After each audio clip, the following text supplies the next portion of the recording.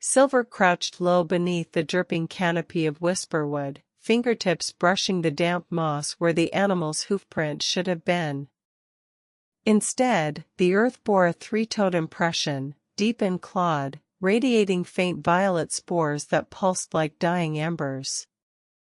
"Tracks don't lie," Silver murmured to the empty air, knocking an arrow reflexively. "But this?" A chittering laugh echoed from the ferns ahead, too high-pitched for a squirrel, too guttural for a bird, and the undergrowth rustled with something moving against the wind. Silver slowly approached the ferns, longbow at the ready. He parted the fronds with his longbow limb, revealing a creature unlike any forest denizen he had ever encountered. It was the size of a badger but with patchwork fur, squirrel gray blending into deer tawny, and 6 spindly legs ending in 3-toed claws. Its eyes, 3 mismatched orbs, one rabbit brown, one crow black, one unnervingly human blue, fixed on Silver as it gnawed on a glowing mushroom. The chittering stopped abruptly when it saw his arrowhead, and it froze, muscles coiled like springs beneath its bizarre hide. A low wet growl vibrated in its throat, not quite animal, not quite anything natural. Behind it, more disturbed earth showed similar tracks leading deeper into a thicket where the air shimmered faintly, like heat haze on a cold day. "Easy," Silver whispered, though whether to calm the beast or himself, he was unsure. The creature's head tilted, human blue eye blinking slowly. Then, with terrifying speed, it spat a wad of half-chewed mushroom, now glowing violet, straight at his face. Silver jerked sideways, the sticky mass hitting a birch trunk where it immediately began smoking and sprouting tiny pulsating tendrils. Before he could draw fully, the hybrid scrabbled backward, vanishing into the shimmering thicket with a final, mocking screech that sounded like twisted birdsong. "Well, that's not natural," Silver muttered. He crouched beside the birch trunk to investigate the goo, keeping his longbow half-drawn. Up close, it smelled like fermented honey and burnt copper. The violet sludge pulsed rhythmically, its surface bubbling as hair-thin tendrils writhed and dug into the bark. Where they penetrated, the wood darkened to charcoal gray, sprouting miniature versions of the glowing mushroom the creature was eating. Touching it with an arrow tip made the mass recoil like living tissue. A wet sucking sound echoed as it withdrew slightly from the wood, leaving behind pitted scars weeping amber sap. The spores drifting from it clung to his leather vambrace, itching where they landed. "Crap!" Silver hissed. He held his breath and ripped his water skin free, thumbing the stopper open with frantic haste. Cold water sluiced over his vambrace where the spores clung. They hissed like hot iron dunked in a forge trough, dissolving into acrid steam that stung his nostrils. The itching stopped instantly, replaced by a raw scraped sensation where the leather now bore faint violet stains. When he splashed water onto the birch trunk's infected patch, the glowing tendrils recoiled violently, shriveling away from the moisture as the pulsating sludge darkened to inert charcoal. But the amber sap still wept from the wood's pitted scars, smelling faintly of spoiled fruit and ozone. He continued tracking the creature. Silver moved silently through the thicket where the hybrid vanished, bowstring taut against his cheek. The shimmering air coalesced into visible distortion, a heat haze mirage clinging to thorny vines that seemed to twist away from his approach. Beneath trampled fiddleheads, the 3-toed tracks led toward a moss-crowned boulder, its base marred by a jagged crevice barely wide enough to squeeze through. Inside, darkness pulsed with the same violet light emitted by the spores, accompanied by wet, rhythmic clicking sounds like knuckles cracking underwater. The scent of ozone intensified, mingling with the iron tang of fresh blood.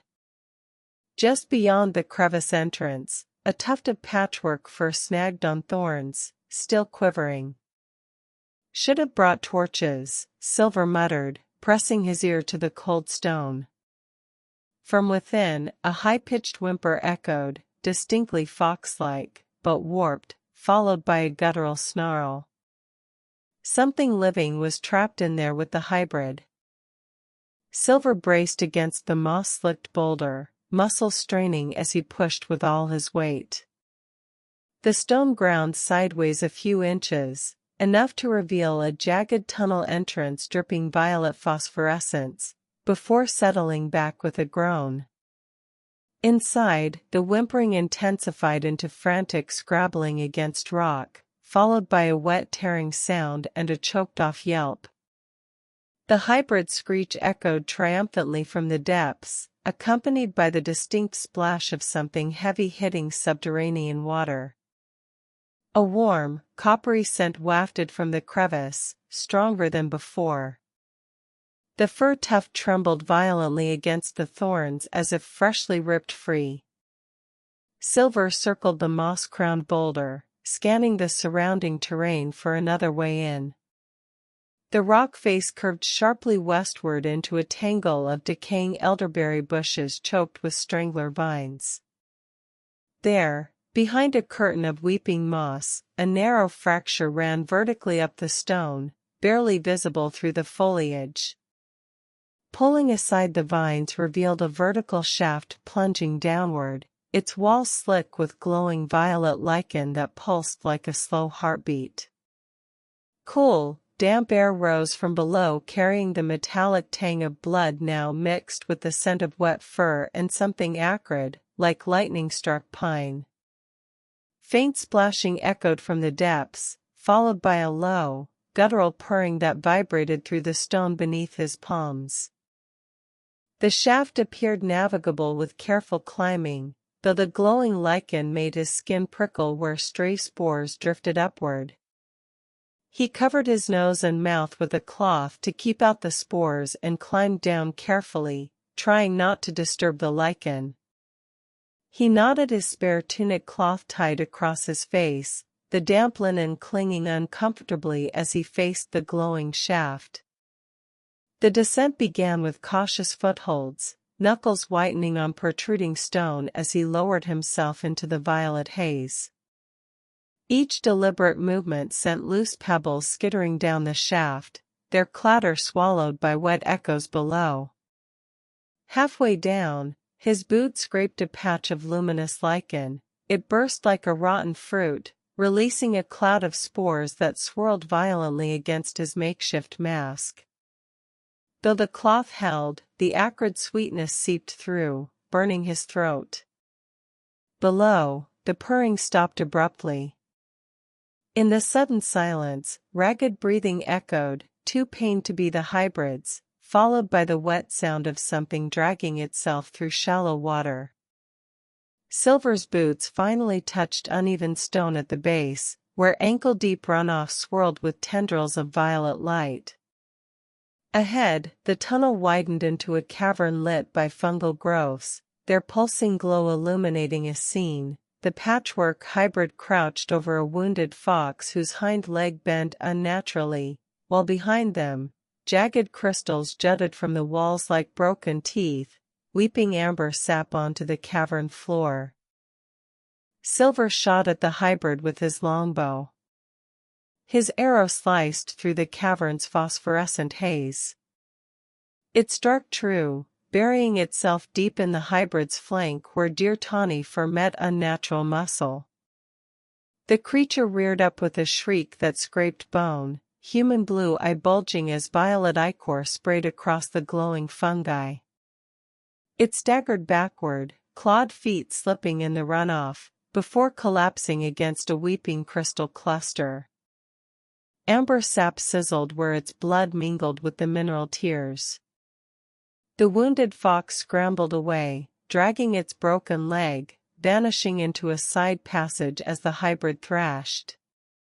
Its mismatched eyes locked onto Silver, filled with primal rage and something disturbingly sentient. It tried to rise, but the arrow's shaft snapped as it convulsed, ichor pooling beneath it like spilled ink under the pulsing light. The cavern air thickened with the scent of ozone and rotting honey. Silver shot it again. His second arrow found the hybrid's throat mid-shriek, silencing it instantly. The creature collapsed fully, limbs twitching in death throes as violet ichor pumped rhythmically onto the cavern floor, mixing with amber sap to form bubbling pools that emitted wisps of acrid steam. The unnatural glow in its mismatched eyes dimmed, leaving only dull marbles staring blankly at the fungal canopy above. Nearby, the wounded fox's whimpers faded completely down the side passage. From the hybrid's corpse, tendrils of violet light began retreating into its fur like dying embers, leaving behind a rapidly decaying husk that smelled of spoiled meat and ozone. Silver approached to see if he could learn anything new from the decaying corpse. He knelt beside it, pulling his cloth mask tighter against the stench. The violet light had fully retreated, leaving fur sloughing off like wet ash to reveal unnaturally fused bone structure, deer scapulae grafted to rabbit ribs, all threaded with glowing fungal mycelium that dissolved upon contact with air. Beneath the ribcage, where a heart should be, lay a crystallized violet shard pulsing weakly. When he prodded it with an arrow tip, the shard crumbled into iridescent dust that swirled upward before vanishing. Only one detail remained intact. Beneath the matted fur on its foreleg, crude elvish runes were branded into the skin, Vesryn's folly. The name Vesryn's folly ignited a cold recognition in Silver's scholar-trained memory. Vesryn was a disgraced elven biomancer exiled centuries ago for forbidden hybridization experiments. His journals described blending forest creatures into perfect guardians, deemed abominations by the circle of elders. This decaying horror matched his signature, the fungal mycelium threading through bone, the crystalline heart shard, and those crude runes branding his victims like livestock. The realization hit like a poisoned arrow. Vesryn's work wasn't destroyed, it was festering beneath Nortempos, corrupting the forest from within. Silver followed the fox down the tunnel. He squeezed through the narrow passage where the fox vanished, boots squelching in damp moss. The tunnel sloped sharply downward, walls narrowing until jagged crystal formations scraped his shoulders. Ahead, faint whimpers echoed, not from the fox, but from a larger chamber illuminated by pulsing violet fungi. There, the wounded fox lay trembling beside a half-eaten glowing mushroom, its broken leg twisted beneath it.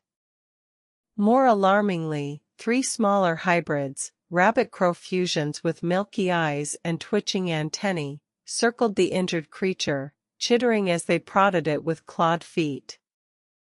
They froze mid-movement as Silver's shadow fell across the cavern floor, heads snapping toward him in unison.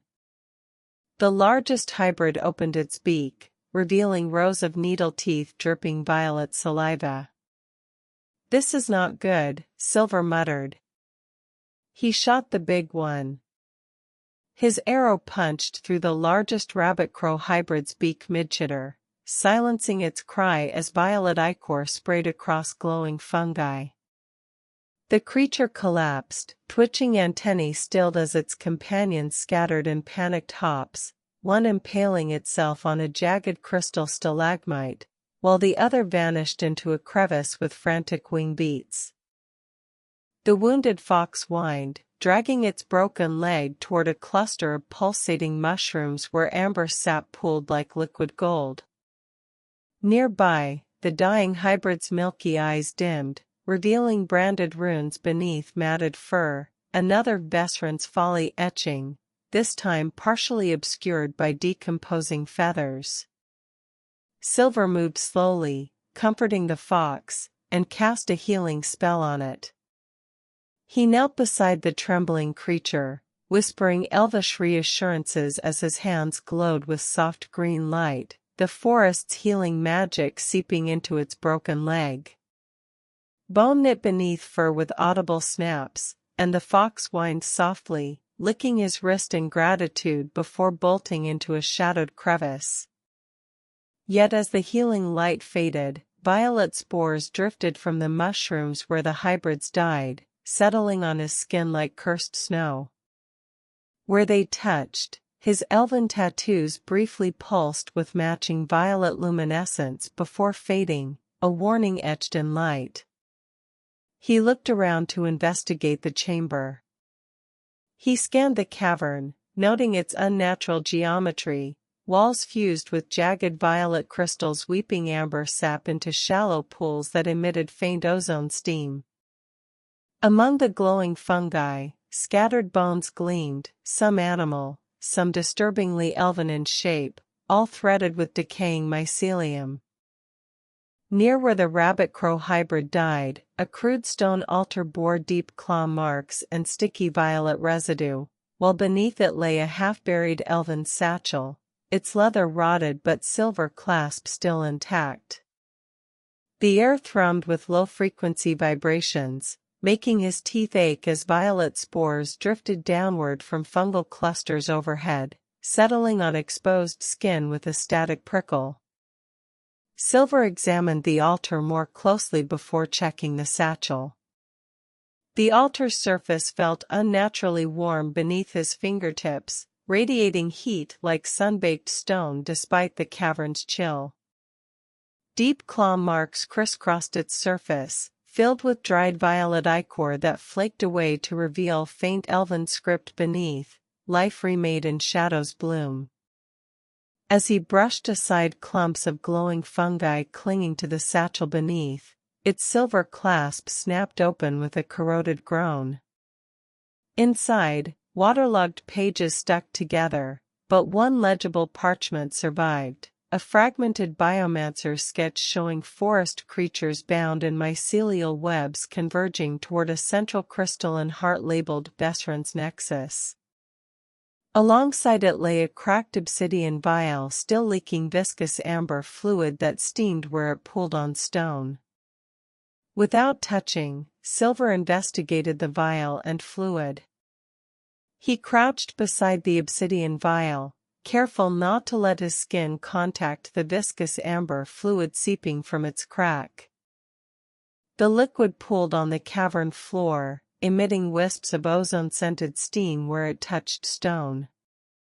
Closer inspection revealed minute violet spores suspended within the amber substance, swirling like captive stars.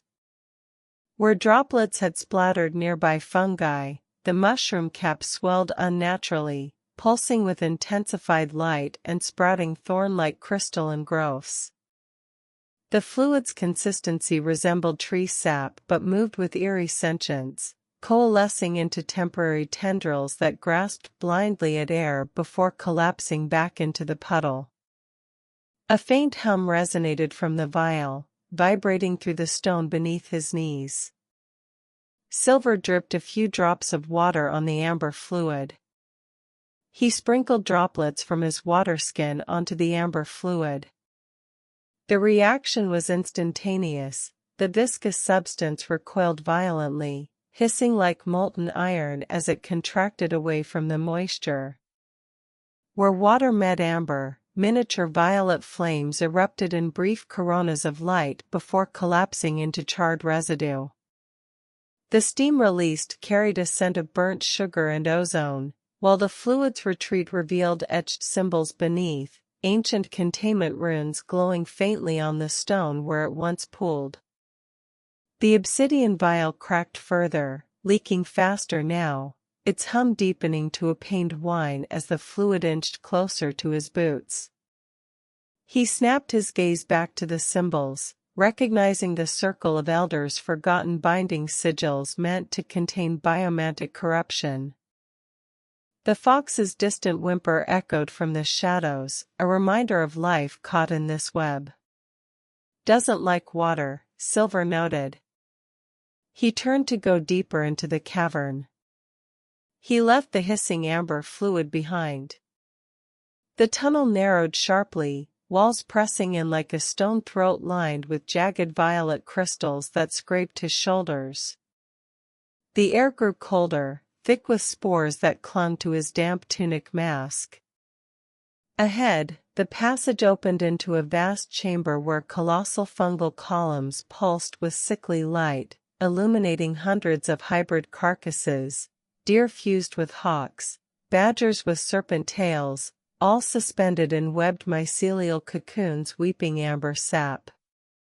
At the chamber's heart, a massive crystalline structure throbbed like a diseased heart, its surface etched with the same Vesryn's folly runes. From its base, tendrils of glowing mycelium spread across the floor, vanishing into shadowed tunnels. The silence here was absolute, suffocating, no wind, no dripping water, only the low hum vibrating through his bones. Life, remade, Silver whispered, recalling the altar's inscription. A sudden crack echoed, the crystalline heart shard fractured, bleeding viscous violet light into a pool below. Where it touched, the nearest cocoon ruptured violently, birthing a half-formed fox-raven hybrid that collapsed twitching. Its milky eyes fixed on him, beak opening in a silent scream before dissolving into spores. A voice cut through the air. It's reacting to your presence. Your tattoos pulsed earlier. Selene grabbed his arm, her voice tight. She cut off as the central crystal pulsed brighter, projecting fragmented visions, Vesryn's gaunt face whispering to shadows, elven prisoners strapped to stone slabs, their screams absorbed by fungal growths. He's not just making guardians. He's rewriting souls. Silver stepped toward the fractured heart, boots sinking into spongy mycelium. Show yourself, Vesryn. The crystal flared violently, amber fluid surged upward like a geyser, coalescing into a towering, translucent figure with hollow eyes. Its voice echoed inside Silver's skull. Little Ranger. You carry my spores within you now. Where its form dripped onto the fungus below, new hybrids began writhing into existence, a wolf with moth wings unfolding from its spine. Silver readied his longbow towards the wolf thing. What are you doing here? His arrow trembled as he drew it toward the emerging wolf-moth hybrid, its chitinous wings unfurling with a wet crackle. Vesryn's spectral form pulsed with amusement, hollow eyes narrowing. Preservation? The voice scraped inside his skull like claws on slate. I give these woods true evolution, creatures unbound by nature's frail design.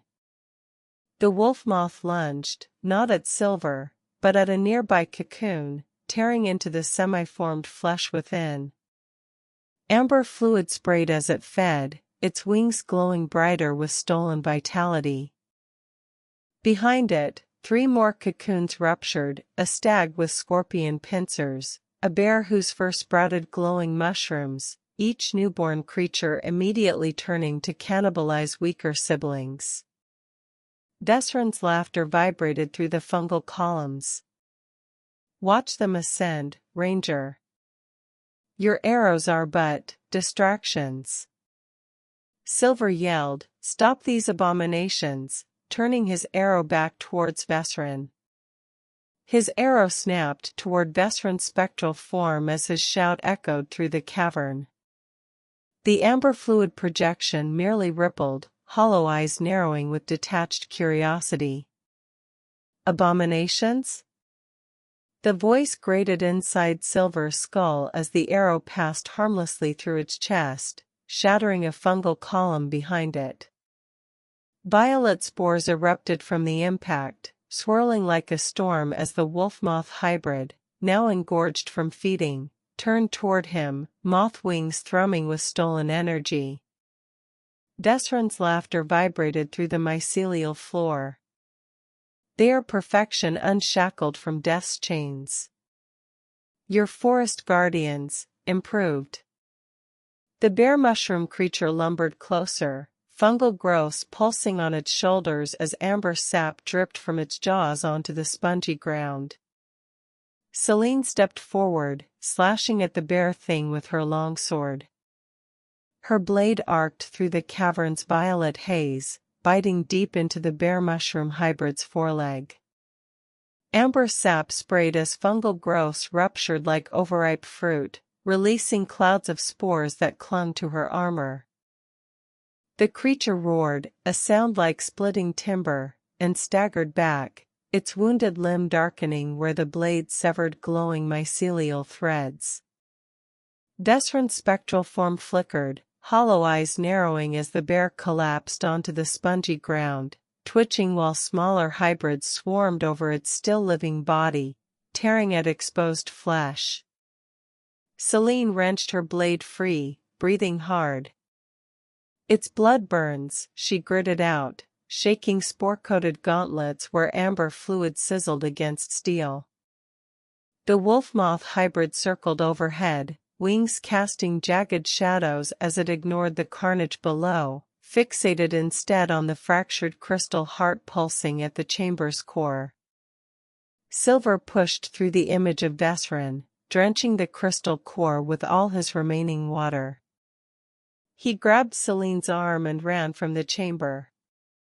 He surged forward, waterskin already open as he drenched Vesryn's spectral projection. The amber fluid sizzled violently where water struck, warping his translucent form into screaming vapor before collapsing entirely.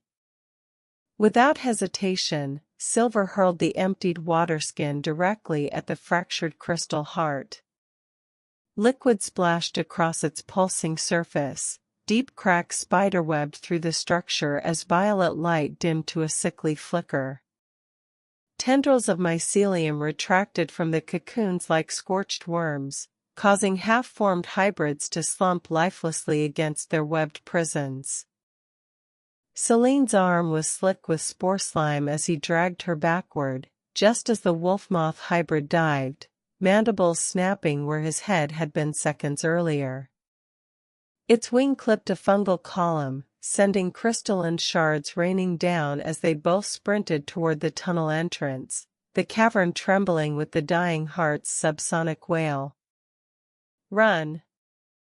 Selene gasped, shoving Silver ahead as the bear thing's cannibalized carcass exploded behind them, a detonation of spores and amber fluid that coated the walls in corrosive sludge.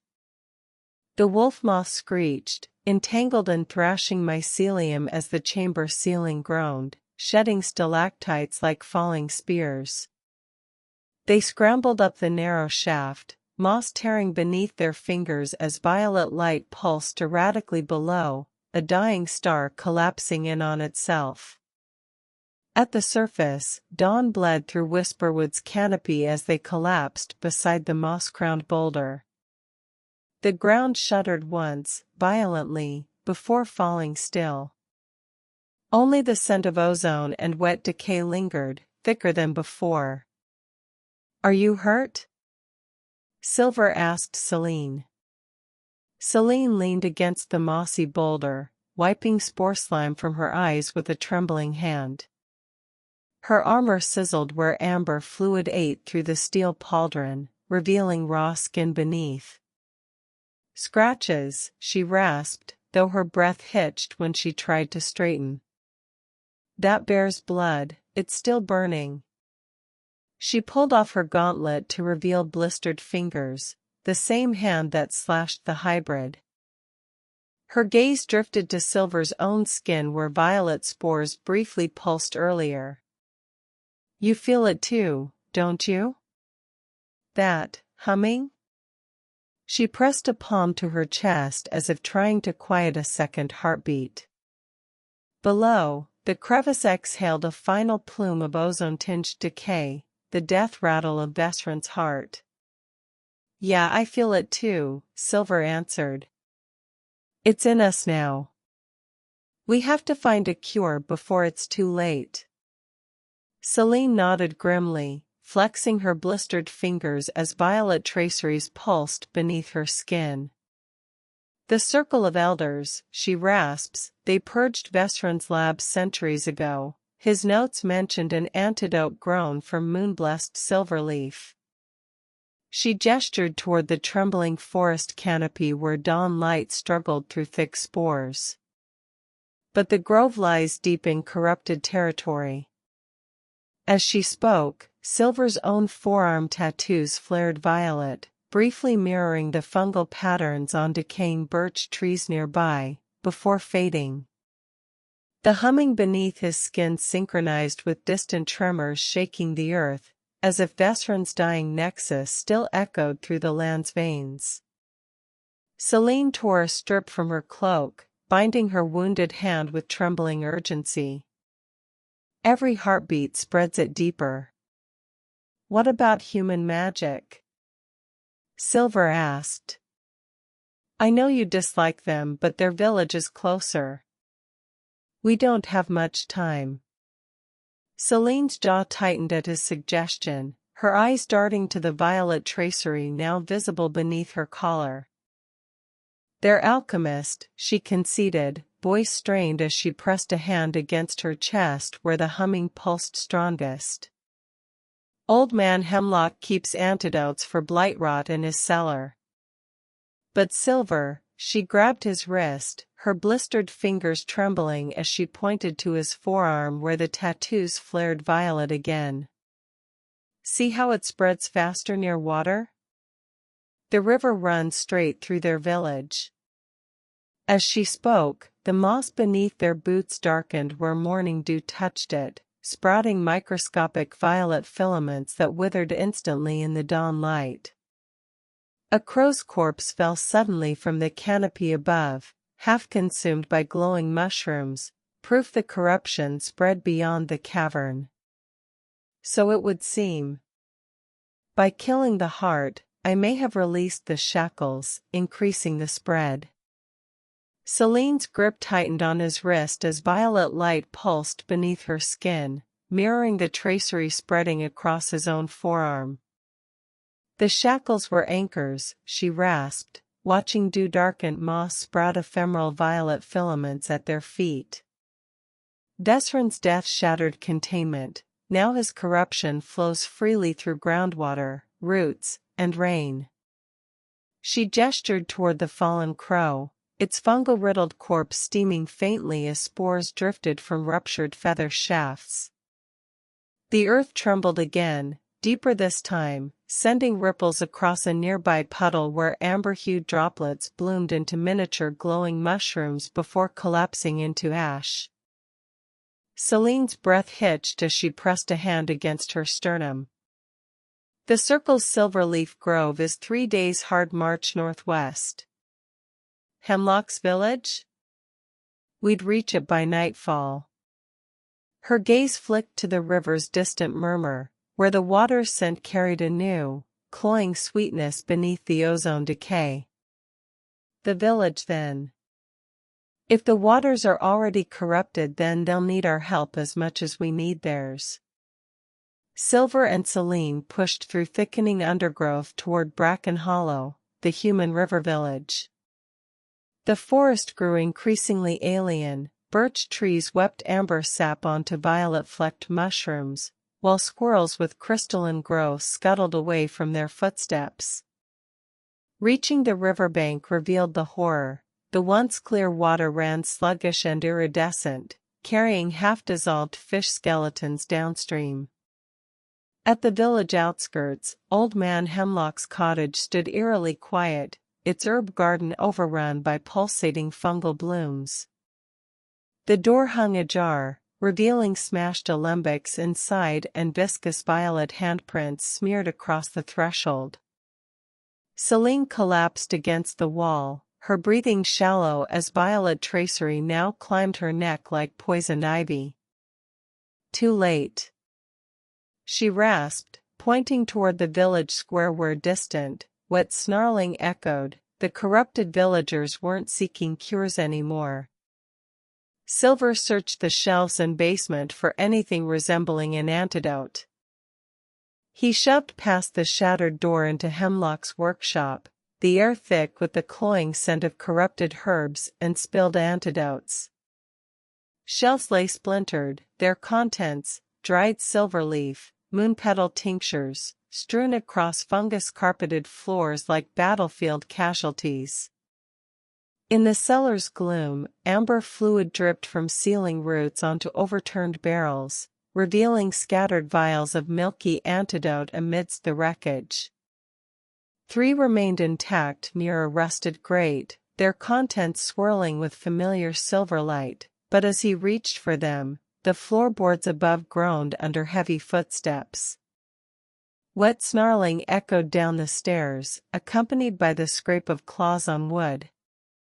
Selene braced against the wall, her violet-tracered hand trembling as she whispered, "They're inside the house. Selene, bar the basement door." Selene slammed the cellar door shut just as clawed hands burst through the gap above, splintering wood inches from Silver's face. Violet-tinged saliva dripped onto his boots as she wedged Hemlock's overturned workbench beneath the handle, the corrupted villagers' snarls vibrating through the barricade. "Bard won't hold long," she gasped, violet tracery pulsing up her neck like live wires as she stumbled toward the antidote vials.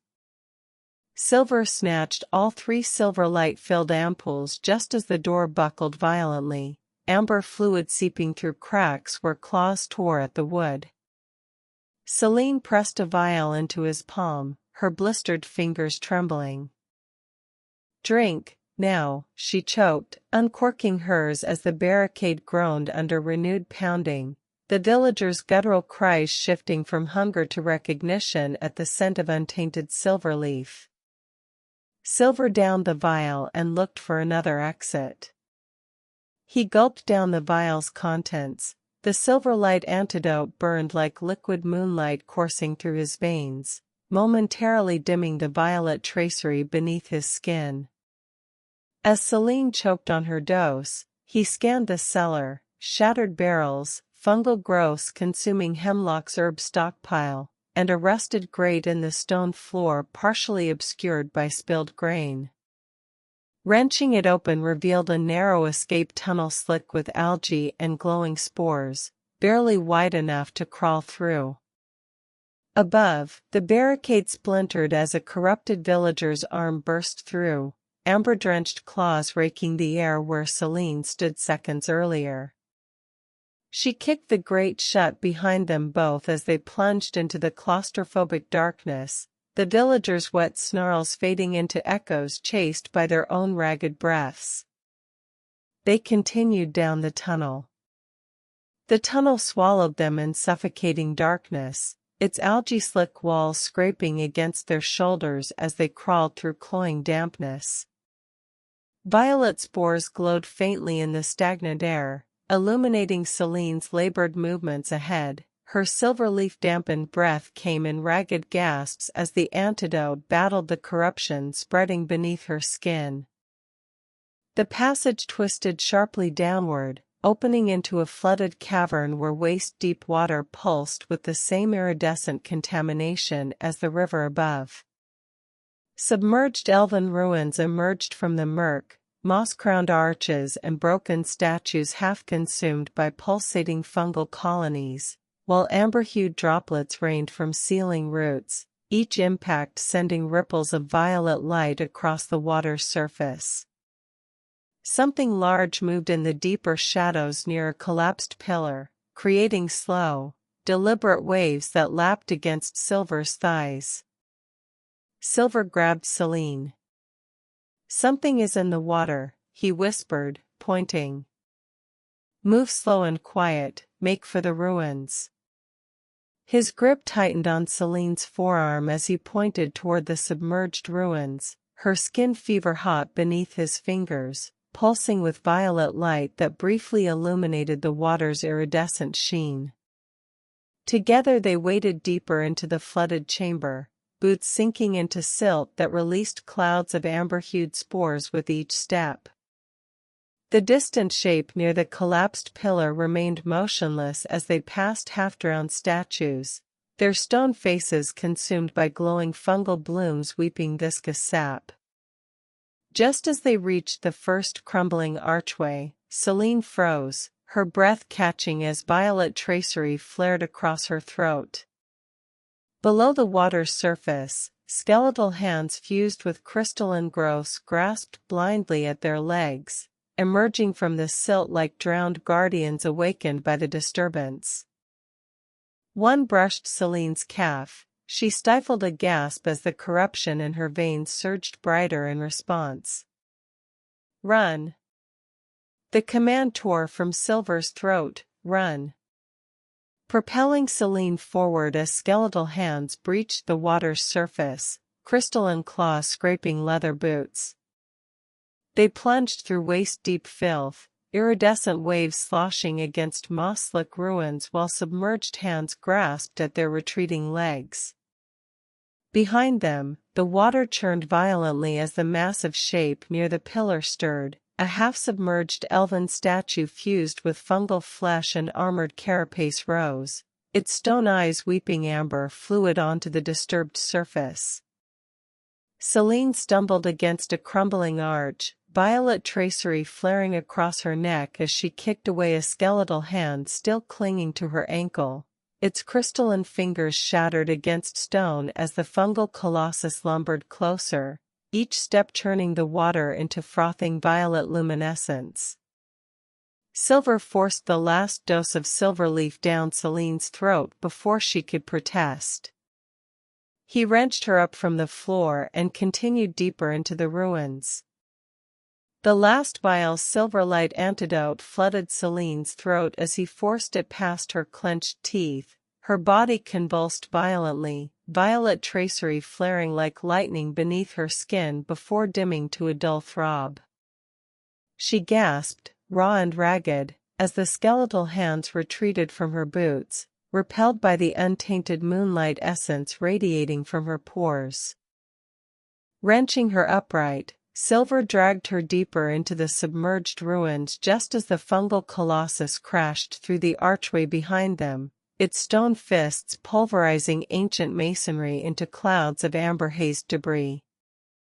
Ahead, a partially collapsed stairwell emerged, its moss-slick steps ascending into pitch blackness untouched by the water's iridescent glow, while skeletal guardians were formed silently in the churning wake of the pursuing abomination. "Keep moving, the stairs won't bear its weight," Silver urged. The fungal colossus crashed against the stairwell's base as Silver shoved Selene onto the first moss-slick step. Its stone fists pulverized the submerged lower stairs in an explosion of amber-hued debris, but the ancient structure held where it rose above water level. Selene scrambled upward on hands and knees, silver light still flickering weakly beneath her skin as skeletal guardians were formed silently in the churning wake below. The abomination bellowed, a sound like grinding glaciers, as it tore at the remaining steps, fungal tendrils lashing through the flooded chamber but unable to breach the narrower ascent. Above, the stairwell vanished into absolute darkness, its air carrying the dry scent of undisturbed stone and long-rotted timber. They went up.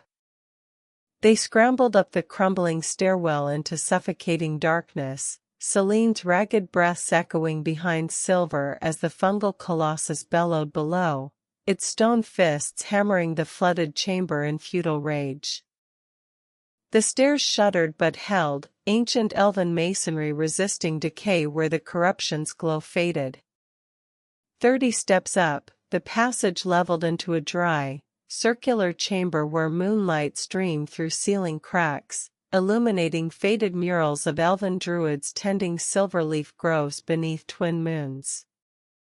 Rotting timber beams crisscrossed the vaulted space, their surfaces unnervingly free of fungal growth. At the chamber's center lay a stone basin filled with clear water reflecting the moonbeams, its surface undisturbed despite centuries of abandonment. Selene collapsed against the wall, her violet tracery now dormant but skin deathly pale as she stared at the basin. "Moonwell," she whispered hoarsely. Vesryn couldn't corrupt this. "We performed the ritual rite of respect as quickly as possible before drinking deeply from the purifying waters."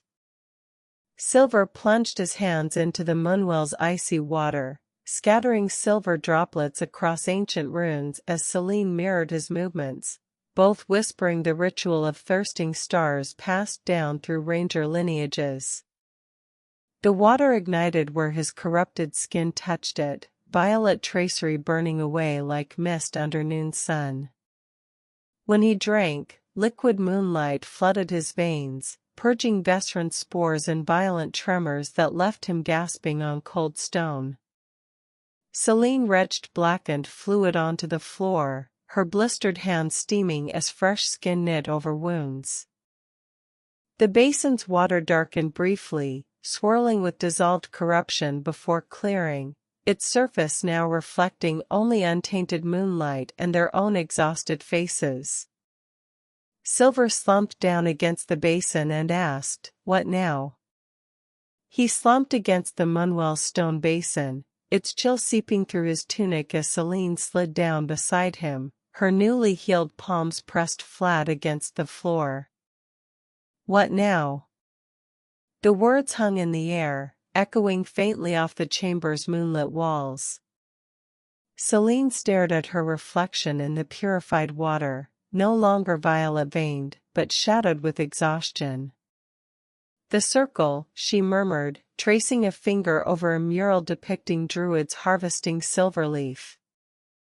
"They must know Vesryn's corruption has breached containment." "And Bracken Hollow."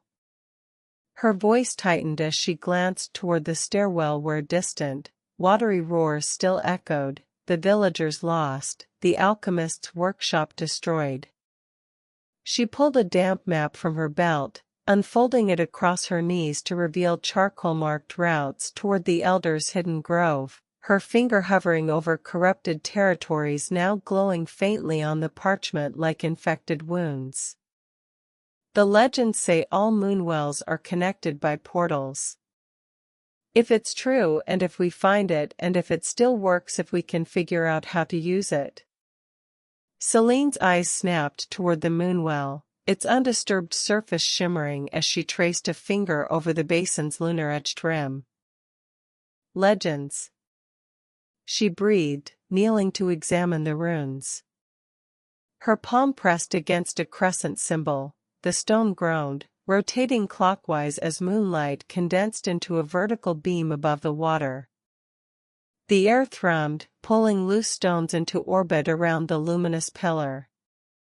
Suddenly, the beam fractured into 7 shimmering threads that stitched themselves into a portal archway, revealing a moon-drenched grove of silver-leaf trees on the other side, but the edges frayed violently, snapping like overtuned harp strings as Vesryn's violet corruption bled through the weave.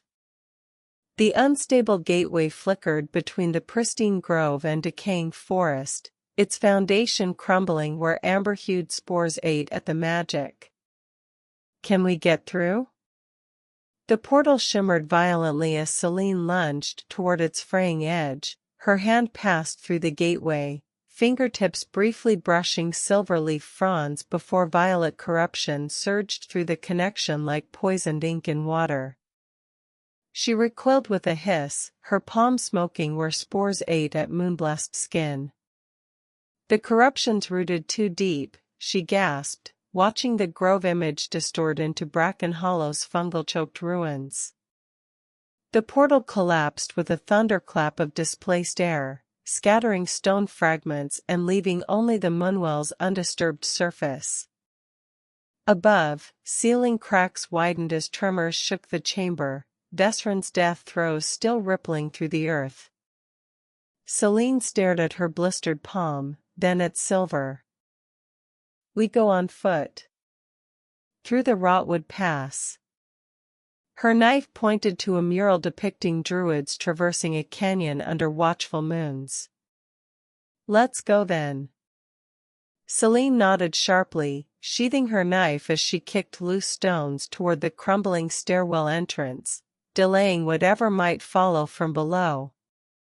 "Rotwood Pass it is," she rasped, already moving toward a mural-hidden crevice in the chamber's western wall. With a grunt, she pried open the long sealed exit, revealing a steep, root-choked slope descending into a canyon where violet-tinged mist swirled between petrified trees.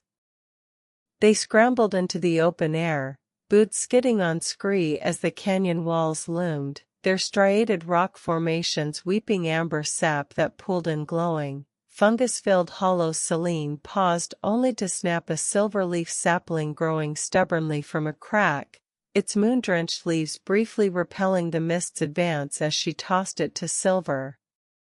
"Chew the stems. Slows the humming." The bitter taste flooded his mouth as distant, crystalline shrieks echoed from the flooded ruins behind them. Onward. Silver plunged into Rotwood Pass alongside Selene, boots crunching on crystalline fungus that shattered like sugar glass beneath their steps. The canyon walls narrowed into a serpentine gulch choked with petrified trees, their fossilized branches clawing at a sky stained violet by drifting spores. Selene spat silver-leaf pulp onto her blistered palm, the sap instantly hardening into a glowing scab as she scanned the mist-shrouded path ahead. Suddenly, the ground trembled violently, not from aftershocks, but from deliberate impacts shaking loose amber-oozed boulders that crashed around them. From the swirling spores emerged a pack of Vesryn's newest horrors, wolf-sized centipedes with overlapping fungal plates, mandibles dripping corrosive fluid as they skittered down canyon walls toward them, their segmented bodies leaving trails of glowing slime across the stone. Silver shot at the front creature. His arrow streaked through the violet haze, punching through the lead centipede's ocular cluster with a wet crunch. The creature reared back, fungal plates flaring like poison petals, before collapsing in a tangle of twitching limbs, its corrosive blood sizzling against crystalline fungus. The pack scattered momentarily, mandibles clicking in dissonant fury as they tasted their fallen kin's ichor on the canyon winds. Selene seized the hesitation, hurling her silver-leaf-smeared dagger into a second horror's joint gap. The blade sank deep, triggering violent convulsions that sent it tumbling into a glowing sap pool where it dissolved with a hissing scream. The remaining three skittered backward up the canyon walls, their armored bodies scraping stone as they retreated into higher mist-shrouded crevices, watching. "We need to hurry, before they realize that there's more of them than there is of us." Selene nodded grimly, already sprinting deeper into the canyon's throat as the retreating centipedes' clicking intensified, a sound like cracking ice echoing off the petrified walls. She vaulted over a fallen obsidian log slick with glowing sap, her silver-leaf scabbed hand leaving faint moonlit smears on the stone where she caught herself. The mist thickened ahead, swirling into serpentine coils that tasted of iron and spoiled honey on Silver's tongue, forcing them both to slow as visibility dropped to arm's length. Suddenly, Selene froze mid-stride, her boot hovering above a near-invisible tripwire strung between two fossilized roots, before carefully stepping over it. The wire glinted with amber residue, connected to a suspended boulder veined with pulsating violet fungi. "Vesryn's welcome," she breathed, pointing to clawed footprints in the crystalline dust leading toward a narrow fissure in the canyon wall. "I've never seen tracks like that. Any ideas?" Selene crouched low, her fingers hovering above the clawed impressions without touching them. "Neither have I," she whispered, her breath fogging in the violet mist. "Three-toed, deep-set, and see how the middle claw drags?" She traced the air above a groove in the crystalline dust that glimmered with trapped spores. Whatever made this walked upright, and recently. Her gaze flicked to the fissure where the tracks vanished, then back to the tripwire's amber residue. But Vesryn's creations don't set traps. They are traps. She drew her second dagger, its blade smeared with fresh silverleaf pulp. Something else hunts here. Something that knew we'd come.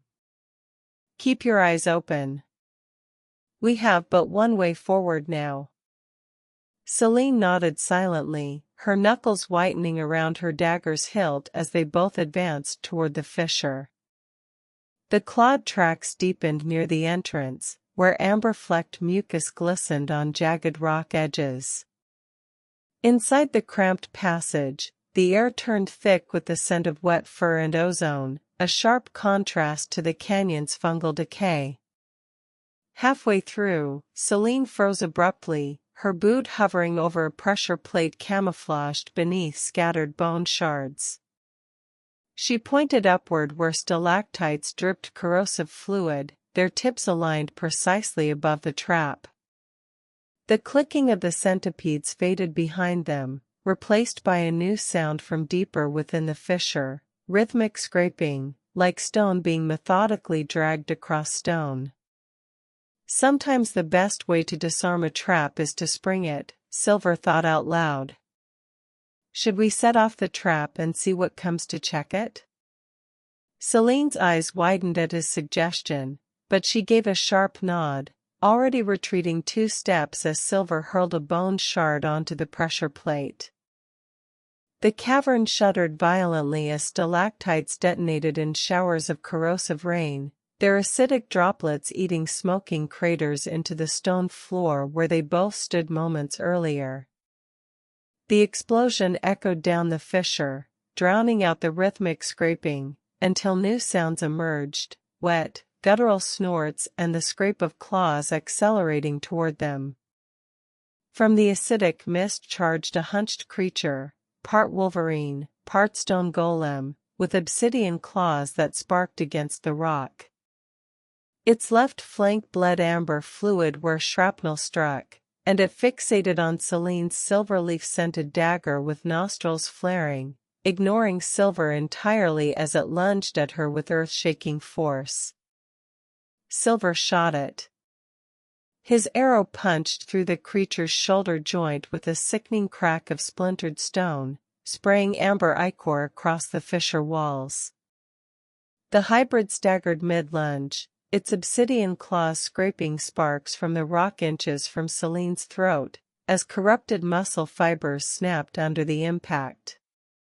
It roared, a sound like grinding boulders, whipping its bleeding flank towards Silver while Selene dived beneath its guard, her silver leaf-coated dagger slicing deep into its tendon-strung knee. The creature collapsed forward, jaws snapping wildly at empty air where she'd been, its stony hide heaving with wet, labored breaths as violet tracery pulsed erratically around the arrow shaft. Press the attack. Selene surged forward as the creature stumbled, driving her dagger upward beneath its stony jaw. The silver leaf-coated blade sheared through corrupted flesh and cracked the obsidian carapace with a sound like shattering ice. Amber ichor gushed from the wound, steaming where it contacted her moon-blessed skin. Silver seized the opening, planting another arrow deep in its exposed throat as it thrashed, the shaft punching through pulsing violet veins that spasmed and darkened. The hybrid collapsed fully now, its stony hide scraping against the fissure floor as its breaths rattled into wet silence, leaving only the drip of its cooling blood echoing in the sudden stillness. Selene wrenched her blade free, panting as she scanned the creature's twitching form, its claws still curled around fragments of silver-leaf stems, suggesting it had been harvesting the plant before their encounter. Silver took the silver leaf. He knelt beside the fallen hybrid, its obsidian claws still clutching clumps of moonsilver leaves. The stems glowed faintly where they touched untainted stone, a small miracle preserved against the canyon's corruption. With careful precision, he pried the silver-leaf bundles from its petrified grip, gathering 7 intact stalks whose edges shimmered like captured starlight. Selene watched wordlessly as he tucked them into his quiver's herb pouch, her fingers brushing the fresh scab on her palm. The plant's proximity made her moon-healed skin thrum with protective energy.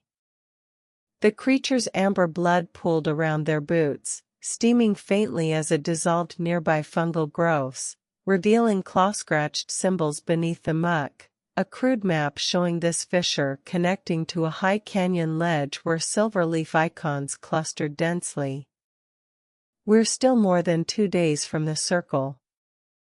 We need more silverleaf," Silver said, pointing to the map. Selene traced the crude map etched in blood and stone, her finger lingering on the clustered silverleaf symbols. "That ledge," she murmured, wiping amber ichor from the markings, "it's where the canyon's oldest grove stood. Vesryn's corruption hasn't reached it, yet." She rose abruptly, dagger drawn as distant skittering echoed from deeper within the fissure, the centipedes regrouping. The path ahead climbed steeply through fracture lines in the rock, where petrified roots formed natural handholds glistening with untouched dew. Below, the hybrid's blood continued dissolving fungal patches, revealing more of the map, a warning glyph of fanged jaws overlapping the silverleaf icons. "What do you suppose that means?" Selene's dagger tip scraped across the fanged jaw glyph, flaking away dried ichor. "Guardians," she murmured, her breath fogging in the chill air. The old groves were always protected, but not by traps like that pressure plate. She gestured toward the dissolved fungal patches revealing deeper carvings, overlapping paw prints encircling the silverleaf icons. "These marks are fresh. Whatever killed the hybrid wasn't hunting alone." The skittering echoes intensified from below, a chorus of crystalline clicks climbing the fissure walls, as she kicked loose scree down the slope to delay pursuit. Above, the fracture-lined path glistened with untouched dew, its petrified roots offering purchase toward the high ledge where silverleaf glowed faintly through violet mist. "Any chance this guardian is friendly?" Silver asked, starting to climb. Selene's grip tightened on a petrified root as she followed him upward, her boots scattering loose shale. "Friendly?" She scoffed softly, amber-flecked sweat tracing her temple. The grove guardians were moon-touched, like the silverleaf itself. But Vesryn twists everything. Her dagger scraped against stone as she hauled herself onto a narrow ledge, where the mist thinned to reveal claw marks raking the canyon wall, deep, parallel gouges that smelled of ozone and wet fur. Below, the skittering click suddenly ceased, replaced by a low, rumbling growl that vibrated through the rock beneath their palms. From the violet haze above, twin pinpricks of cobalt light ignited, unblinking, and fixed on Selene's silverleaf-stained hands. "We're trying to purge the corruption. We have need of your leaf to protect us for the journey," Silver declared loudly, looking directly at the cobalt eyes. His declaration echoed sharply in the canyon's stillness, the cobalt eyes narrowing slightly. A low, resonant growl vibrated through the stone beneath his boots as a massive silhouette detached from the mist. Moonlight revealed a creature of living obsidian and starlight fur, its form reminiscent of a mountain cat but scaled like fractured shale, with silver-leaf vines woven through its crystalline mane. It sniffed the air, nostrils flaring at Selene's silver-leaf-stained hands, then fixed its gaze on Silver. The growl shifted to a rumbling purr as it padded closer, sniffing his herb pouch, its breath cold as winter wind, before nudging the bundled silver leaf with a massive paw. A soft chime-like sound hummed from its throat, and it turned, tail flicking toward the ledge's hidden path where untouched silver leaf glowed like captured moonlight. "We will disturb only enough for the journey, you have our word." Silver slowly moved towards the path. The guardian watched his slow approach, its cobalt eyes tracking every movement as he gathered only 7 moonbright stalks from the ledge, each plucked with ritual care to avoid disturbing the roots. The creature rumbled approval, a sound like shifting glacial ice, before nudging a fallen silver-leaf branch towards Selene with its muzzle. She accepted it silently, weaving the stem into her belt as the guardian turned its gaze westward where the canyon narrowed into shadowed foothills. Its tail flicked once toward a hidden game trail veiled by petrified ferns, the quickest route toward the circle's territory, before melting back into the mist like living stone. "I can't believe that worked," Selene commented. "Never hurts to try," Silver replied. "I think it's saying we should go this way," he pointed to the trail. Selene stared after the vanished guardian, her fingers brushing the silver leaf woven into her belt as Silver gestured toward the fern-veiled trail. "That worked," she murmured, disbelief softening into a weary grin. "Remind me to let you do the talking with every moon-touched horror from here to the circle." She moved first down the game trail, her boots crunching on frost-coated ferns that released crisp, pine-scented air with each step, a stark contrast to rotwood's decay. The path descended sharply into a mist-free ravine where untouched silver-leaf clusters glowed like grounded stars along mossy banks, their light repelling the violet haze clinging to the canyon walls above. Onto the elder circle. Silver followed Selene down the fern-choked trail, the guardian's cobalt gaze lingering like phantom pressure between his shoulder blades. The descent steepened into a ravine untouched by Vesryn's corruption, moss cushioned every step, and silver-leaf groves pulsed with soft lunar radiance that repelled the violet haze clinging to the canyon rims above. Selene paused where the path forked at a moon-dappled stream, her fingers brushing a moss-crowned standing stone etched with druidic sigils. "The circle's wards," she breathed, tracing a crescent symbol. "Still holding." The stone thrummed under her touch, projecting a holographic map onto the mist, a shimmering web of glowing trails converging on a distant mountain grove. Rotwood Pass lay behind them like a festering wound on the projection, while ahead, the ravine opened into moonlit highlands where the air tasted of frost and pine resin. Suddenly, Selene staggered against the standing stone, clutching her silver-leaf-woven belt. Violet tracery flared beneath her healed palm, a ghostly echo of infection. The moonwells purge, it didn't reach deep enough, she gritted out, sliding down the mossy stone as her dagger clattered onto wet rock. Above, the holographic map flickered violently, Rotwood Pass's corruption bleeding into the ravine's projection like ink in water. From the eastern thicket, a guttural roar answered her pain, the same stony scraping from the fissure. 3 more obsidian-clawed hybrids emerged, their cobalt eyes now clouded with violet spores, silver leaf vines hanging shredded from their manes. They stalked toward Selene's crumpled form, ignoring Silver entirely, drawn to her flaring corruption like moths to a dying star. Silver grabbed Selene and dragged her past the circle. He seized her shuddering form, dragging her past the humming standing stone as violet tracery pulsed beneath her skin like poison veins.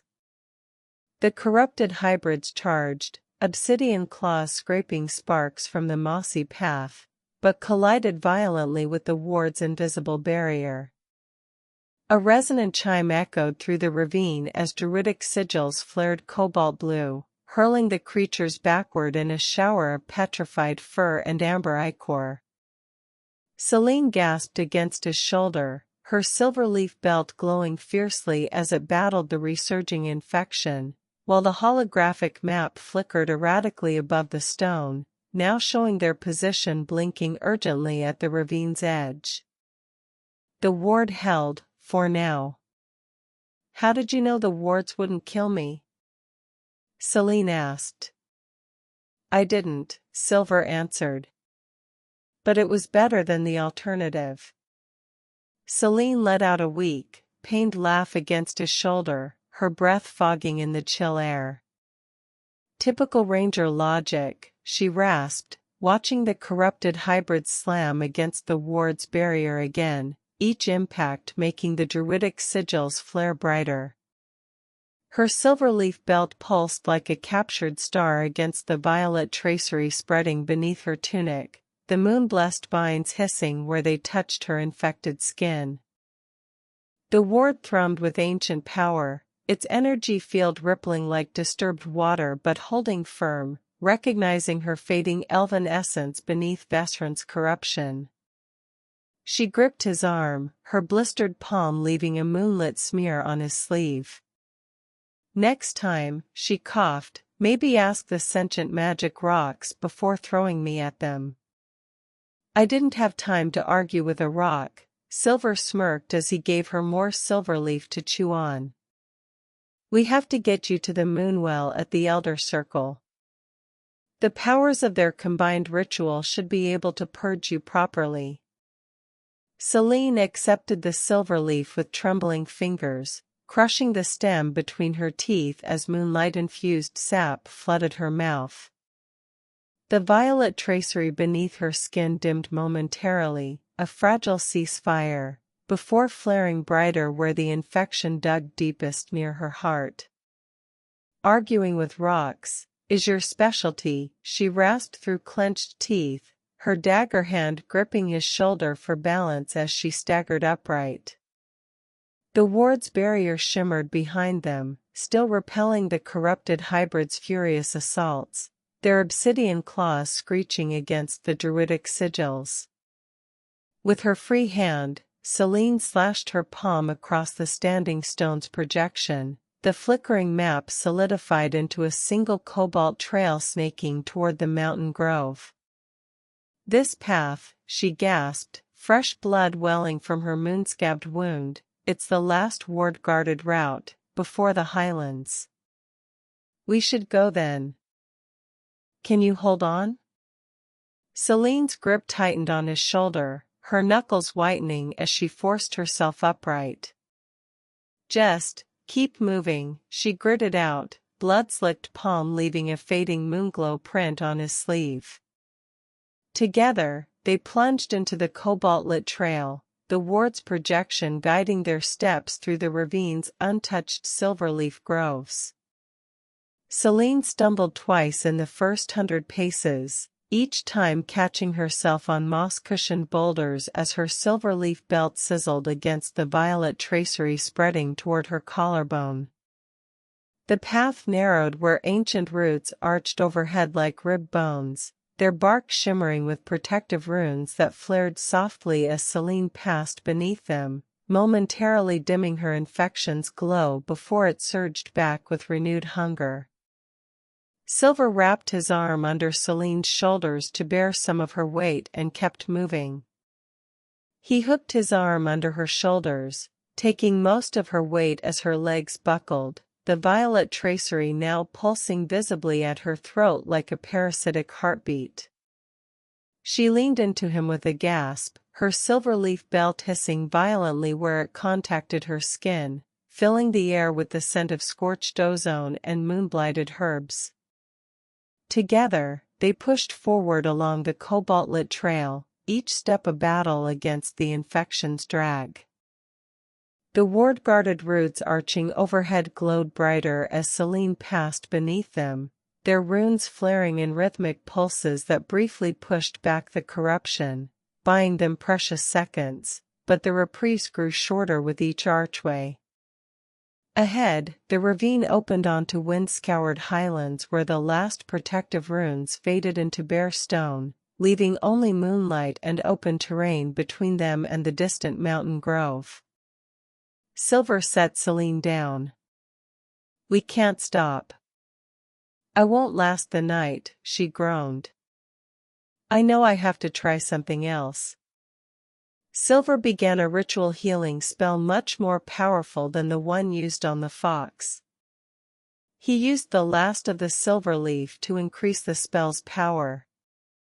He crushed the remaining silver leaf stalks in his palm, their luminous sap mingling with Selene's blood as he pressed both against her chest where the violet tracery pulsed darkest. Ancient elvish incantations spilled from his lips, words older than Vesryn's corruption, as moonlight coalesced into visible strands around their joined hands. The spell ignited with a silent detonation of pure lunar energy, searing through Selene's tunic and flesh as she arched off the ground with a strangled gasp. Violet spores boiled out of her pores like escaping smoke, disintegrating where they met the silver leaf-enhanced radiance. For 3 agonizing heartbeats, her body became a battleground, moonfire versus plague, until the last tendril of infection snapped and evaporated. Selene collapsed back onto the moss, breathing raggedly but steadily, the angry welts on her skin already fading to pale scars under the ritual's afterglow. The silver leaf in his hand was now gray ash. Exhausted, Silver settled to the ground to watch over Selene's condition and regain his strength. He sank to the moss beside Selene, muscles trembling from channeling the ritual's lunar fire. Her breathing steadied into deep, rhythmic patterns, no longer the ragged gasps of corruption's grip, though her skin remained fever-warm where moon scars traced her collarbone. The last wisps of incinerated plague spores drifted like ash on the ravine's crisp air, mingling with the bitter scent of expended silver leaf. Selene's eyelids fluttered but didn't open, her hand instinctively curled around the now dull silver leaf stem woven into her belt, its protective glow extinguished by the purge. His own exhaustion was a leaden weight, the canyon's silence pressing in as adrenaline ebbed. Every drawn breath felt like lifting stones. The wardlit path behind them remained empty, the corrupted hybrids either repelled or lying in wait beyond the barrier's sight. He rested until Selene woke. Silver kept vigil as Selene slept, the ravine's silver leaf groves casting long, protective shadows over her moon-scarred form. Her breathing deepened gradually, no longer labored, but carrying the rhythm of true rest. The ritual's lunar fire had left her skin cool to the touch where violet tracery once burned, though faint scars remained like pale constellations across her collarbone. His own exhaustion anchored him to the moss, every muscle humming with the aftershock of channeling ancient magic. The silence stretched, broken only by Selene's occasional murmurs, half-remembered fragments of the corruption's grip, as she twisted in uneasy dreams. When her eyes finally fluttered open hours later, they were clear and alert, though shadowed with lingering fatigue. She pushed herself upright, fingers brushing the ash-stained silver leaf at her belt before meeting his gaze. "That," she rasped, her voice raw but steady, "was either the bravest or stupidest thing I've seen you do." "Thank you." "Together or not at all," Silver replied. "You ready to move?" Selene's mouth curved into a weary but genuine smile as she pushed herself fully upright, testing her weight on legs no longer trembling with corruption. "Together," she echoed, scooping her fallen dagger and brushing moss from its pommel. The ritual's exhaustion still hung heavy on both of them, but her movements carried renewed purpose as she gestures toward the highlands beyond the ravine's protective archway. The cobalt trail projected by the standing stone had faded, its magic spent, but the path ahead was clear, a steep, moon-washed slope leading toward the distant silhouette of the Elder Circle's mountain grove. She took point without hesitation, her steps firmer now, the faint scars on her skin catching the light like etched silver. They made their way up the slope. Silver and Selene ascended the moon-washed slope, the ravine's protective moss giving way to wind-scoured granite where frost clung in crystalline patterns. The incline sharpened near the summit, forcing them to scramble over lichen-crusted boulders that shifted treacherously underfoot. Selene's heeled leg buckled once on loose scree, but she caught herself on a silver-leaf sapling sprouting defiantly from a crevice, its faint glow steadying her. As they crested the ridge, the Elder Circle's grove unfolded below. Ancient oaks woven with luminous vines pulsed like dormant hearts around a central moonwell. But something was wrong. The ritual stones stood cracked and dark, their druidic runes scarred by deep, clawed gouges that reeked of ozone and decay. No sentinels greeted them, only wind sighed through dead branches where silver-leaf vines hung withered and gray. "What in the dark night has happened here?" Silver asked in shock. Selene stepped past him onto the summit ridge, her breath catching audibly as she took in the desecrated grove. "Vesryn's work," she whispered, her voice raw with disbelief as she pointed toward the central moonwell, its waters now thick with swirling violet sludge that bubbled like a festering wound. The claw marks scoring the ritual stones matched the hybrid's obsidian talons, but these gouges ran deeper, intersecting at precise angles that formed a jagged rune still smoking with residual corruption energy. She knelt beside a shattered oak, fingers brushing silver-leaf vines reduced to brittle charcoal, her moon-scarred skin paling as she touched the defiled earth. "He didn't just attack this place, he inverted its wards. Turned protection into poison. How in the name of Luna can you corrupt a moonwell?" Silver's voice was incredulous. "More importantly, how are we supposed to uncorrupt it?" Selene rose slowly, her moon-scarred hand hovering over the corrupted rune's smoking edges. "Moonwells draw power from celestial alignments," she explained, her voice tight with revulsion as violet sludge bubbled in the well below. Vesryn must have poisoned the ley lines feeding it, twisted the silver-leaf groves into conduits for his plague. She kicked aside a shattered ritual bowl, revealing scorched earth where roots once drank pure moonlight. "Unmaking this?" Her dagger pointed at the inverted ward rune. "We'd need to sever every corrupted nexus simultaneously, or find the source anchor." Her gaze shifted to the northern tree line where the defiled silver-leaf vines thickened into a pulsating, vein-like network crawling toward distant mountains. "I don't even know where to start. What happened to the elders?" Selene's dagger scraped across the defiled ritual stone, dislodging flakes of corrupted silver-leaf ash. "The elders." Her voice fractured as she gestured toward the moonwell's sludge-choked basin where pale, twisted shapes floated beneath the violet surface, elven forms fused with petrified roots, their mouths frozen in silent screams. She kicked aside a shattered ceremonial bowl, revealing a half-buried druidic staff snapped like kindling, its moon crystal pommel dark and cracked. "They fought. You can see it in the claw marks, defensive patterns near the western oaks." Her boot nudged a scorched patch of earth where deep footprints lead toward the northern tree line, alongside drag marks stained with old blood and fresh spores.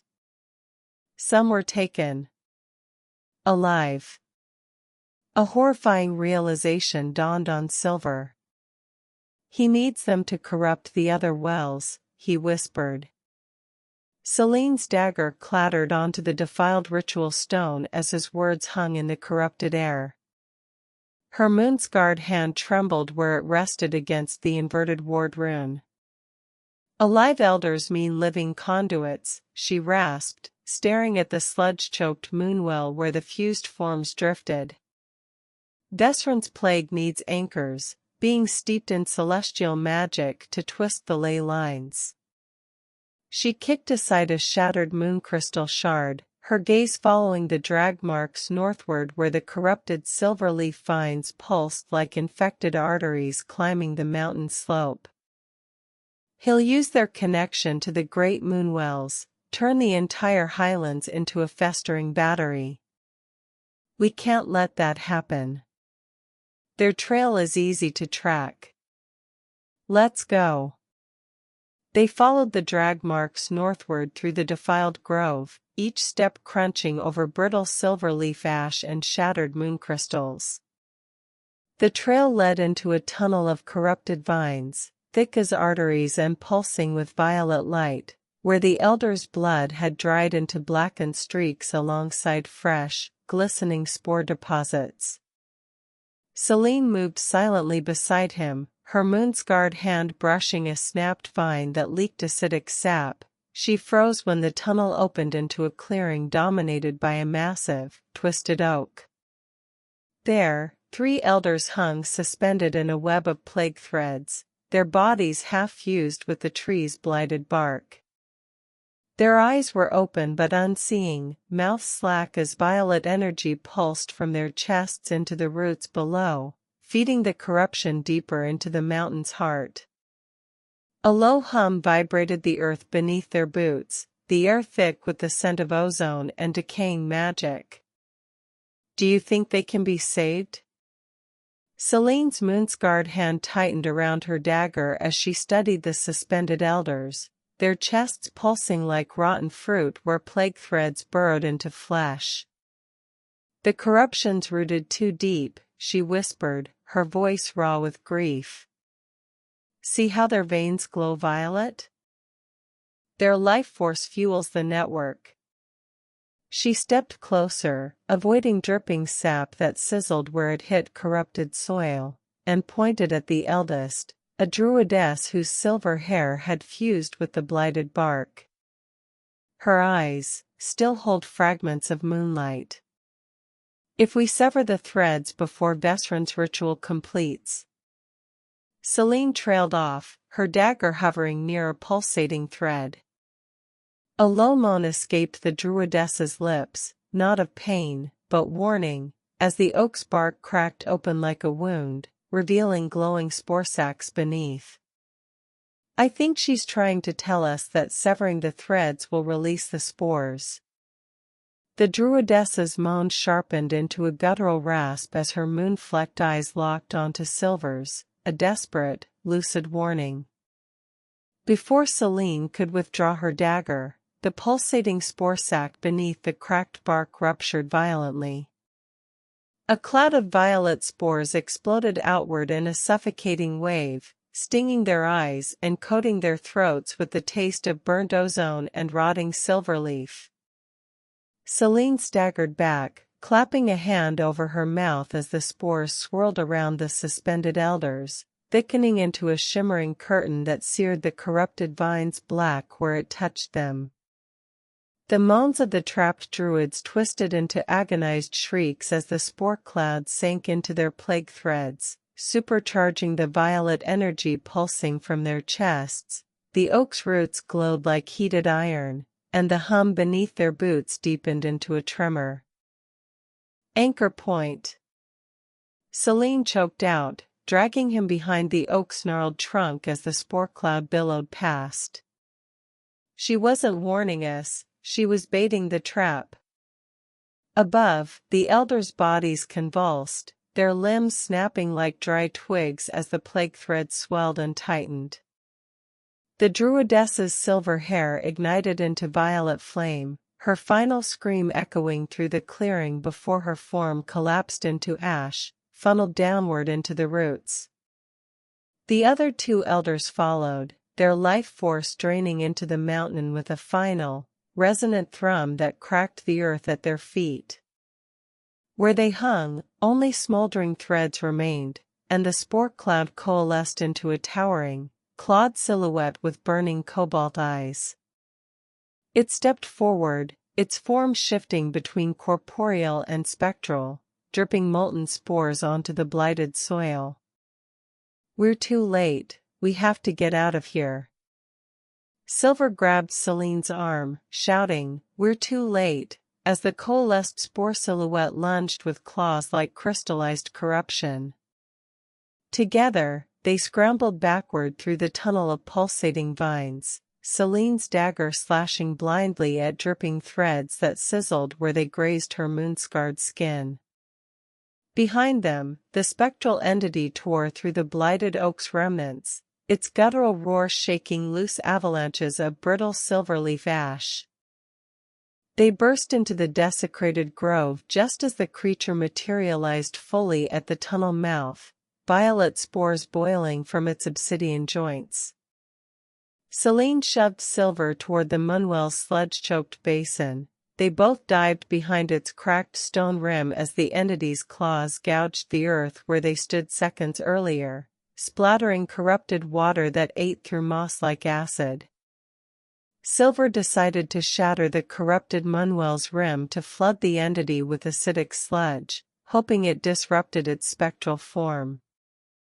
His boot slammed into the moonwell's corrupted rim, already fractured by Vesryn's defilement, and the ancient stone shattered like rotten ice. A wave of violet sludge surged over the spectral entity just as it lunged, the acidic mire swallowing its obsidian claws and eating into its coalescing form. The creature shrieked, a sound like tearing metal and dying forests, as its semi-corporeal body began dissolving where the sludge touched, spores hissing into vapor while its burning cobalt eyes flickered erratically. But the victory was momentary. The flood spread rapidly across the grove, consuming withered silver-leaf vines and bubbling through moss where it pooled into steaming, toxic marshes that blocked their retreat path. Selene dragged him backward from the advancing sludge, her moon-scarred hand blistering from a stray splash as the entity staggered but didn't collapse, its upper body still intact and now thrice enraged, dripping molten corruption from melting limbs. "Press the attack." Silver surged forward while the entity was half dissolved in sludge, his boot splashing through acidic mire that seared his leather greaves. Selene matched his charge, her moon-scarred arm swinging her dagger in a silver arc that sheared through the creature's flickering torso. Spectral flesh tore like rotten canvas, spraying superheated spores that ignited the air where they landed. The entity staggered, its remaining claw swiping wildly as its form destabilized, but Silver's follow-up strike drove his blade deep into its coalescing core. With a final shriek that cracked nearby stones, it imploded into a vacuum of violet light, sucking sludge and spores inward before detonating outward in a shockwave of putrid mist. The blast hurled them both backward, Selene slamming against a shattered ritual stone while Silver skidded through ashen moss, leaving only swirling corruption and the groaning echo of ruptured magic where the abomination stood. "Did we kill it?" Silver begged as he checked Selene's condition. Selene coughed violently, spitting out blackened sludge as he dragged her upright. Her moon-scarred skin blistered where acidic residue ate through her tunic, but her eyes locked onto the dissipating violet mist with grim certainty. "It's gone," she rasped, wiping corruption from her lips with a trembling, scarred hand. "For now."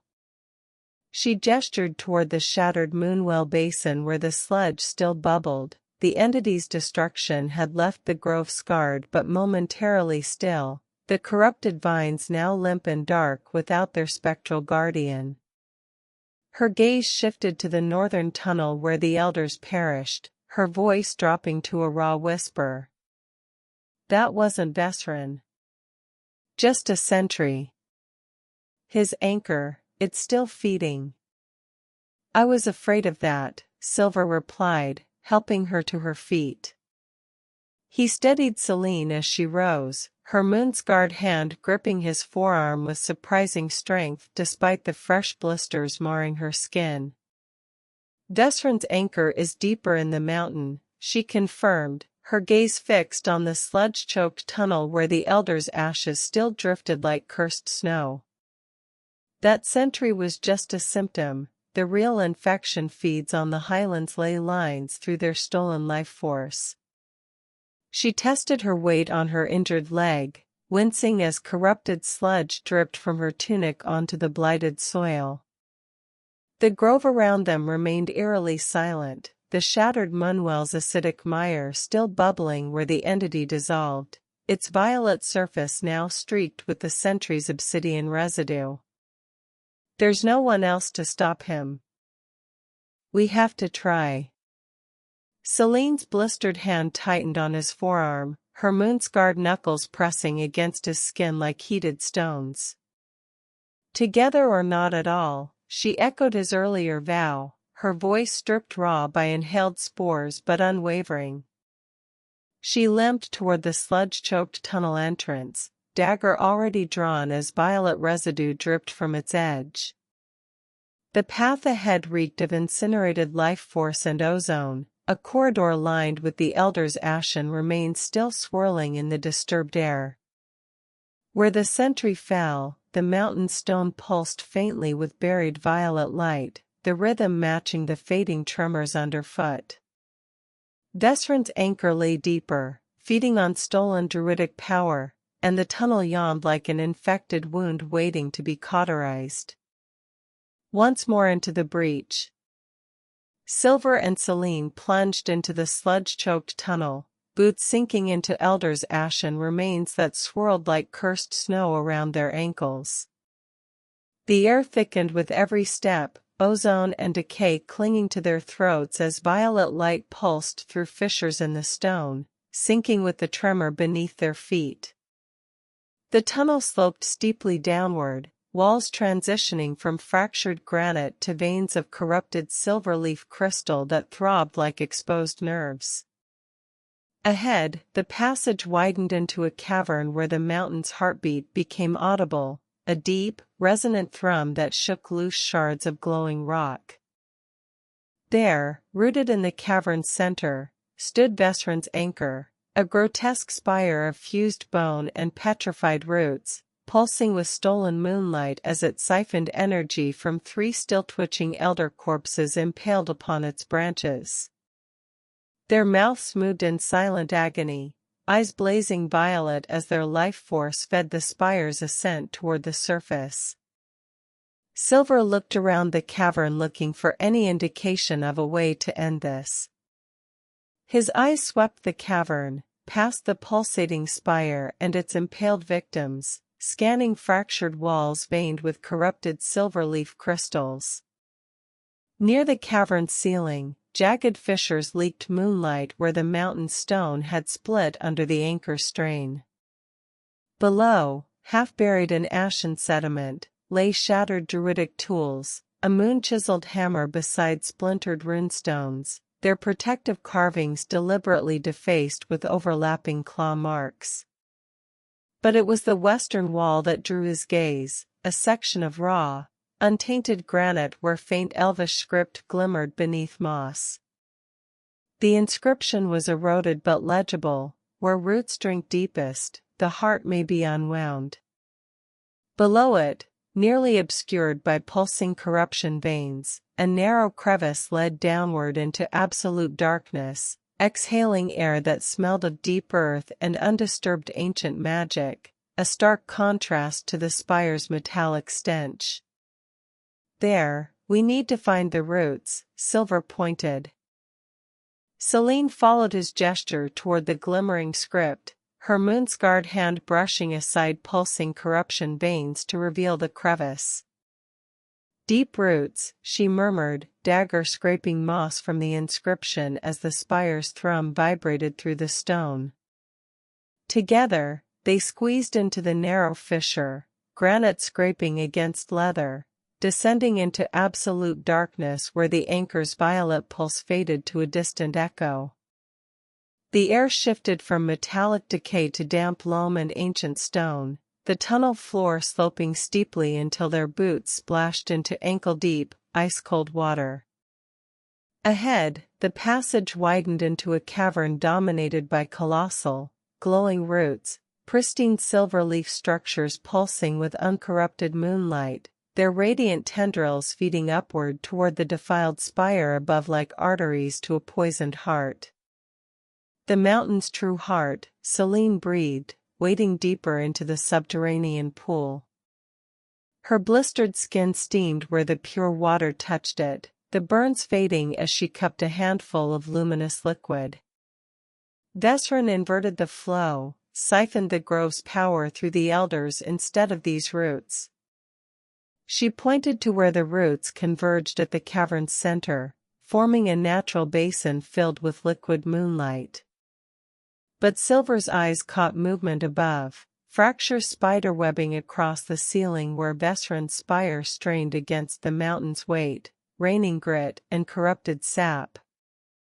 If we sever the root's connection to his anchor, Selene began, but a thunderous crack echoed overhead. The spire's hunger was destabilizing the entire chamber.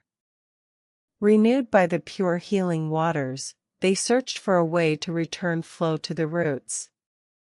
Silver plunged his hands into the luminous basin, the liquid moonlight surging up his arms like liquid starlight. Selene mirrored his motion, her moon-scarred skin drinking the radiance as the water swirled around their thighs. Together, they traced the colossal roots upward where they vanished into fractured stone, fingers brushing glyph-like growth patterns that pulsed in time with their own heartbeat.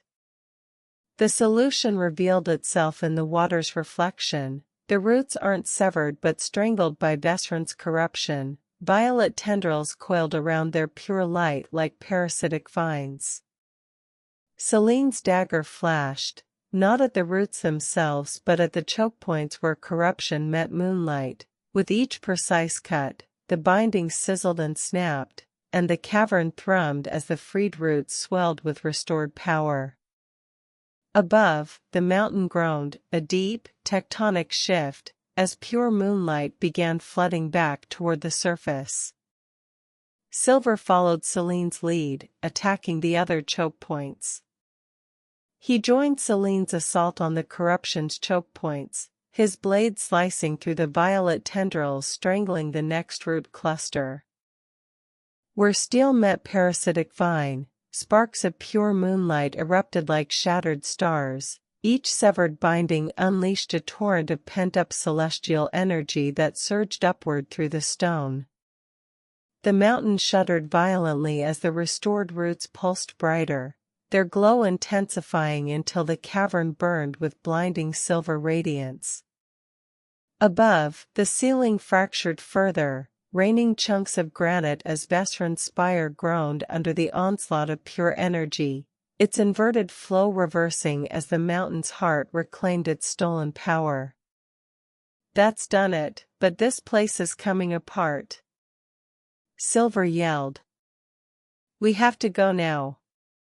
His warning echoed through the luminous cavern as Selene slashed the final corruption vine. The last root surged with unrestrained moonlight, blasting upward through the fractured ceiling.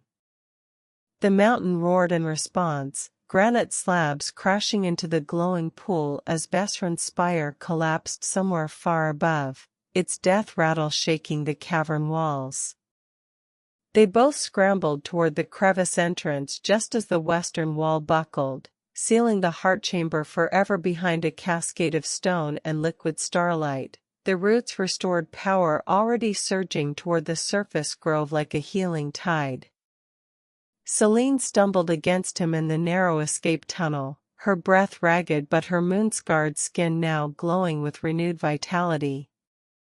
"The anchor's broken," she gasped, flinching as another tremor shook loose grit from the ceiling. "But Vesryn won't be buried," he'll feel this.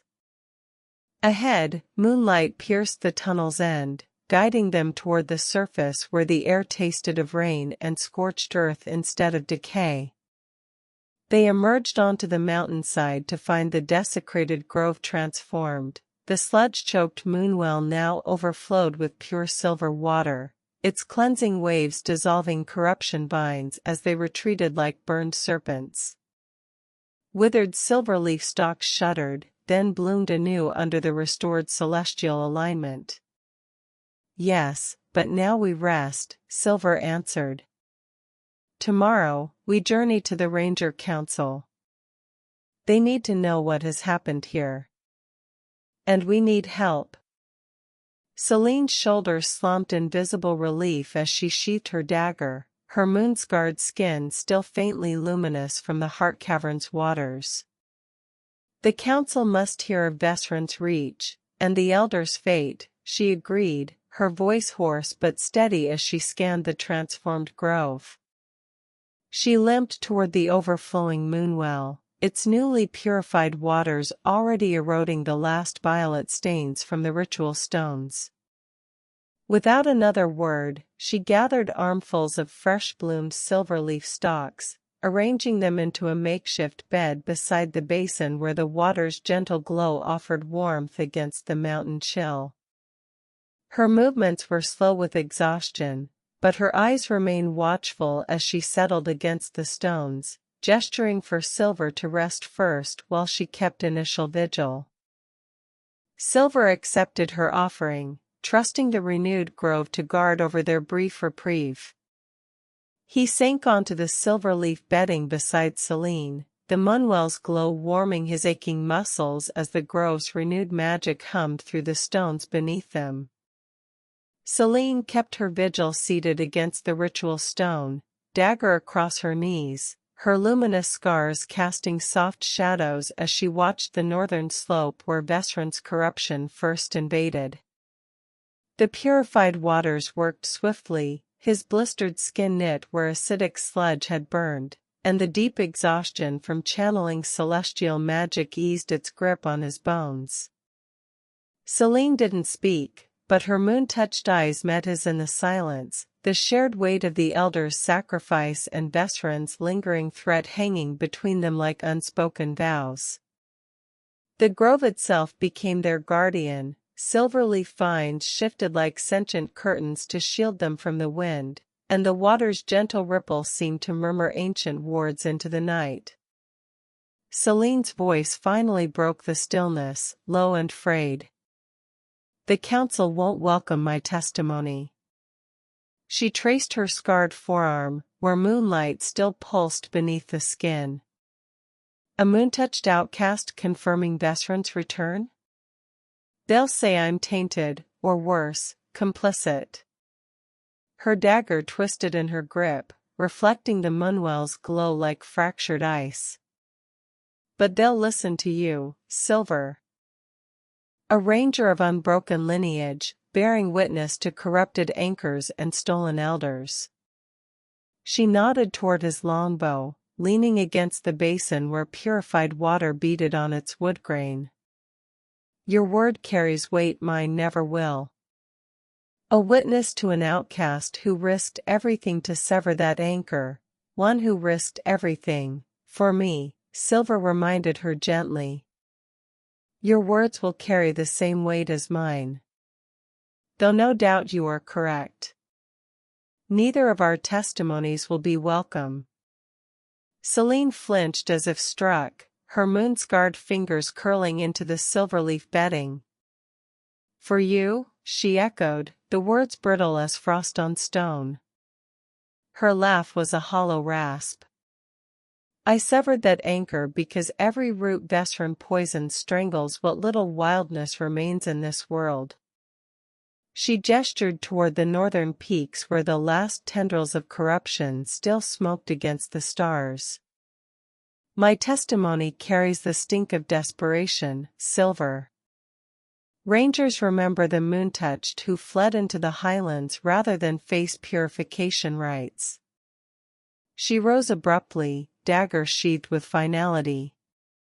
But you're right about one thing, neither of us will be welcomed. So we rest. And at dawn, we walk into the council's disdain together. You are more than your ancestors, Selene. I've seen it, Silver said, and turned to let her rest as he began his watch. His words hung in the cool mountain air as he turned toward the moonwell, leaving Selene silhouetted against its glow. She didn't reply, but the rigid line of her shoulders softened almost imperceptibly. The silence stretched, filled only by the grove's gentle hum, the silver-leaf vines rustled like whispered secrets, and the moonwells' waters lapped rhythmically against stone. Selene sank back onto the bedding, her moon-scarred hand resting palm up on the moss as if testing the grove's forgiveness. Her breathing deepened into the slow cadence of exhaustion finally claiming her, though her dagger remained loosely gripped, a lifetime of survival habits not easily discarded. Silver's watch began with the weight of her trust settling over the grove's renewed magic, the northern slopes now dark and still beneath the stars. Dawn broke. Breakfast and the journey began. Dawn broke over the highlands in streaks of molten gold, the grove's renewed silver leaf dew sparkling like scattered gemstones as they shared a sparse breakfast of foraged berries and moon-chilled water. Selene moved with stiff caution, her moon-scarred skin still glowing faintly as she tested her healed leg. The blisters vanished overnight, leaving only smooth, luminous tissue where corruption once ate at her flesh. She avoided Silver's gaze while packing the last silver-leaf stalks into her satchel, her movements efficient but distant, the weight of the council's impending judgment already settling between them like unspoken frost. The westward trail toward the ranger citadel wound through valleys still scarred by Vesryn's corruption, patches of blighted earth smoking where purified moonlight hasn't yet reached, forcing detours into treacherous scree slopes where loose stones skittered beneath their boots like warnings. After 2 days of relatively uneventful travel, mostly in silence, as they settled for camp Silver finally asked the question. Why did you stand save me from the bear creature? Selene froze mid-motion, her moon-scarred hand hovering over the campfire she was coaxing to life. The flames cast dancing shadows across her face as she stared into the embers, her silence stretching long enough for the crackling wood to fill the space between them. When she finally spoke, her voice was low and raw, stripped of its usual guarded edge. That bear thing, it wasn't just corrupted. It was starving. She poked a stick into the fire, sending sparks spiraling upward like dying stars. Saw it in its eyes, the same hollow ache I carried after the purge rites drove me out. You were between it and its last hope for a meal. Didn't seem right, letting desperation claim another life when I knew the taste of it. She shrugged, a sharp, defensive motion. Call it flawed instinct. Or maybe just remembering what it felt like to be the monster everyone expects you to be. Yet faced death and took up the corrupting blow meant for me, and still you call yourself a monster? Selene's stick snapped in her grip, the broken ends hissing as they fell into the fire. She didn't look up, but the campfire's flicker caught the sudden wetness in her eyes, stark against her moon-scarred skin. That's the thing about monsters, Silver, she murmured, her voice thick and raw. They don't get to choose what they are. Only what they do in the moments that matter. She finally lifted her gaze, the reflection of the flames dancing in her luminous eyes. Taking that blow, it wasn't about being noble. It was about proving, even to myself, that the thing they branded me as wasn't the only thing I could be. Even if it was just once. Even if only you saw it. I did see it. And whether you proved it to yourself or not, you proved it to me. I hope that can count for something. Selene's breath caught, a soft, ragged sound swallowed by the crackling fire. She stared at Silver, the flames dancing in her moon-touched eyes as if igniting something long buried. Slowly, deliberately, she reached across the ember-lit space between bedrolls, her scarred fingers brushing his where they rested on the cool earth. The contact was brief, a tremor of warmth against his knuckles, before she pulled back, wrapping her arms around her knees. "It counts," she whispered, the words raw but clear, stripped of their defensive edge. "More than you know." For the first time since the grove, the rigid tension left her shoulders, replaced by a weary stillness that spoke of unspoken burdens finally shared. Silver reached the distance and took the hand she so quickly pulled away. Not forcefully, but gently, he wrapped fingers around hers, his eyes forward staring at the small flames. His fingers closed gently around Selene's scarred hand before she could fully retreat, the luminous warmth of her skin radiating through the contact. She tensed for a heartbeat, a lifetime of flinching from touch, but didn't pull away. Instead, her calloused palm turned slowly to meet his, fingers interlacing with tentative strength as she stared into the campfire. The rigid line of her jaw softened, and the campfire's glow reflected in the unshed tears still clinging to her lashes. "You see too much, Silver," she murmured, her thumb brushing the ridge of his knuckle, a silent acknowledgement of the trust hanging fragile between them in the firelight. The shared silence deepened, no longer heavy with unspoken burdens, but filled with the quiet understanding that some wounds begin to heal only when witnessed. Together, or not at all. Selene's fingers tightened around his as the campfire crackled between them, her moon-scarred knuckles pressing against his palm like warm river stones.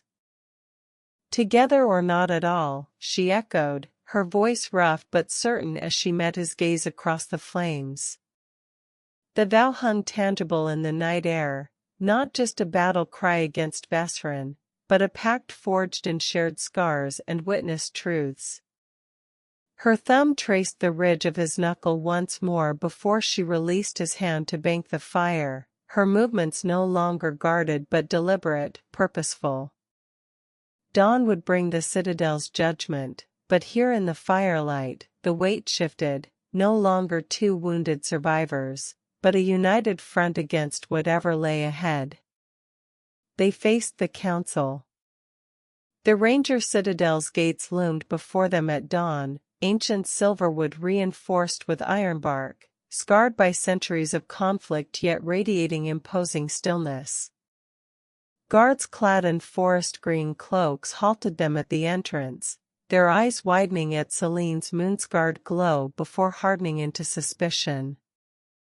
Inside the council chamber, 7 elders sat atop roots grown into thrones, their faces carved from the same weathered resilience as the mountain stone. Silver stepped forward, his testimony sharp and unflinching as he recounted Vesryn's anchor, the consumed elders, and Bracken Hollow's plague, but when Selene spoke of the heart cavern's roots and inverted flows, Elder Thorn slammed his staff. "Moon-touched filth," he snarled, spittle flying. "You desecrate this hall with corruption stench." The chamber erupted, half the council recoiling from Selene like poisoned prey, the others leaning forward, their eyes narrowed not at her scars, but at the silver leaf sprigs blooming prematurely in her hair from the grove's renewal. Silver leaped quickly to her defense. "You hold your tongue," he declared defiantly. "Were it not for Selene's guidance and sacrifice, these walls would have been overrun before you even knew of the problem." "Yes, Selene. She has a name. I suggest you learn to use it." We need her help. Silver's voice cracked through the chamber like lightning splitting old wood, freezing Elderthorn mid-snarl. The council fell utterly silent, the only sound Selene's sharp intake of breath beside him. Elderthorn's knuckles whitened on his staff, but it was Elder Aloan, the youngest council member, her silver hair braided with fresh heather, who spoke first, her voice cutting through the tension like a cold mountain stream.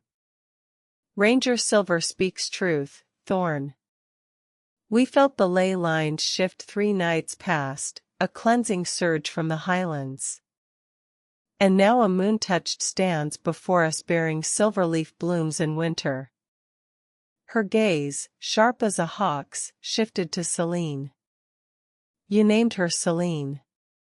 Tell us, Selene moon-touched, how deep does Vesryn's rot run? And why does the forest itself seem to lean toward you? Selene straightened, the luminous scars on her neck pulsing faintly as she met Aloan's stare, the council's hostility momentarily fractured by raw, undeniable proof written in living moonlight and impossible blossoms. I do not have the answer to why the forest so readily embraces me, she answered. But the corruption of Vesryn runs deep indeed. He is seeking to corrupt the moonwells. To use them to turn all life to his own twisted creation. Selene's declaration hung in the council chamber like cold smoke, her moon-scarred hands clenched at her sides as the silver-leaf blooms in her hair pulsed brighter. Elder Aloan leaned forward, her hawk-like gaze piercing. Corrupting the moonwells, she echoed, her voice dangerously calm. That would explain the blight spreading through the whispering glades, entire groves withering overnight. She gestured sharply, and a junior ranger unfurled a map marked with spreading violet stains. But how? Moonwells are protected by ancient wards. Selene met her stare, the raw truth in her luminous eyes undeniable. Vesryn doesn't break the wards, he inverts them. Like he did with the elders. He uses living anchors to turn the wells into poisoned fonts. A murmur rippled through the council. Thorn scoffed, but his knuckles were white on his staff, his eyes darting to the map spreading corruption. Council members recoiled in disbelief of what they perceived as impossible, shouting amongst themselves. The council chamber erupted into chaos. Elder Thorn slammed his staff again, veins bulging at his temples as he shouted over the rising din inversion. Preposterous. Moonwell wards are unbreakable. But his voice cracked with uncertainty as Elder Aloan silently pointed to Selene's silver-leaf blooms, impossible in deep winter, and the luminous scars pulsing in time with the citadel's own warding stones beneath their feet.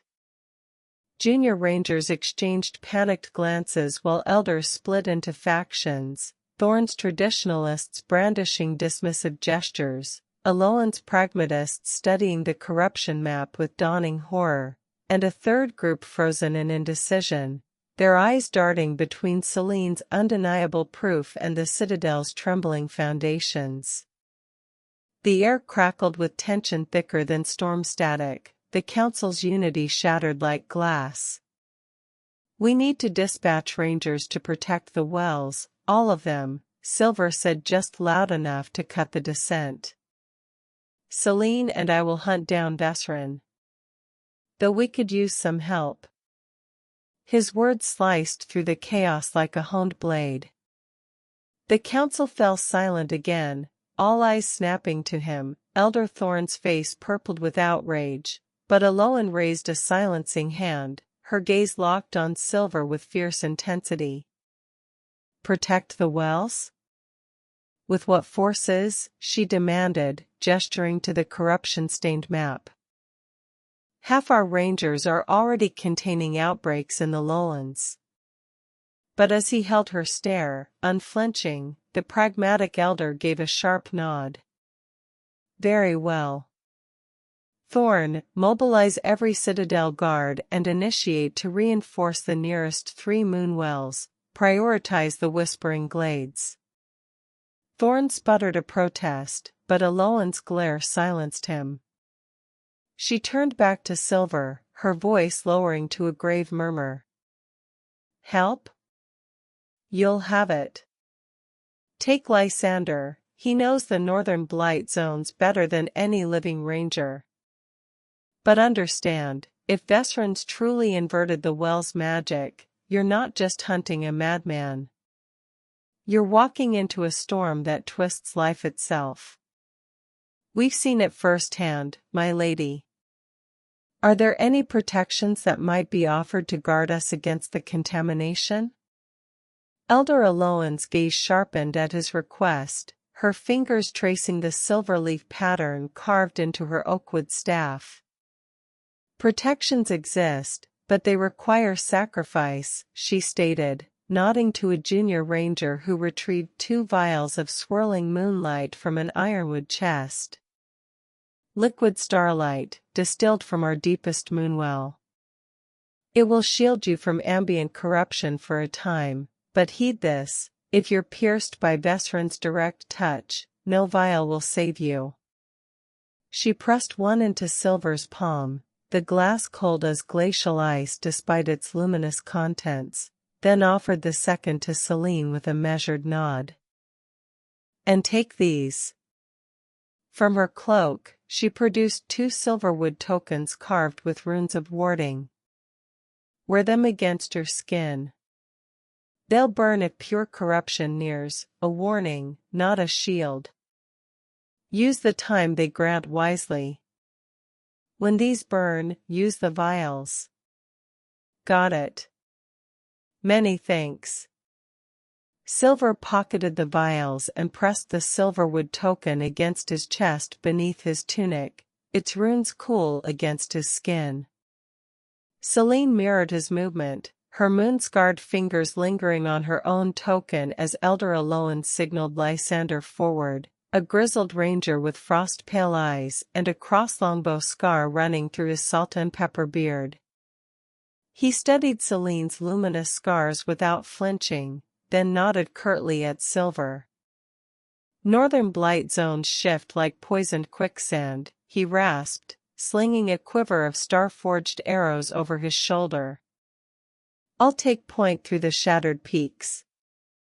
Move silent, strike fast, Vesryn's corruption warps more than flesh there. It warps time. As Thorn's faction reluctantly dispatched initiates to reinforce the moonwells, Lysander led them toward the citadel's northern postern gate where the air already reeked of ozone and decaying earth. Selene took Silver's hand, asking why he defended her so fervently. Selene's fingers tightened around his as Lysander strode ahead through the citadel's shadowed postern gate, her moonlit gaze searching his face with raw intensity. Why, she murmured, her voice barely audible over the distant clamor of rangers mobilizing behind them. You stood before elders who'd sooner exile me than hear my name. Risked your standing, your lineage, everything they value. Her thumb brushed his knuckles, luminous scars flaring softly as she stepped closer, the citadel's torchlight catching the silver leaf still woven in her hair. After all I was, all I am. Why stake your honor on an outcast's truth?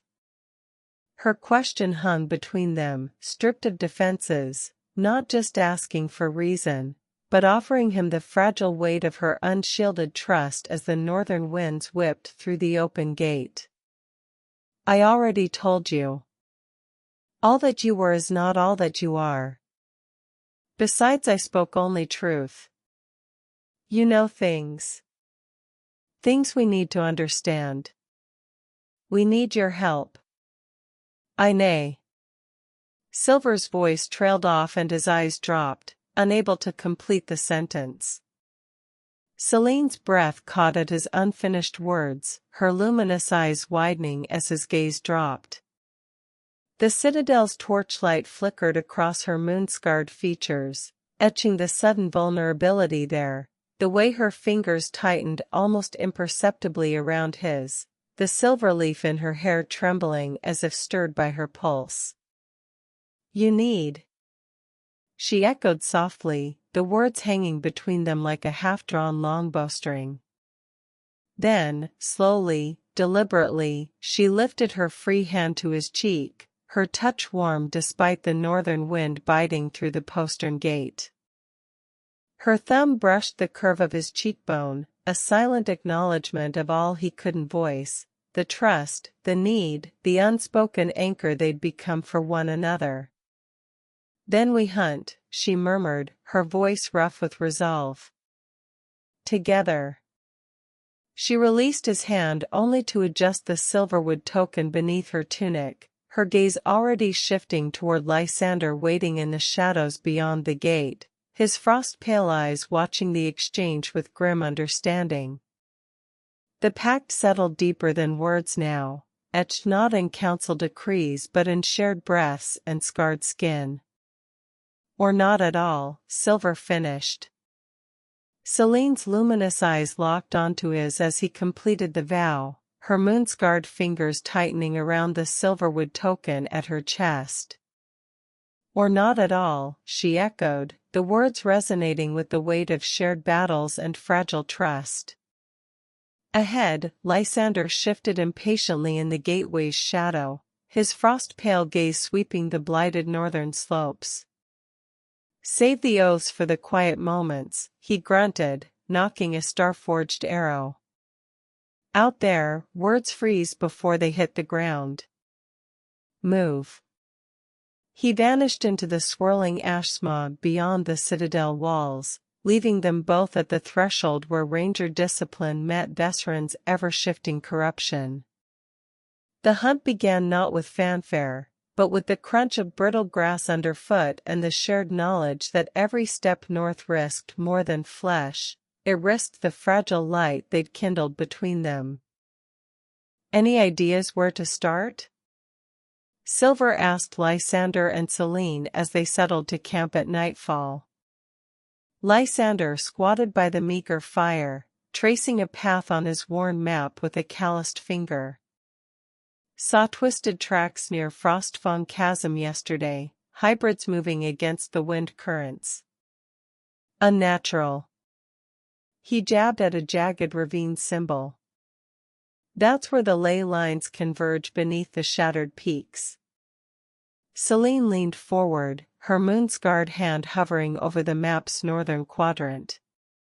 "Vesryn needs anchor points for inversion," she murmured, her luminous eyes narrowing. "Places where the world's skin is thin.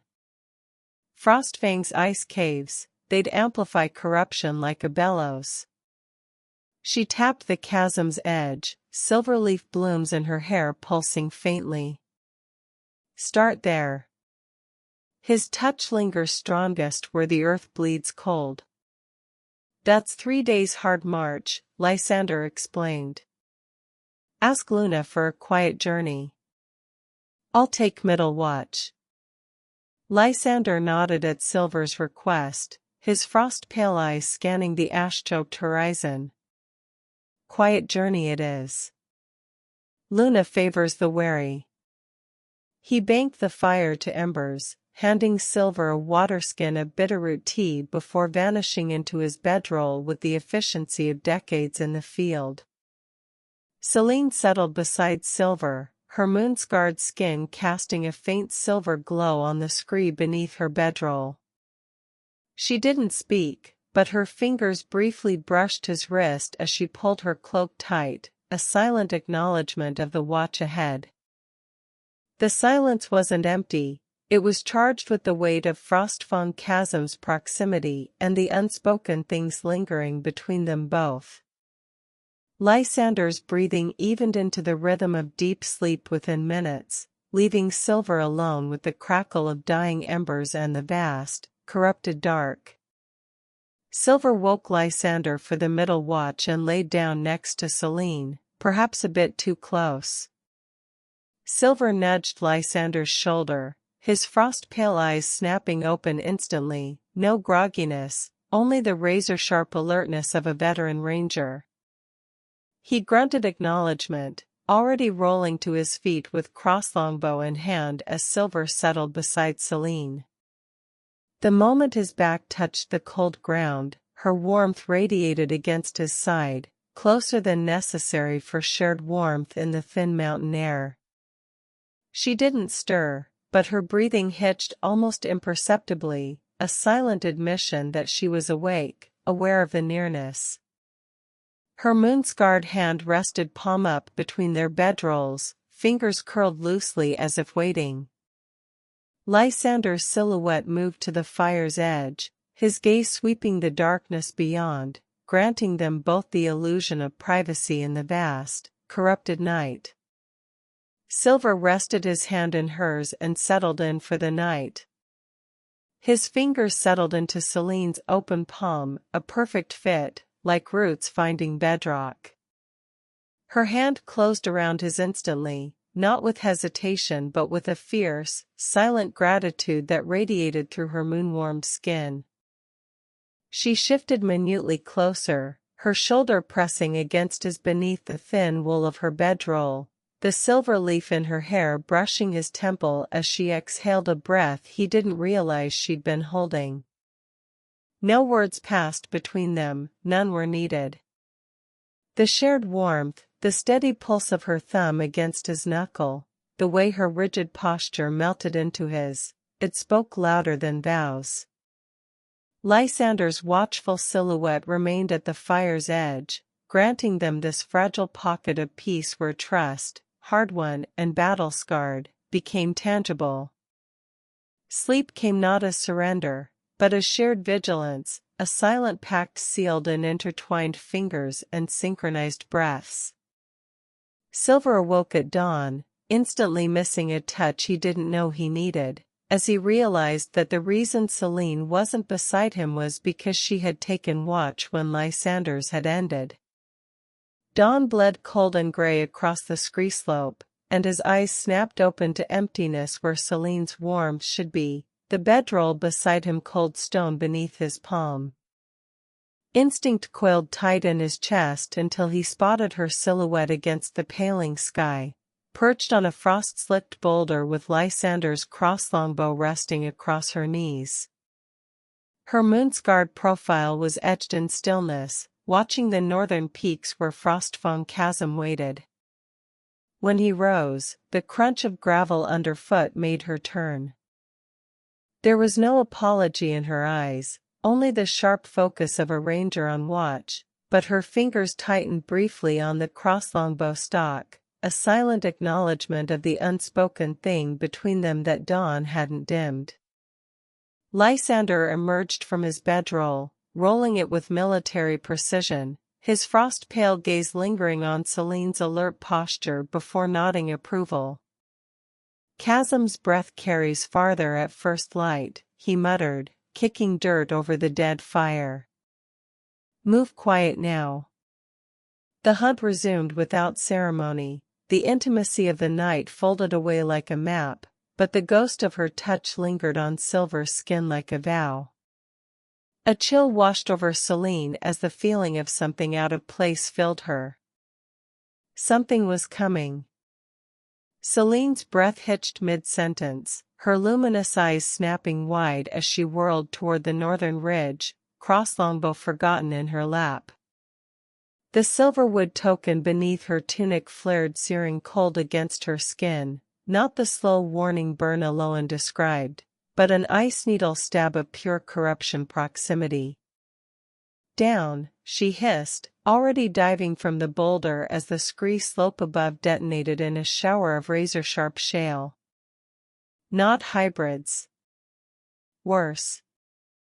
3 skeletal figures clad in frozen moss and jagged ice shards clattered down the mountainside, their movements jerky and unnervingly silent, Vesryn's corrupted rangers, their eye sockets blazing with inverted moonlight. Lysander's star-forged arrow took the lead creature through the throat, but it didn't falter, frost-crusted fingers closing around the shaft as it lunged. Silver also launched an arrow which, even though striking true, was equally ineffective. Selene dropped the crosslongbow and charged in with her longsword, cleaving the head from the closest undead. Silver's arrow punched through the second corrupted ranger's ribcage with lethal precision, but the creature merely staggered, ice shards knitting around the wound as inverted moonlight pulsed brighter in its hollow eyes. Beside him, Selene's sword arced through the dawn mist in a silver blur, severing the lead abomination's head in one clean strike.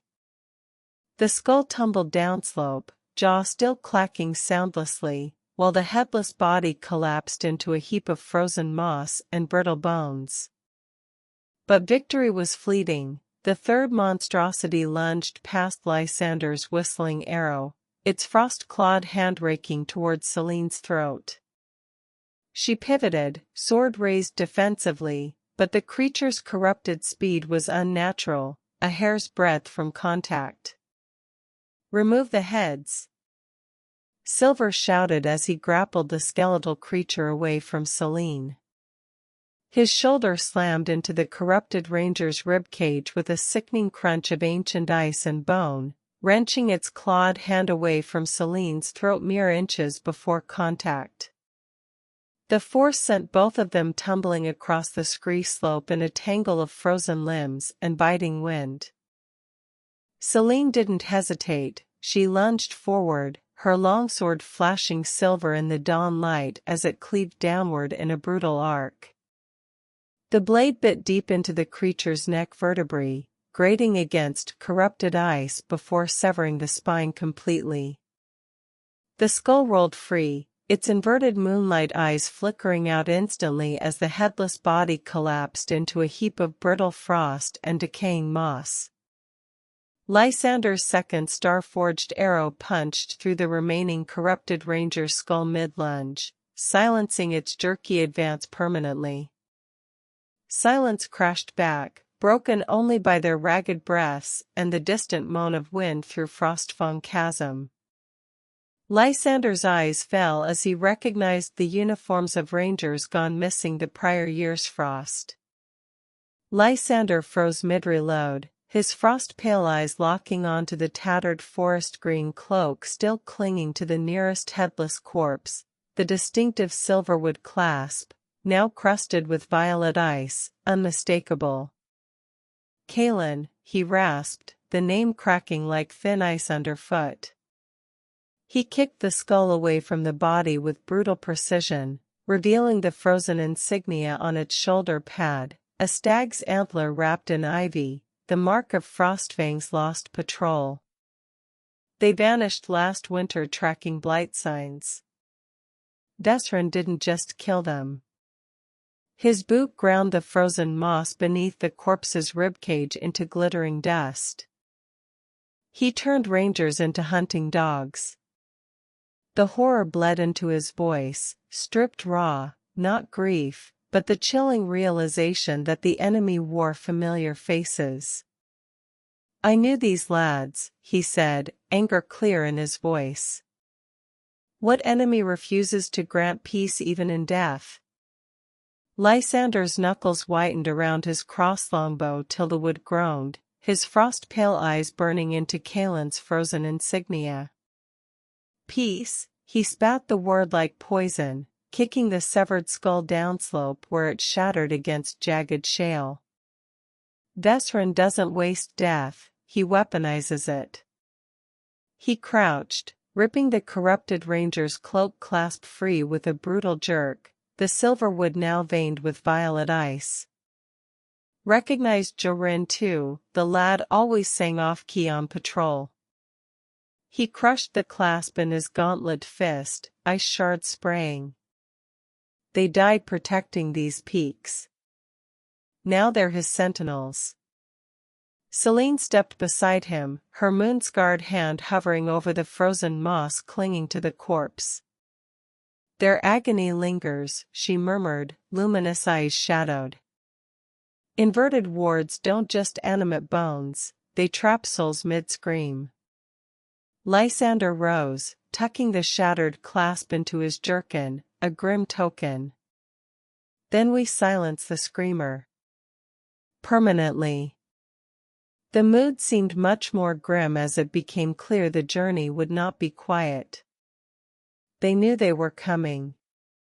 The revelation hung thick as mountain fog. Vesryn knew they were coming. Lysander scanned the ravines with renewed urgency, his frost-pale eyes missing nothing. Quiet's off the table, he growled, kicking shale over the corrupted remains. He left these things as a welcome party. He gestured sharply north where frost-fawn chasm yawned like a wound in the earth, its jagged edges weeping streams of violet-tinged meltwater that reeked of ozone and rotting loam. Selene adjusted her sword belt, her luminous gaze fixed on the chasm's shadowed maw. The ice caves amplify sound and corruption, she murmured, silver leaf blooms pulsing faintly in her hair. Every step will echo. Lysander nodded grimly, knocking another star-forged arrow. Then we move like ghosts through the storm.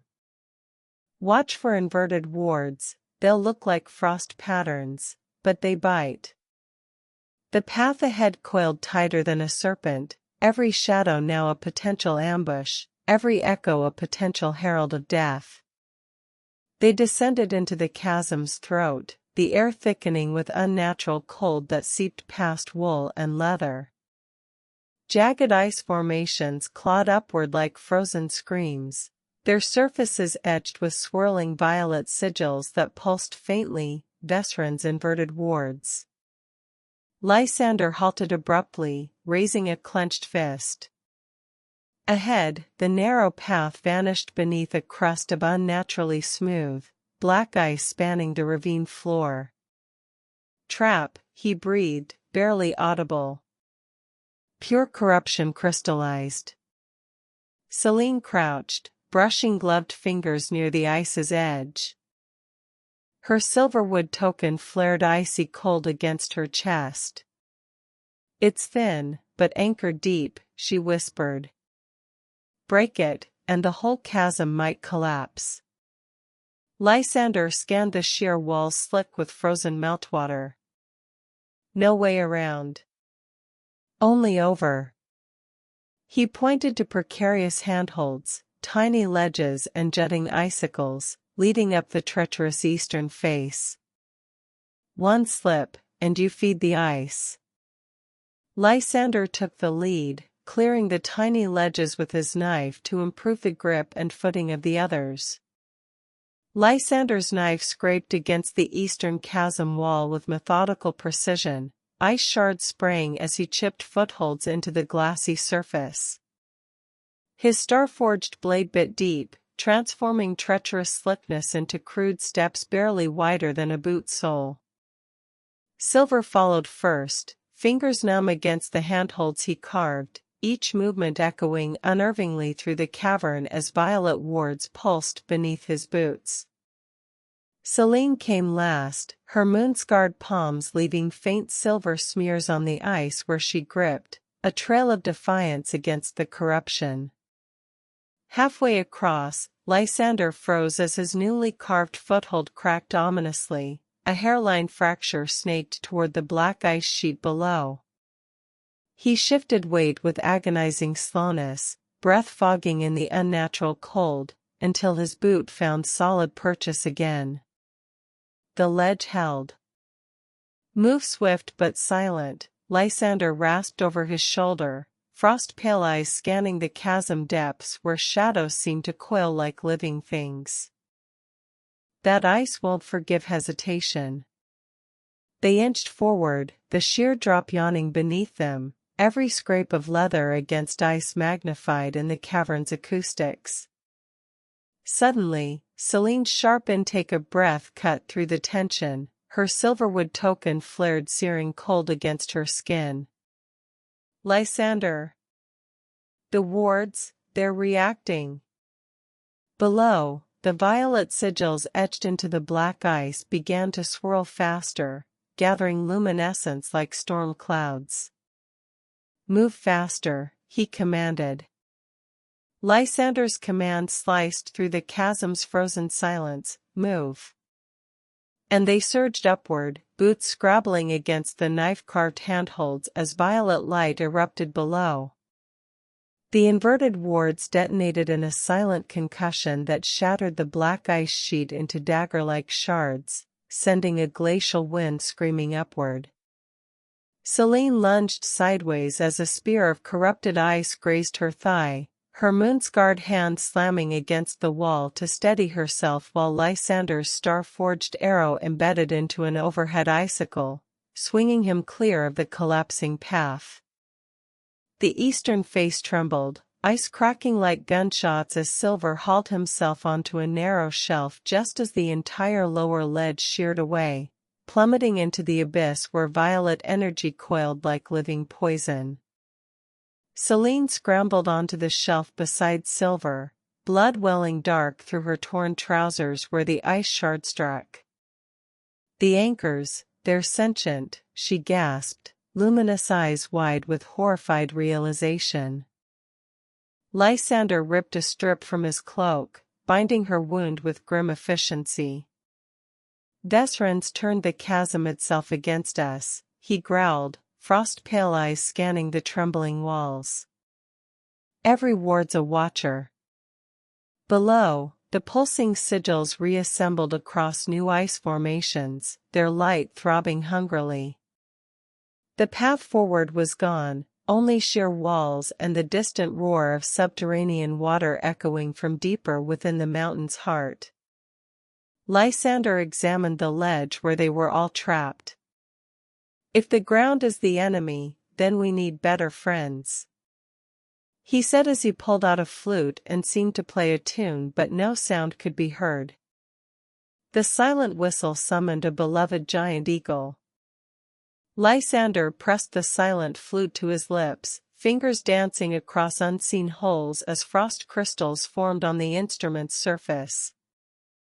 For 3 agonizing heartbeats, nothing happened, only the chasm's mocking violet pulse below.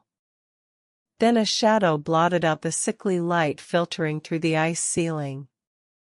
Talons like curved swords slammed into the ledge mere inches from Silver's boots, showering them in ice shards as Kaler, Lysander's bonded giant eagle, folded his thundercloud gray wings.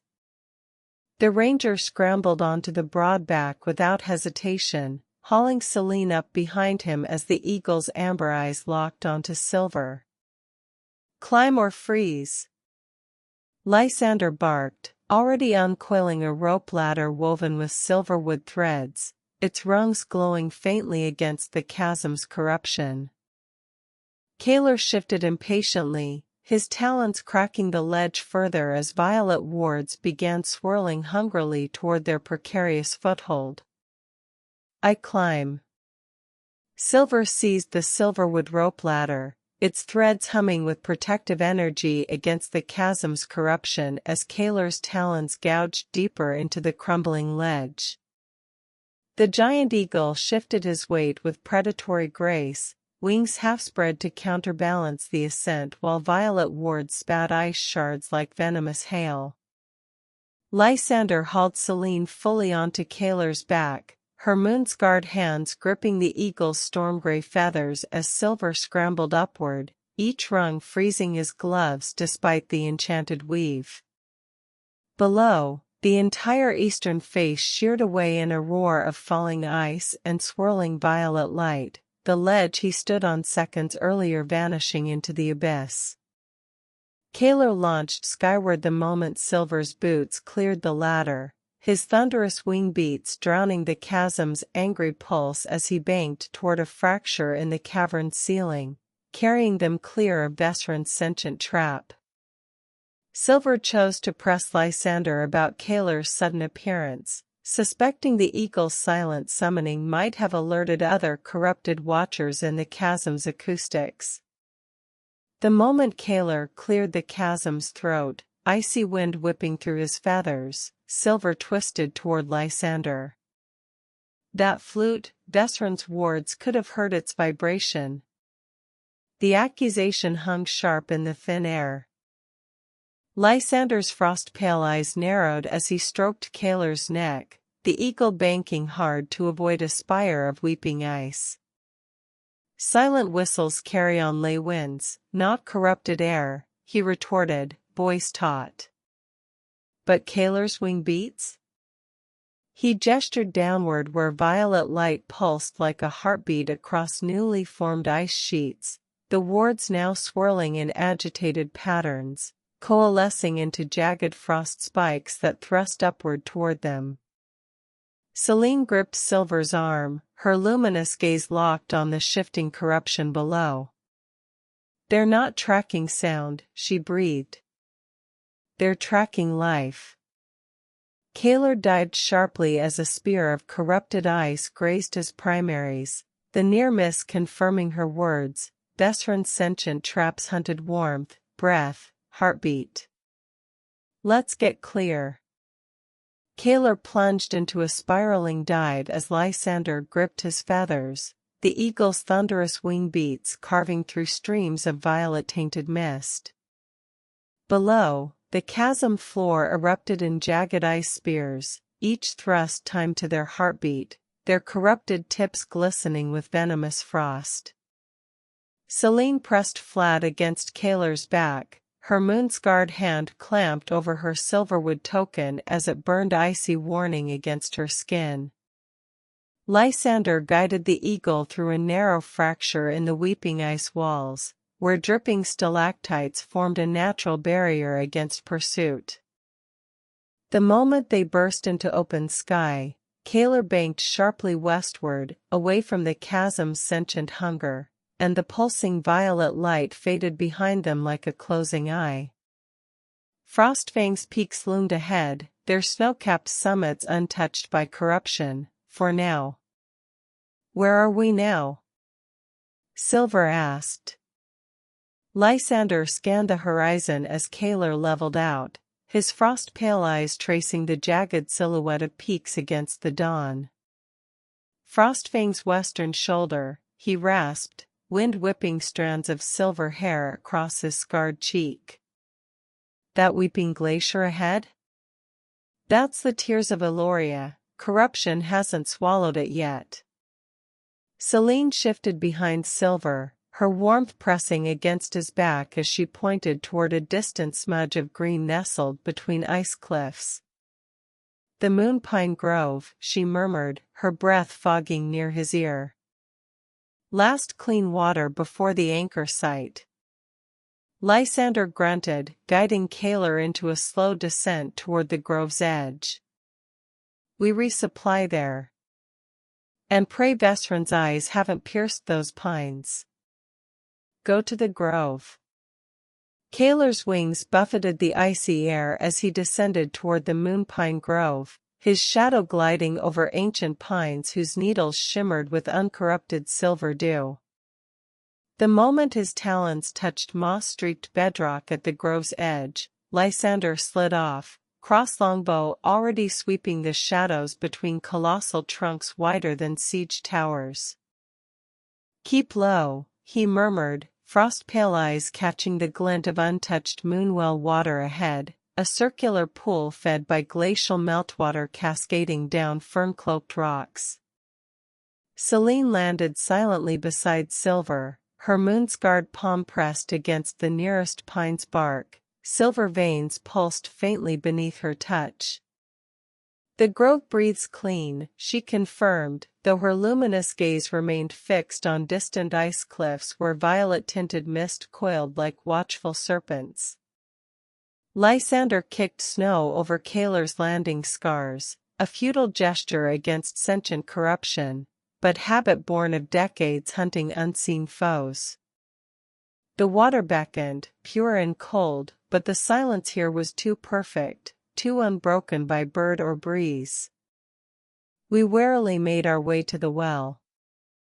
Silver moved warily toward the moonwell, boots sinking into moss thick as velvet carpets. Lysander moved ahead with cross-longbow raised, frost-pale eyes scanning the canopy where silver needles filtered dawn into fractured light. Selene's hand drifted near her sword hilt as she matched their pace, her luminous gaze tracing the grove's deeper shadows, places where ancient pines stood unnaturally still, their bark weeping resin that smelled of pine and iron. At the water's edge, Lysander crouched, dipping a gloved hand into the pool. Ripples distorted the reflection of untouched glacial peaks above. Clean, he confirmed, though his voice remained taut. Selene knelt beside him, moon-scarred fingers brushing the surface. The water pulsed silver where she touched it, revealing submerged moon petals unfurling like living constellations. The grove held its breath around them, pristine yet heavy with the silence of a sanctuary holding back corruption's tide. Silver cleaned Selene's wound with the moonwell water. He knelt beside Selene at the moonwell's edge, cupping the crystalline water in his palms. As the liquid touched her torn trousers, the wound hissed softly, not from pain, but from the visible retreat of violet-tinged frostbite creeping along her skin. The water glowed silver where it cleansed corrupted tissue, revealing raw but untainted flesh beneath. Selene inhaled sharply as the moon petals beneath the surface swirled toward her leg, their luminescent tendrils knitting muscle fiber with whispered grace. "It remembers guardians," she murmured, watching the petals dissolve into starlight motes against her skin. Lysander kept watch, his cross-longbow tracing the tree line where shadows deepened unnaturally, a reminder that purity here was fragile, earned moment by moment. "What do you mean?" Selene's luminous eyes softened as she watched the moon petals dissolve into her healing flesh. "The grove remembers those sworn to protect natural cycles," she explained quietly, tracing a finger over the newly formed skin where violet corruption once festered. "Moonwells don't just heal wounds, they archive sacrifices. These waters witnessed rangers who bled here centuries ago defending these pines from the first blight incursions." Lysander kept his cross-longbow trained on the tree line but grunted in agreement. "Aye. Drink deep while we can. This purity's a fading echo." He dipped his waterskin into the pool, the liquid inside glowing faintly as submerged moon petals brushed its surface. "Then it will remember that once a moon-scarred spilled her blood in its defense as well," Silver said softly. His words hung softly in the grove's sacred silence, and Selene's luminous eyes met his, a flicker of profound understanding passing between them. As she dipped her moon-scarred hand back into the well, the water responded instantly, silver currents swirled around her fingers, and submerged moon petals rose like answering spirits, brushing against her palm before dissolving into starlight that danced across her skin. The grove itself seemed to exhale, a subtle shift in the air as ancient pines creaked softly overhead, their silver needles trembling as if whispering forgotten names. Lysander watched from the periphery, his frost-pale gaze lingering on Selene's healed leg and the water's radiant glow. "Sacrifice recognized," he murmured, the words carrying the weight of ranger lore, a rare acknowledgement that this place now held her essence alongside guardians of old. "You resemble nothing that I was taught about moon-scarred, young one." Lysander's face softened slightly for the first time. Lysander lowered his cross-longbow slowly, the weapon's familiar weight suddenly forgotten as his frost-pale eyes lingered on Selene's moon-scarred hand still submerged in the glowing waters. For a heartbeat, the ranger's usual granite expression fractured, not into warmth, but into something far rarer, haunted recognition. "You resemble nothing that I was taught about moon-scarred, young one," he murmured, the roughness in his voice sanded down to near reverence. His gaze flicked to the dissolving moon petals swirling around her fingers, then to the healed wound on her thigh, clean flesh where violet corruption had festered moments before. The archive spoke of detached watchers, cosmic scribes too vast to bleed for mortal soil. He kicked a loose pebble into the moonwell, watching silver ripples erase his reflection. Yet here you kneel, etching your pain into Eloria's memory like any greencloak recruit. The admission hung between them, a veteran's worldview quietly recalibrating around the evidence before him, a moon-scarred who fought, bled, and now healed through sacrifice, not detachment. I don't know what I am anymore, Selene answered solemnly, nor what I am becoming.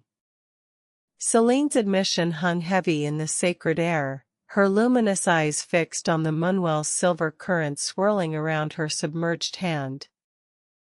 Lysander didn't interrupt the silence this time. His frost-pale gaze held hers with an uncharacteristic stillness, the lines of his face deepening not in judgment, but in the weary recognition of shared displacement. He shifted his weight, the cross-longbow now resting loosely against his thigh as the grove's ancient pines seemed to lean closer, their silver needles whispering secrets only the wind understood. Selene withdrew her hand slowly, the water clinging to her moon-scarred skin glowed briefly before fading, leaving no trace of the confession but its echo in the stillness between the three of them. The moment stretched, fragile as hoarfrost, a veteran ranger and a scarred celestial, both adrift from the stories meant to define them, anchored only by the task ahead. Can Kaler fly us directly to the entrance of the ice caves? Silver asked. I'd rather not try and fight an entire mountain. Lysander shook his head grimly as Kaler ruffled his storm-gray feathers nearby. The cave's entrance is warded thicker than a dragon's hide, he said, frost-pale eyes scanning the distant glacier where violet mist coiled like living smoke. Fly near, and Vesryn's corruption would shred Kaler's wings mid-flight. Sentient storms guard that pass. He gestured toward the tiers of Eloria Glacier, its weeping ice now visibly streaked with pulsating violet veins. We go on foot from here. Through the glacier's underbelly. Selene traced a moon-scarred finger over her silverwood token, its chill deepening. The ice caves amplify corruption, she murmured. But they also hide us from his skyward gaze. Lysander shouldered his pack, star-forged arrow already nocked. Quiet and cold, silver. Or we join those frozen rangers. We should go then, Silver said as he placed his hand on the eagle's neck. Thank you, regal one. I owe you a debt I hope to live to repay. Kaler dipped his massive head at his touch, amber eyes holding his with ancient intelligence as his feathers rippled like storm clouds beneath his palm. A low rumble vibrated through his chest, not a sound, but a ley-wind resonance only bonded rangers feel, acknowledging the debt before turning his gaze toward the glacier. Lysander watched the exchange, his frost-pale eyes softening imperceptibly as he stroked the eagle's primary feathers. Debts between guardians need no repayment, he murmured, the roughness in his voice tempered by rare sincerity. Kaler launched skyward with a thunderous downbeat, circling once above the moonwell's silver glow before vanishing into the cloud-veiled peaks, leaving them standing at the grove's edge with the glacier's weeping violet corruption looming ahead. Selene adjusted her sword belt beside Silver, her luminous gaze tracing Kaler's retreating shadow. He carries your oath to the high winds, she said quietly. Now we walk paths eagles cannot. They left the grove. Silver led the way out of Moonpine Grove's sanctuary, boots crunching on frost-laced moss as Lysander fell into formation behind him, his star-forged arrow nocked and tracking the shifting violet mist ahead. Selene moved silently at his flank, her moon-scarred hand brushing pine trunks in farewell, each touch leaving faint silver smears that pulsed briefly before fading. The gross protective warmth vanished abruptly as they crossed its threshold, replaced by the tears of Eloria Glacier's weeping cold. Violet-streaked ice towered above, dripping corruption that sizzled where it struck moss, transforming vibrant green into brittle ash. Lysander gestured sharply westward toward a fissure in the glacier's base, a jagged maw exhaling frozen air that reeked of spoiled ozone and blood iron. There, he rasped. The underbelly path. Watch for inverted wards disguised as ice fractures. The entrance yawned before them, its darkness threaded with pulsating violet veins like diseased arteries. We took the path. Silver slipped into the glacier's fissure first, the sudden plunge into near darkness making his breath crystallize instantly. Violet veins pulsed within the ice walls like diseased capillaries, casting a sickly bioluminescence that revealed jagged stalactites dripping with corrupted meltwater. Lysander followed close behind, his star-forged arrow tip tracing the path's treacherous ceiling where frost patterns shifted unnaturally, inverted wards disguised as ice fractures. Selene's moon-scarred hand brushed Silver's shoulder in warning as her silverwood token flared icy against her chest. Ahead, the tunnel branched into 3 identical passages, each exhaling air that smelled of iron and spoiled ozone. Lysander knelt, scraping frost from the floor with his dagger, revealing faint drag marks in the corrupted ice leading toward the leftmost tunnel. Hybrid spore, he muttered, frost-pale eyes narrowing. Fresh. Ambush? Or misdirection? Silver queried. Lysander's frost-pale eyes flicked between the drag marks and the branching tunnels, dagger hovering over the corrupted ice. Both, he rasped, voice barely disturbing the frozen air. Spore's fresh bait, but listen. The glacier groaned around them, a deep tectonic shudder that made violet veins pulse brighter in the walls. Beneath that rumble, faint but unmistakable, the wet click-clack of chitinous limbs echoing from the rightmost passage, while the left tunnel exhaled a scent of recent blood, too thick, too deliberate. Selene pressed her moon-scarred palm against the central tunnel's ice wall. It frosted instantly beneath her touch. This one breathes with the mountain's true rhythm, she murmured, luminous eyes narrowed. The others, smell of opened veins and waiting jaws. The drag marks now seemed crude, obvious, a hunter's trap laid for the desperate or unwary. I trust Selene, Silver stated without hesitation. I would have never believed it, but so do I, Lysander answered. Silver's declaration hung in the frozen air like crystallized breath, a blade severing doubt. Lysander didn't turn, but his shoulders lost a fraction of their granite tension. He grunted, the word rough yet yielding. Without another glance at the false trails, he rose and strode toward the central tunnel Selene indicated, his star-forged arrow tip scraping a deliberate line in the ice, a ranger's mark of trust. Selene's luminous eyes met Silver's, a silent understanding passing between them as she stepped into the passage's throat. The ice here accepted her moon-scarred touch without resistance, frost patterns flowing like undisturbed water rather than snapping into violet traps. The tunnel narrowed, walls pressing close with the glacier's ancient weight, but the air carried only clean cold and deep stone murmurs, no click of chitin, no reek of bloodbait.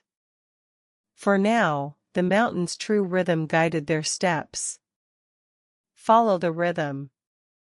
They followed the mountain's rhythm deeper into the glacier's underbelly, footsteps echoing softly against ice walls that pulsed with clean blue luminescence instead of corruption's violet. The passage narrowed into a crystalline throat where frozen waterfalls hung suspended mid-cascade, their droplets trapped like diamonds in time. Lysander moved with silent precision ahead, his star-forged arrow tip now tracing faint silver veins within the ice, natural ley lines humming with untouched power. Selene walked beside Silver, her moon-scarred palm hovering inches from the wall. Where her shadow fell, the ice revealed fossilized ferns and ancient elk antlers preserved in perfect clarity, untouched by Vesryn's blight. The path sloped downward sharply, opening into a cavern where stalactites dripped pure meltwater into shallow pools that glowed with intrinsic moonlight. Here, the glacier's heartbeat thrummed through their boots, a deep, resonant pulse that spoke of primordial cold unbroken by corruption. We need to find where the corruption taps into the roots of the mountain. Lysander knelt at the cavern's edge, plunging his dagger into a moonlit pool, the blade emerged coated in shimmering silt that pulsed like liquid starlight.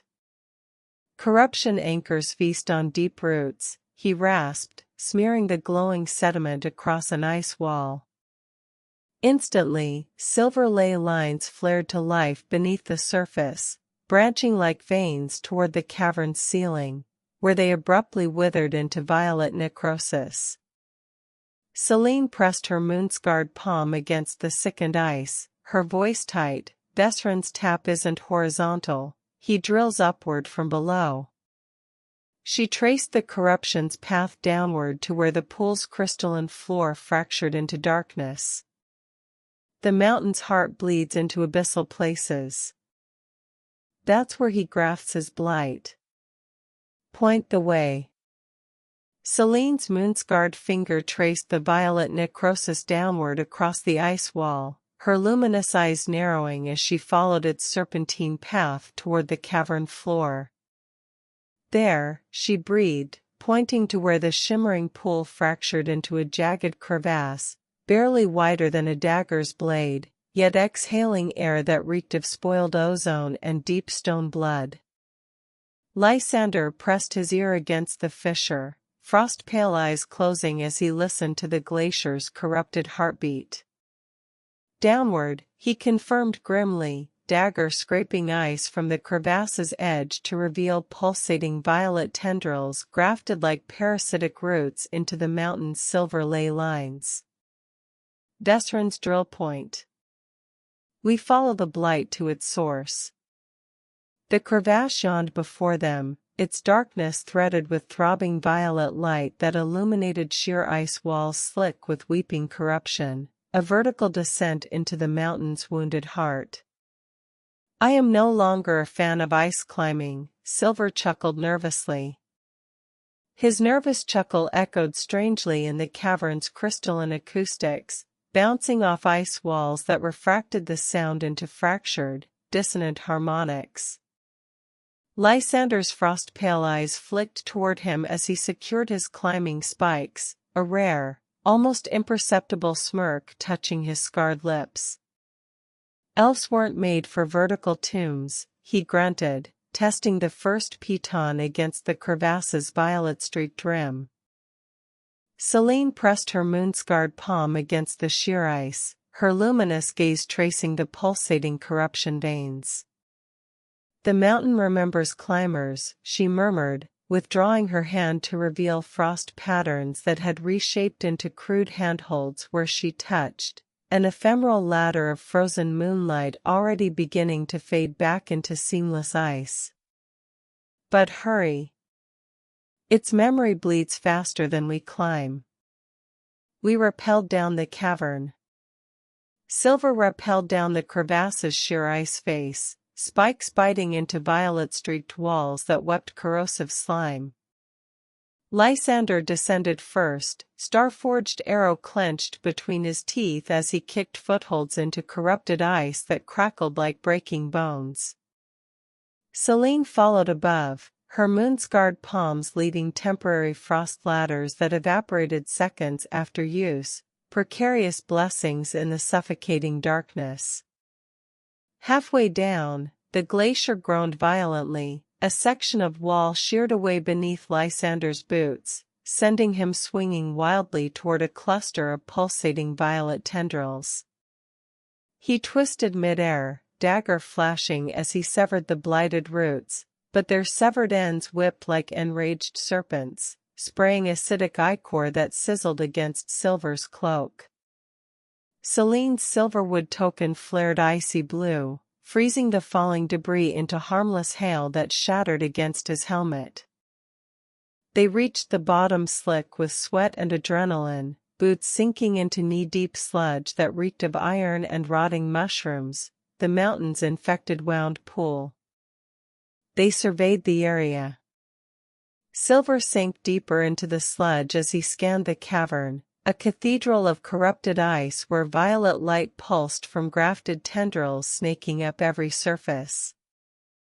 The pool's center churned with bubbling black ichor, feeding into a latticework of crystalline pipes that hummed with stolen ley energy. To his left, half submerged in the muck, lay a shattered elven breastplate etched with frostfang insignia, its wearer long consumed. To his right, jagged ice formations offered precarious footing above the sludge line, their bases crusted with frozen hybrid droppings and discarded bone hooks. Directly ahead, the latticework pipes converged into a throbbing violet nexus embedded in the cavern wall, its surface scarred with fresh chisel marks where someone, or something, had recently attempted sabotage. The air thrummed with the nauseating rhythm of a dying heart. "Looks like the Frostfang clan was trying to stop the flow," Silver said, examining the body. His fingers brushed the frost-etched insignia on the shattered breastplate, a snarling ice wolf, symbol of Frostfang's ranger clan. Lysander waded through the sludge beside him, his dagger scraping frozen gore from the armor's interior. "Tried to sever the main conduit," he growled, pointing to deep gouges in the violet nexus where elven steel left desperate scars before snapping. Selene knelt in the muck, her moon-scarred hand hovering over claw marks raking the breastplate's edges. "They fought whatever guarded this place," she murmured, luminous eyes tracing hybrid-sized talon grooves that punched through reinforced mithril like parchment. The failed sabotage told its own story. Frostfang's last stand happened here, in this festering wound, against something that tore through elite rangers like kindling. What could do this? Lysander's frost-pale eyes narrowed as he traced the talon grooves with his dagger tip, each scar wider than his thumb. "No hybrid," he rasped, voice tight with grim certainty. "See how the mithril flowed under impact? Like heated wax." He kicked aside sludge-crusted debris, revealing a shattered ice shard embedded with violet-scaled hide thicker than dragonplate. Selene's moon-scarred hand trembled as she touched the scale, her silverwood token flared with warning cold. "Vesryn didn't just corrupt beasts," she whispered, luminous eyes reflecting the Nexus's sickly pulse. "He fused them with the mountain's own guardians." The evidence chilled deeper than the glacier's breath. Frostfang fell to creatures born of stone and blight, terrifying hybrids of elemental and flesh, their creation a violation of natural law written in ranger blood and shattered steel. "So what do we have that will sever the conduit quickly enough to avoid the guardian?" Lysander sloshed toward the violet nexus, frost-pale eyes scanning the chisel marks and crystalline pipes. "Star-forged arrow to fracture the conduit shell," he rasped, knocking the glowing projectile. "But the backlash?" Selene waited beside him, moon-scarred hands already gathering frost from the sludge. "I'll cage the energy surge," she interrupted, her voice tight with concentration as ice crystals spiraled up her forearms. Silver, cut the graft tendrils when Lysander fires. Your blades move faster than corruption spread. She positioned herself before the nexus, frozen vapor steaming off her skin as Lysander drew his longbowstring taut. The arrow's ley light intensified, casting sharp shadows across the bubbling ichor. Silver drew twin daggers, muscles coiling, knowing the severed tendrils would lash like vipers in their death throes. Do it. Lysander's star-forged arrow screamed from the longbowstring, a comet of pure ley force that slammed into the violet nexus with thunderous force. Instantly, crystalline shrapnel exploded outward as the conduit fractured, spewing torrents of stolen energy that coalesced into violet lightning. Silver moved like quicksilver, daggers flashing as he severed the thickest graft tendrils at their bases. They recoiled violently, spraying corrosive ichor that sizzled against his armor. Selene braced against the unleashed power, her moon-scarred hands weaving a cage of glacial light that contained the surging backlash, but the effort strained her to breaking, veins glowing like cracked porcelain beneath her skin. The cavern groaned as the mountain's stolen vitality rushed back into the ice walls, washing away corruption in waves of pure blue luminescence. For a heartbeat, the sludge pool itself seemed to breathe clean air again. The guardian came. The sludge pool erupted as the last graft tendril fell, not with ichor, but with glacial fury. From the collapsing nexus rose a monstrosity of weeping ice and violet scales, its form shifting like a living avalanche. Frostfang's killer wasn't some mindless hybrid, it was a perversion of the mountain's own spirit, a glacial elemental fused with corrupted flesh, its jagged talons already sweeping towards Selene's exposed back as she strained to contain the conduit's death throes. The creature moved with tectonic slowness yet impossible reach, ice shards shearing off its limbs like shrapnel as it inhaled, a sound like glaciers calving, preparing to unleash frozen annihilation upon the cavern. Lysander's second arrow glanced off its stony hide, sparking violet where it struck. Silver's daggers dripped with tendril blood, but this guardian was born from deeper wounds. Silver raised his blades in defense and dived in front of the blow meant for Selene. His blades met the descending talon in a shower of ice shards and violet sparks, the impact jarred his bones like a dwarven forge hammer. The elemental guardian's frozen claw ground against his crossed daggers, spraying corrosive frost that bit through his vambraces and burned like acid. Behind him, Selene staggered but maintained her glacial cage, her moon-scarred hands trembling as she contained the conduit's dying energy surge.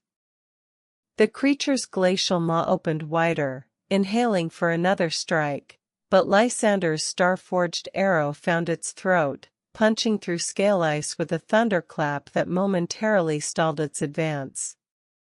Silver was driven knee-deep into the sludge by the weight of its fury, daggers screaming as they held back annihilation for one more heartbeat. "My turn to do something stupid," Selene yelled as she reached one hand into the cage and grasped the now pure lifeblood of the mountain.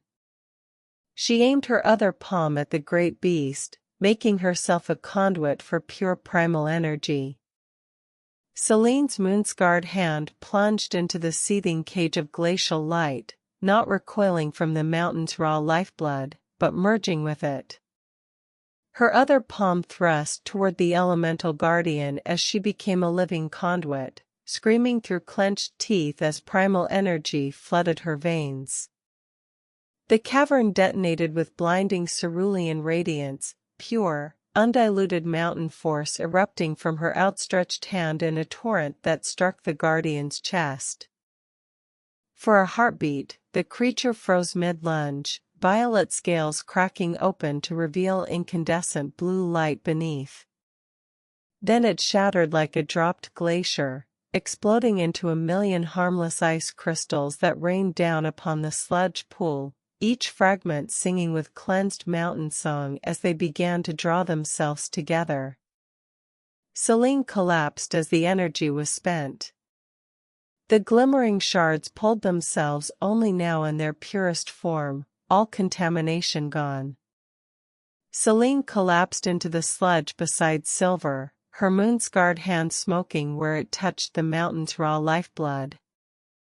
The glacial light faded from her eyes as she gasped, her Silverwood token now dark and frostbitten. Above, the shards of the shattered guardian swirled like a constellation reborn, no longer violet corrupted, but pure crystal and blue. They sang as they reassembled, not into a monster, but into a shimmering dragon made of living ice and starlight. It longbowed its serpentine head towards Selene's unconscious form. "You have freed us, moon-touched," spoke the dragon in the minds of everyone present. "It cost you much." Lysander waded through the sludge, star-forged arrow still knocked but lowered. He knelt beside Selene, pressing 2 fingers to her throat where her pulse fluttered like a trapped bird. "She's burning up," he rasped, frost-pale eyes scanning the glowing veins beneath her skin, now pulsing with unstable mountain energy. The ice dragon circled overhead, its wings shedding harmless snowflakes that melted the corruption sludge into clear water. "The guardian is purified," Silver breathed, watching the cavern walls bloom with natural frost ferns where violet tendrils once choked the stone. But Lysander shook his head grimly, his gaze fixed on Selene's trembling form. "Aye. But she channeled power meant for glaciers through mortal flesh. Her body's rejecting it." Again the voice sounded in their minds, "I cannot restore her sacrifice. But I can fly you to the moonwell at Moonpine, perhaps she holds the grace of Luna." The ice dragon's voice resonated in their minds like cracking glaciers as it lowered its crystalline head, wings stirring purified snow that extinguished the last violet sludge puddles. Lysander lifted Selene's limp form without hesitation, her moon-scarred arm dangling as veins pulsed like overcharged ley lines beneath her ashen skin.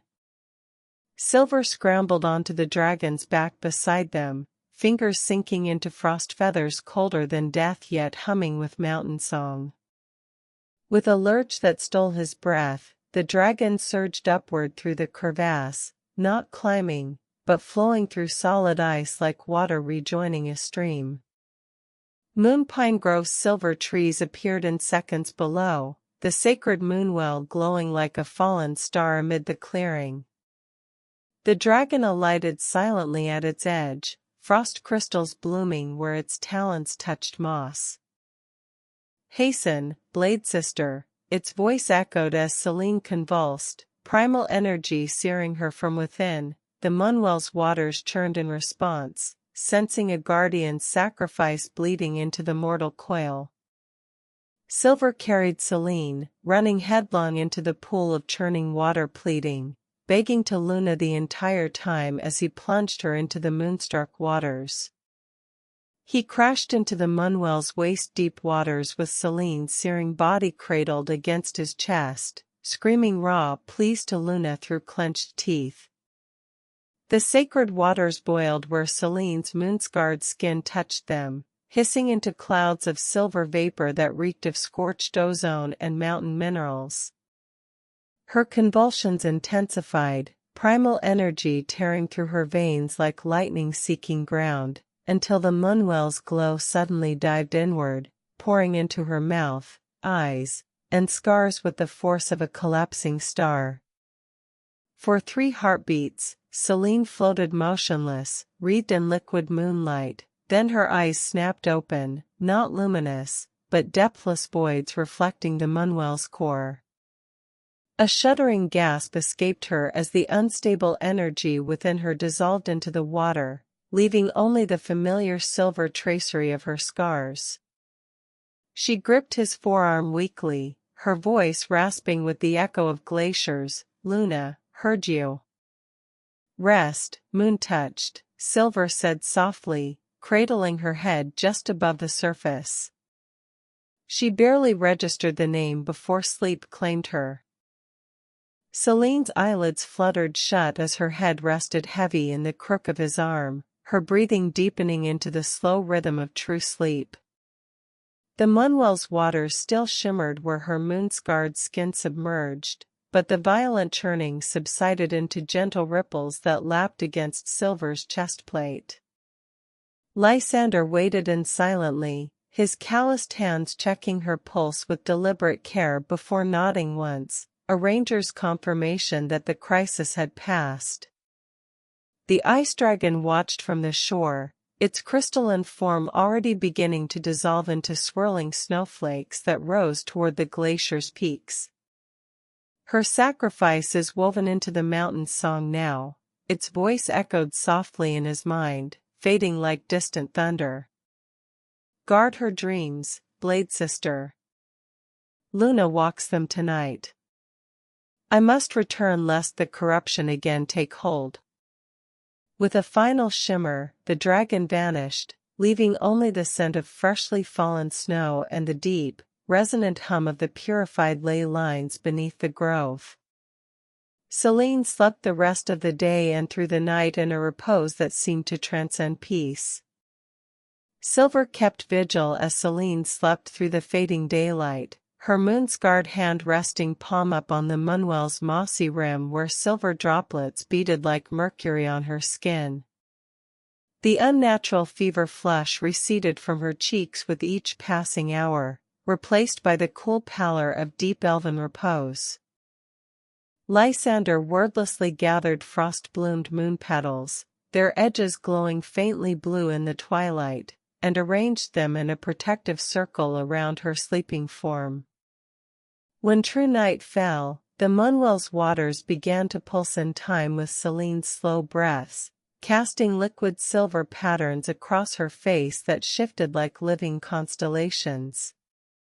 Her eyelids didn't flutter with dreams but remained profoundly still, as if she were listening to a conversation only Luna's chosen could hear, a communion written in the silence between heartbeats. Lysander finally broke the watchful quiet, his voice a low rasp that didn't disturb the sacred hush. She didn't just channel the mountain's blood, he murmured, sharpening his dagger with methodical strokes. She merged with it. That kind of power, it leaves scars deeper than flesh. He nodded toward Selene's exposed forearm, where her silver tracery now glimmered with faint veins of glacial blue, a permanent map of the energy that nearly unmade her. Silver touched the new patterns. They hummed with residual cold against his fingertips, a silent testament to the cost of purifying the mountain's heart. "Will she wake changed?" he asked, his own voice sounding too loud in the moon-drenched stillness. Lysander sheathed his dagger, frost-pale eyes unreadable. "All guardians change. The question is whether she'll still recognize herself." "Do you?" Silver asked. His question hung in the sacred stillness, unanswered for 3 heartbeats, then Selene's eyes opened. Not startled, but with the slow awareness of someone surfacing from profound depths. Her gaze met his, silver irises now threaded with glacial blue fractals like ice under moonlight. "I remember the weight," she whispered, her voice raspy but clear, fingers brushing the new patterns on her forearm. "The mountain's song in my veins. The cost." She sat up with Lysander's steadying hand at her back, moonwell droplets sliding off her like liquid starlight. Her luminous eyes held Silver's, no trace of confusion, only weary certainty. "I am still Selene." just more. She flexed her moon-scarred hand, watching frost bloom and melt on her palm, a controlled, deliberate pulse of power that wasn't there before. The sacrifice was etched into her, but the core remained. "You called me moon-touched, not moon-scarred," Selene asked as a question in the form of a statement. Selene's glacial blue threaded eyes held his, moonlight catching the new fractal patterns as her lips parted in silent realization. She traced her moon-scarred palm, the silver tracery now interwoven with veins of frost, before speaking with quiet intensity. "Moon-touched," she repeated, testing the word like a forgotten prayer. "Not a curse, but a covenant." Her gaze drifted to the moonwell, where the waters still shimmered with residual energy from her healing. The scars were always her mark. But this? She flexed her hand, watching frost bloom and dissolve across her skin with controlled grace. "This is what Luna named me when I offered myself to the mountain's heart. You saw it before I did."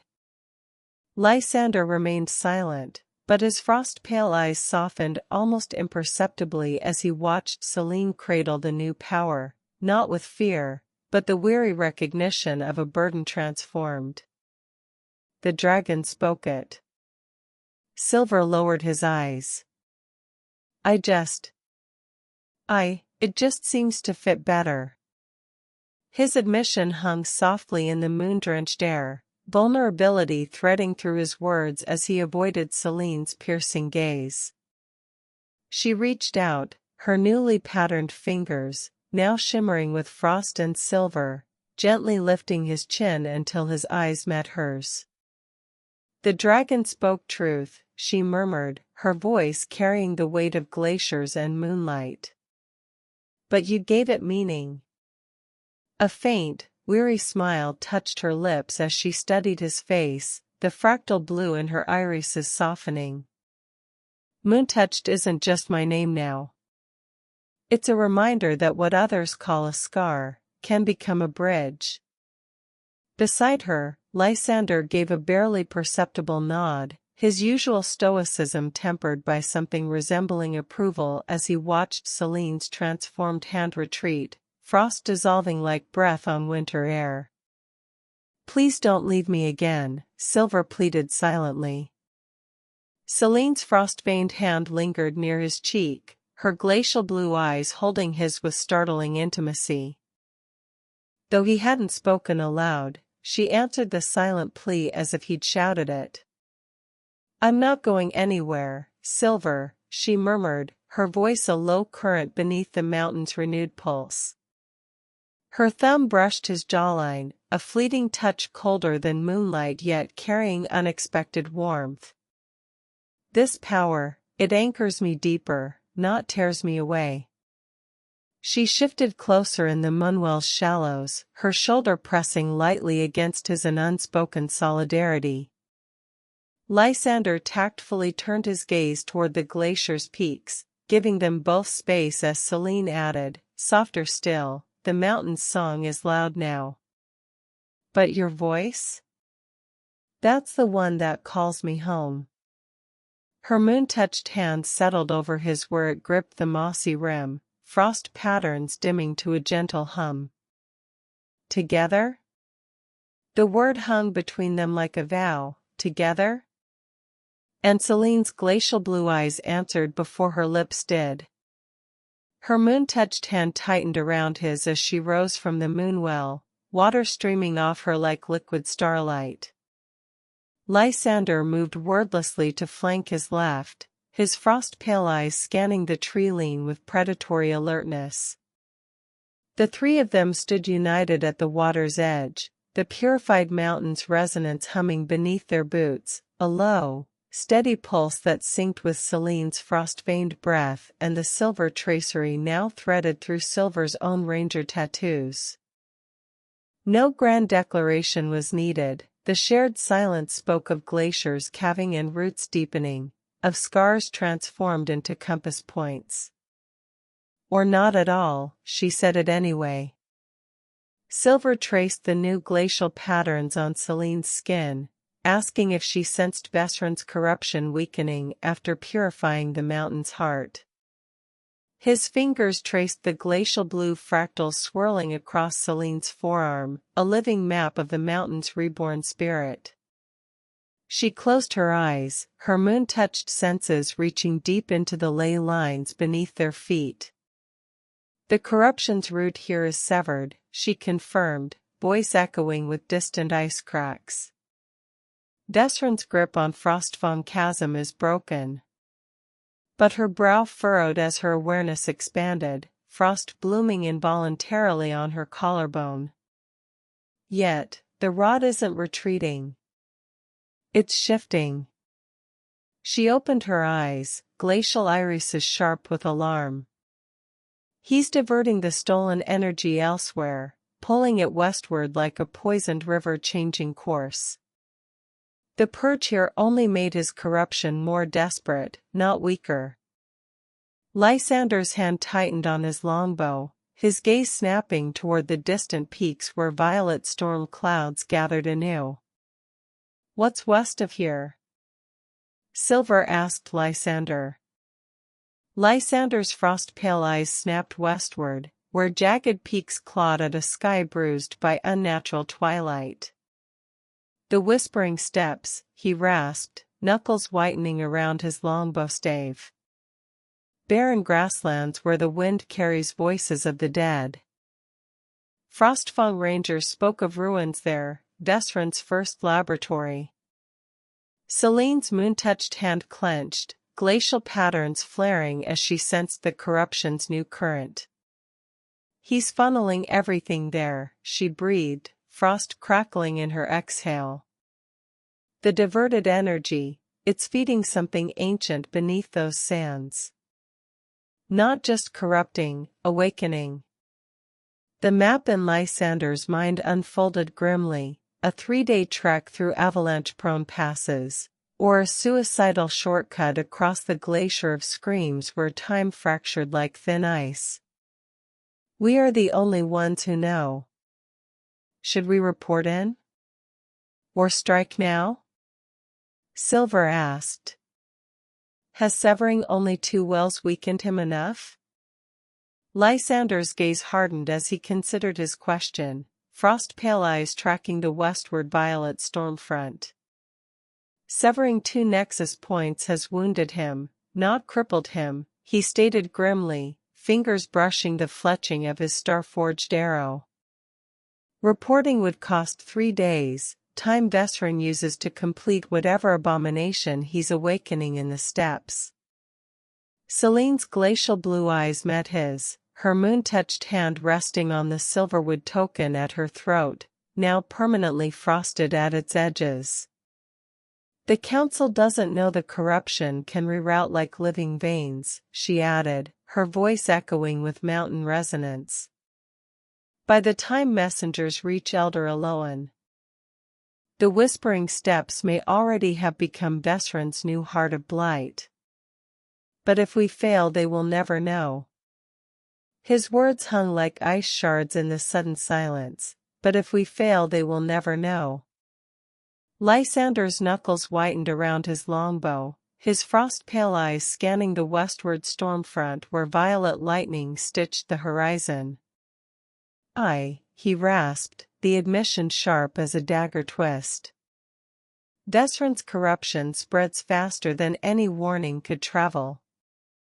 Selene's glacial blue gaze locked onto his, her moon-touched hand rising to trace the frosted silverwood token at her throat. "Then we become the message," she stated, her voice resonating with mountain-deep certainty. Frost bloomed across her fingertips as she gestured toward the Whispering Steppes, not in fear, but in grim resolve. "Our victory or defeat will write itself into the land. Then we must not fail." His vow, "Then we must not fail," hung in the crystalline air, met by Selene's glacial blue nod and Lysander's grim tightening of his longbow string. No council decree bound them now, This was covenant forged in purified mountain blood and moonlit sacrifice. Selene rose fully from the moonwells shallows, water streaming off her frost-veined skin as she tested her newly anchored power, a controlled pulse of cold that crystallized droplets on her fingertips before letting them fall. Lysander scanned the westward horizon where violet storms gathered, already calculating paths through the avalanche-choked passes. "Travel light," he rasped, kicking snow over the moon-petal circle. "Whispering steps devour the unprepared." The choice was made, no turning back, no warning sent. They moved as one, ranger, moon-touched, and star-forged hunter, into the gathering tempest, the fate of the corrupted grasslands resting on blades still wet with glacial melt.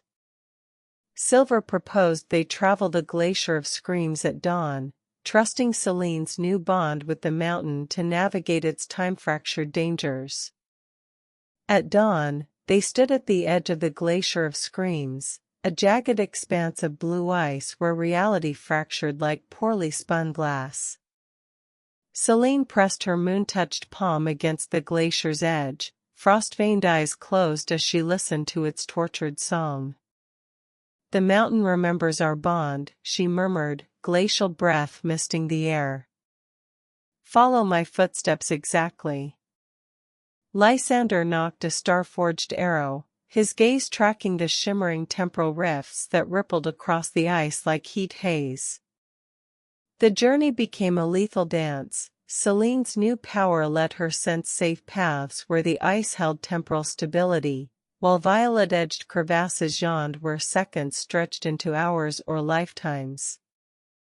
When a sudden time surge threatened to scatter their party across different centuries, Selene slammed her hands onto the glacier, channeling Frostfang's purified heartbeat to momentarily stabilize the fracture, her frost patterns blazing blue as she bought their passage with gritted teeth and trembling limbs. They emerged hours later onto wind-scoured scree, the whispering steps spreading below like a dusty wound under the violet storm. The descent into the steps felt like stepping into a tomb. Air hung thick with the scent of ozone and decay, while the grasslands whispered with phantom voices, "Turn back. He wakes, flesh as clay." Selene's moon-touched senses recoiled. She pressed a hand to her temple where glacial patterns pulsed erratically. "The corruption here, it's not just spreading. It's digesting." Lysander pointed silently to the horizon. Jagged obsidian spires pierced the sickly sky, surrounded by moving shadows too large to be human. "Vesryn's laboratory," he confirmed, stringing his longbow. "And his larder." As they crouched behind a sandstone outcrop, the ground trembled, not from quakes, but from the slow inhalation of something colossal buried beneath the dunes. Time bled faster here. Sunset arrived unnaturally swift, painting the steppes in bruise-purple twilight. Silver decided to scout Vesryn's obsidian spires using the phantom whispers as cover, letting the steppes' ghostly voices mask their approach while Selene sensed the corruption's rhythm. He signaled the advance, melting into the whispering grasslands as phantom voices swirled around them, ashes to ashes. "The roots remember, run while you can." Selene walked with eyes half-closed, her frost-veined hand outstretched like a divining rod. She navigated the corruption's pulsing rhythm, steering them between pools of unstable reality where the air shimmered like heat haze. Lysander moved like shadow-given form, his star-forged arrow knocked but undrawn, frost-pale eyes cataloging every twitching shadow in the violet twilight.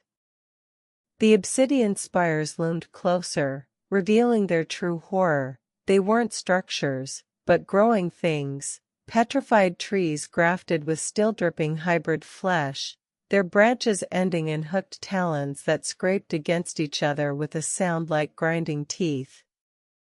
At the base of the nearest spire, Selene froze, her moon-touched senses recoiling as she hissed, "The whispers, they're not echoes. They're bait." Too late, the ground beneath their boots liquefied into violet sludge, and the nearest spire's talon branches lashed out, not at them, but at the air where the phantom voices clustered moments earlier.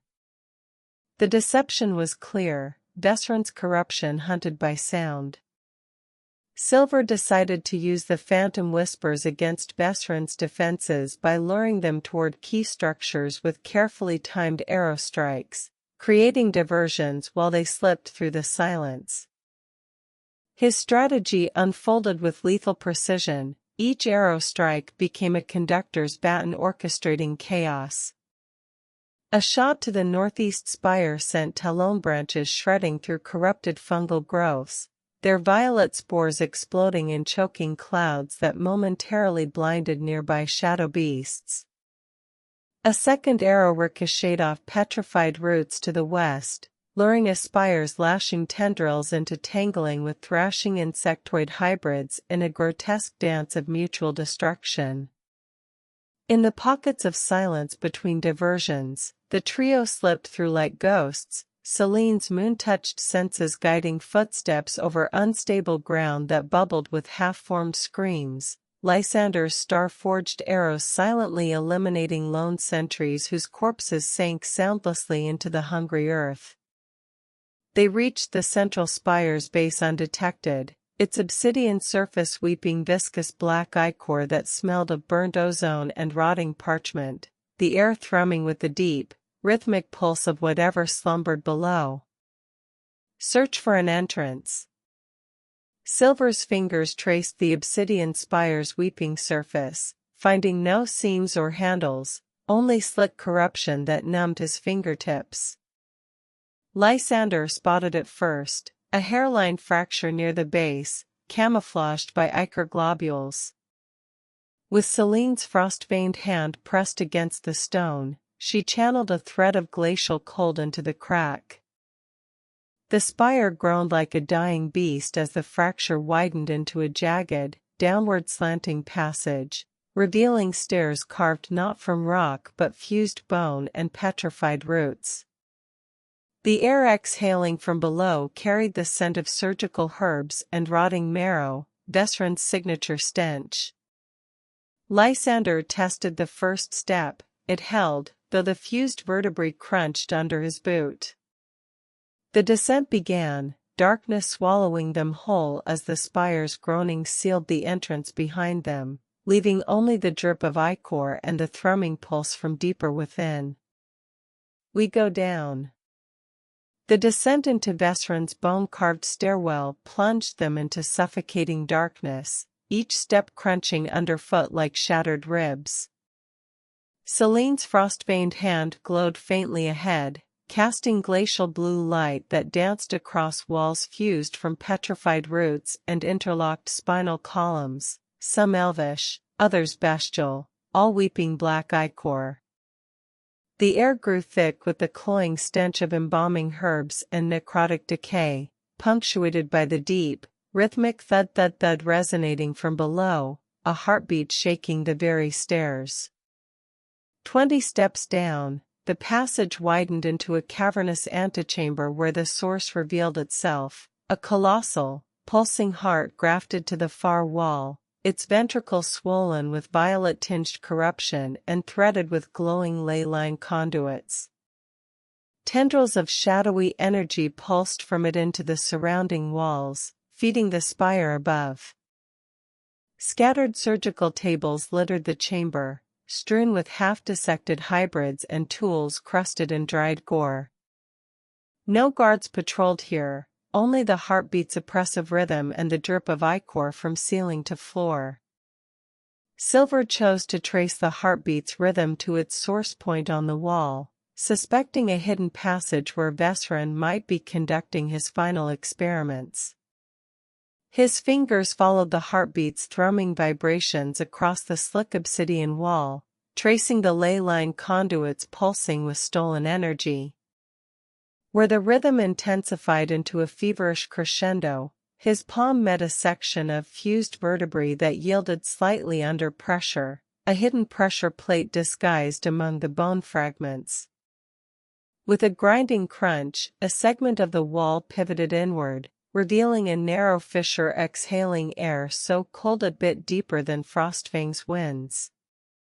Beyond lay not a laboratory, but a cavernous void where the floor dropped away into darkness, save for a single obsidian walkway bridging the abyss.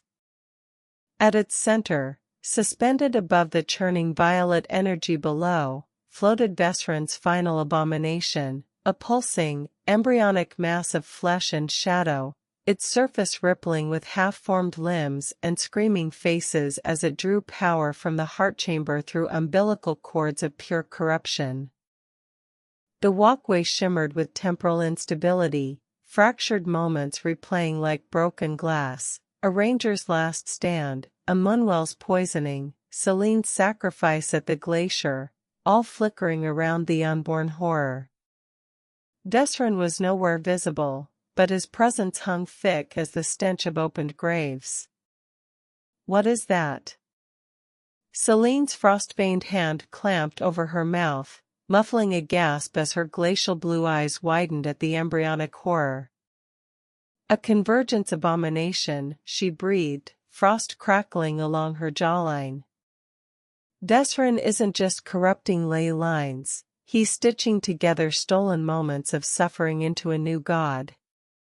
Lysander's star-forged arrow trembled as he tracked the umbilical cords pumping violet energy into the pulsing mass.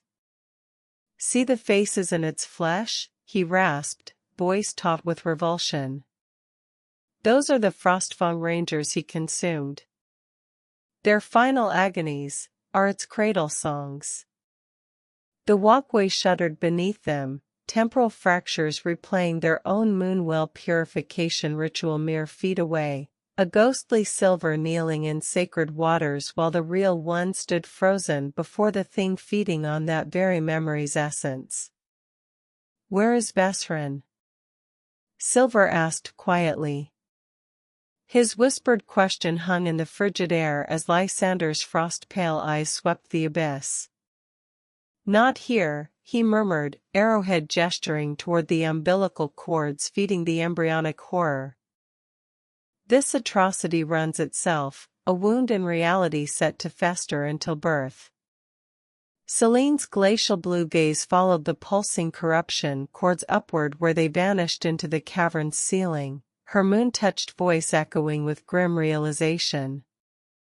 "He's woven his consciousness into the steppes corruption network. Vesryn is the heartbeat, the whispers, the hunger." "That is Vesryn," she pointed to the writhing mass. "He's trying to become a god?" Silver asked. Selene's glacial blue eyes fixed on the embryonic horror, frost spreading like cracks across her skin as she answered his whispered question. "Worse than a god," she murmured, her voice resonating with the mountain's deep dread. "A parasite deity, feeding on stolen moments of suffering to rewrite reality itself." Lysander's star-forged arrow trembled as he tracked a pulsing umbilical cord pumping memories into the mass. Ghostly images of his own moonwell purification flickered inside its translucent flesh. "He's not ascending," the hunter rasped, knuckles white on his longbow. "He's unraveling the weave to become the wound where all corruption bleeds through." The abomination shuddered, half-formed limbs scrabbling at the void as new faces bubbled to its surface, Vesryn's own features now visible among the Frostfang Rangers' tortured visages, screaming in silent unison. "Okay, it has a heartbeat. If it has a heartbeat, it has a heart. If it has a heart it bleeds, and if it bleeds it can die." "How?" Silver asked. His words sliced through the abyss-chilled air. "It has a heartbeat, it bleeds, how?" As Selene's glacial blue eyes locked onto the pulsing horror. Her frost-veined hand rose, tracing the ley line conduits pumping stolen agony into the embryonic mass. "Its heart isn't physical," she murmured, her breath frosting the obsidian walkway. Vesryn anchored it to time itself. "See how the fractures feed it?" She pointed to temporal rifts replaying moments of suffering that flowed like rivers into the abomination's translucent flesh. Lysander's star-forged arrow glinted as he nocked it, frost-pale eyes narrowing. "Sever the umbilical cords," he rasped, "and we starve it." "But strike the convergence points." His arrowhead indicated pulsing nexus where multiple fractures intersected, where stolen moments fuse. "That's where it bleeds temporal essence." The walkway shuddered beneath them, replaying Silver's own scream from Frostfang Chasm as the embryonic mass quivered hungrily. As he finished, Selene held up her hand. As she finished her spell, a lance of pure ice hurled into the first node. Selene's glacial lance screamed across the abyss, striking the first temporal nexus where fractured memories converged, a shattering impact that echoed like breaking glass across centuries. The umbilical cord exploded in a geyser of frozen violet ichor, spraying temporal shards that sliced through the air, fragmented screams from Frostfang rangers, ghostly images of moonwell desecrations, and Vesryn's own snarling visage flash-frozen mid-curse. The embryonic horror convulsed, its half-formed limbs scrabbling at the void as the severed conduit writhed like a headless serpent, spraying corrupted essence that crystallized instantly upon hitting the obsidian walkway. A guttural roar tore through the chamber, not from the abomination, but from the walls themselves, as the cavern's heartbeat stuttered, skipping a thunderous pulse that shook dust from the ceiling. Lysander launched his arrow at another nexus point. Lysander's star-forged arrow streaked across the chasm, its fletching humming with celestial energy as it pierced the second temporal nexus, a throbbing knot where memories of Bracken Hollow's plague victims coalesced into violet light. The impact detonated like frozen thunder, shattering the umbilical cord into crystalline shards that rained down into the abyss. Inside the embryonic horror, the stolen screams of dying villagers flash-froze mid-echo, their ghostly faces fracturing like ice under a hammer blow.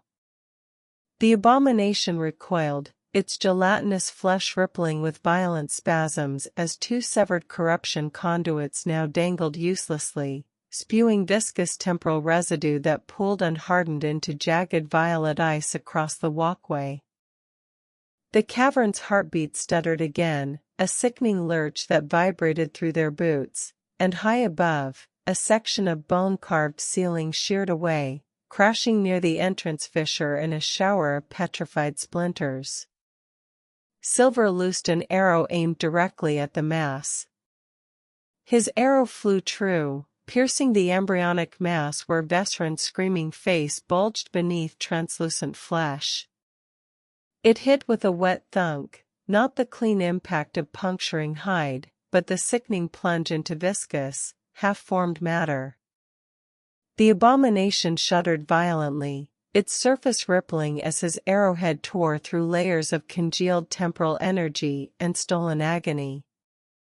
Violet-black ichor geysered from the wound, splattering across the walkway where it instantly crystallized into jagged, singing shards that vibrated with trapped screams. Inside the wound, Vesryn's visage contorted in silent rage before dissolving like ink in water, but the heartbeat only deepened, a wounded beast's guttural drumming that shook bone dust from the ceiling. The mass doesn't retreat, instead, it lurched toward them on its remaining umbilical cords, dragging the walkway downward with a groan of straining obsidian. New limbs burst from its flesh, talons of frozen shadow and glittering temporal shards, reaching. That got its attention. "Keep hitting the nodes, I'll keep him busy." Silver shouted, preparing to dodge any attack the mass might make. His shout echoed through the cavern as he leaped sideways, narrowly avoiding a taloned limb of frozen shadow that smashed down where he stood moments earlier. Selene responded instantly, hurling another glacial lance that shattered a third temporal nexus near the abomination's base, severing an umbilical cord pumping memories of Rotwood Pass's corruption. Simultaneously, Lysander's star-forged arrow pierced a fourth convergence point where Vesryn's face briefly resurfaced, detonating in a shower of frozen violet shards that embedded themselves in the walkway like daggers.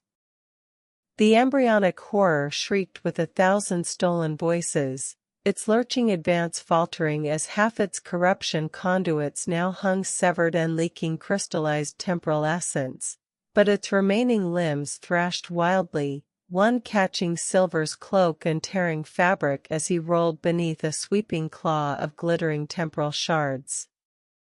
Silver kept shooting and kept dodging. His arrows flew in rapid succession, one embedding near the wound where Vesryn's face dissolved, another glancing off a temporal shard talon, forcing the abomination to divert limbs toward deflecting his shots.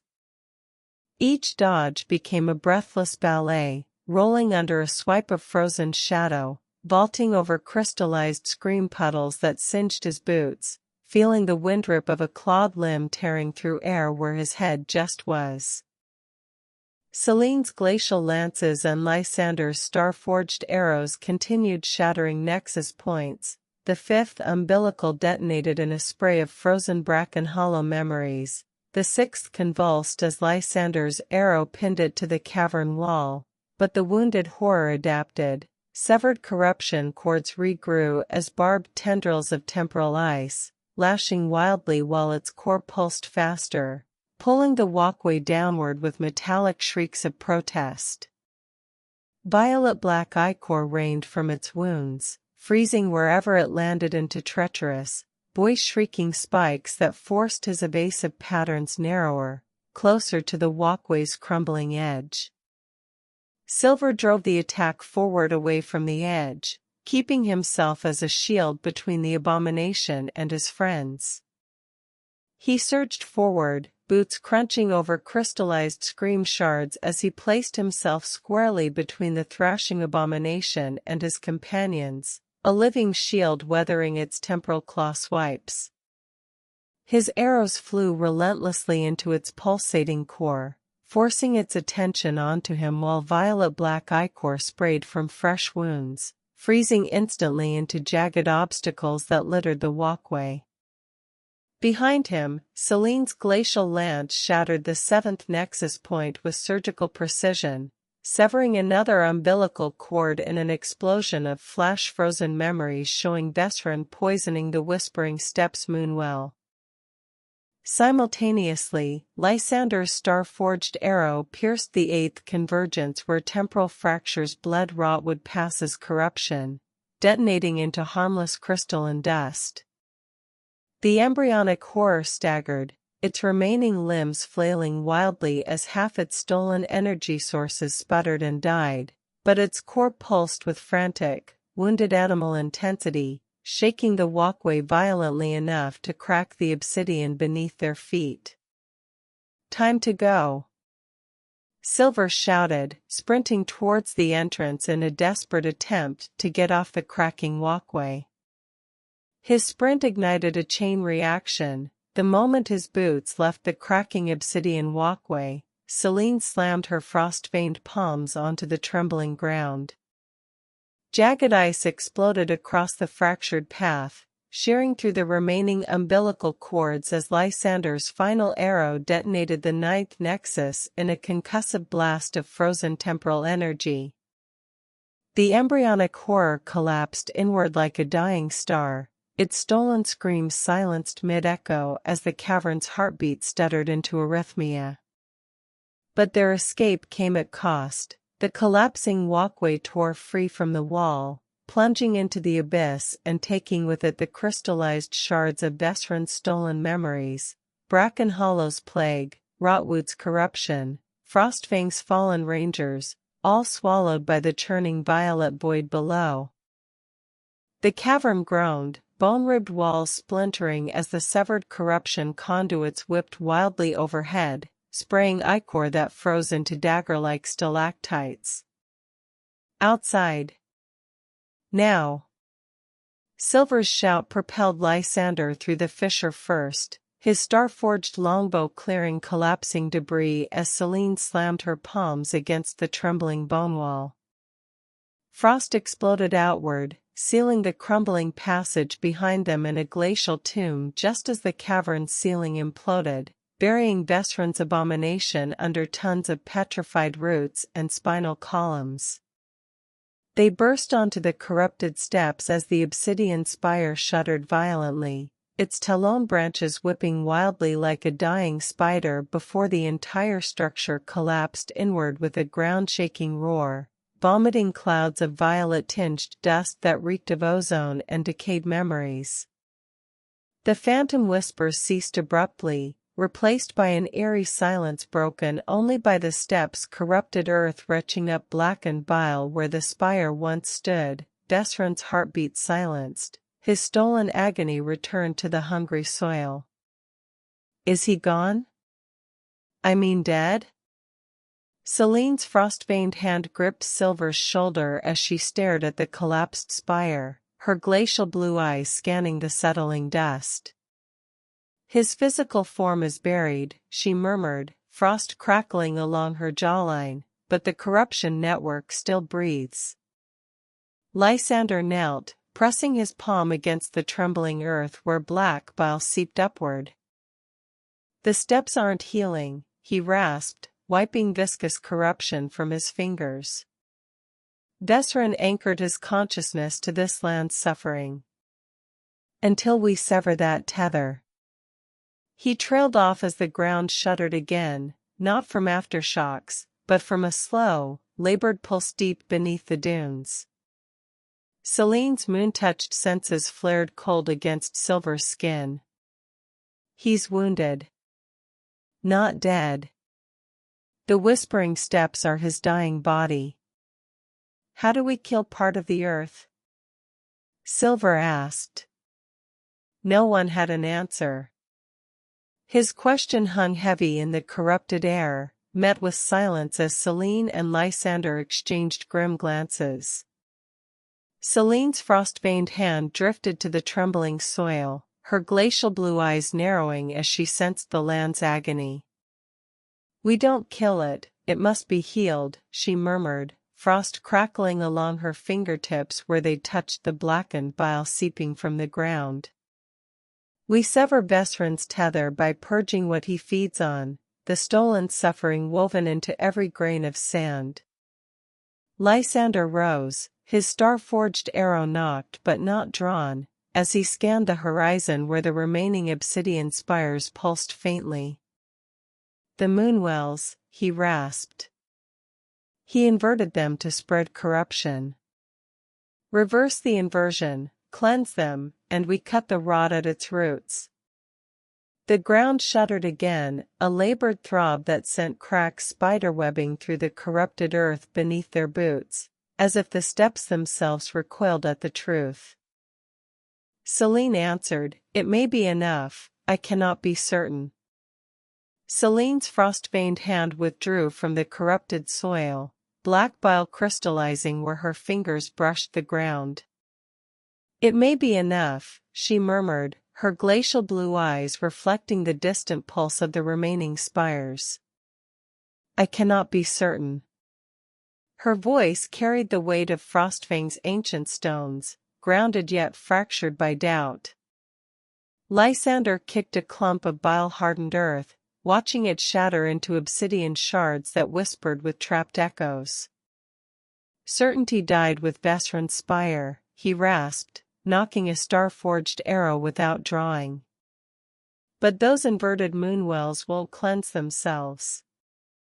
The ground shuddered again, a weaker, wetter pulse this time, as cracks spread through the corrupted steps like broken veins. Where the black bile seeped upward, thin tendrils of frost now spiderwebbed across its surface, Selene's touch already fighting the rot. Selene continued, I fear we have only bought time. Nonetheless, there is nothing more we can accomplish here for now.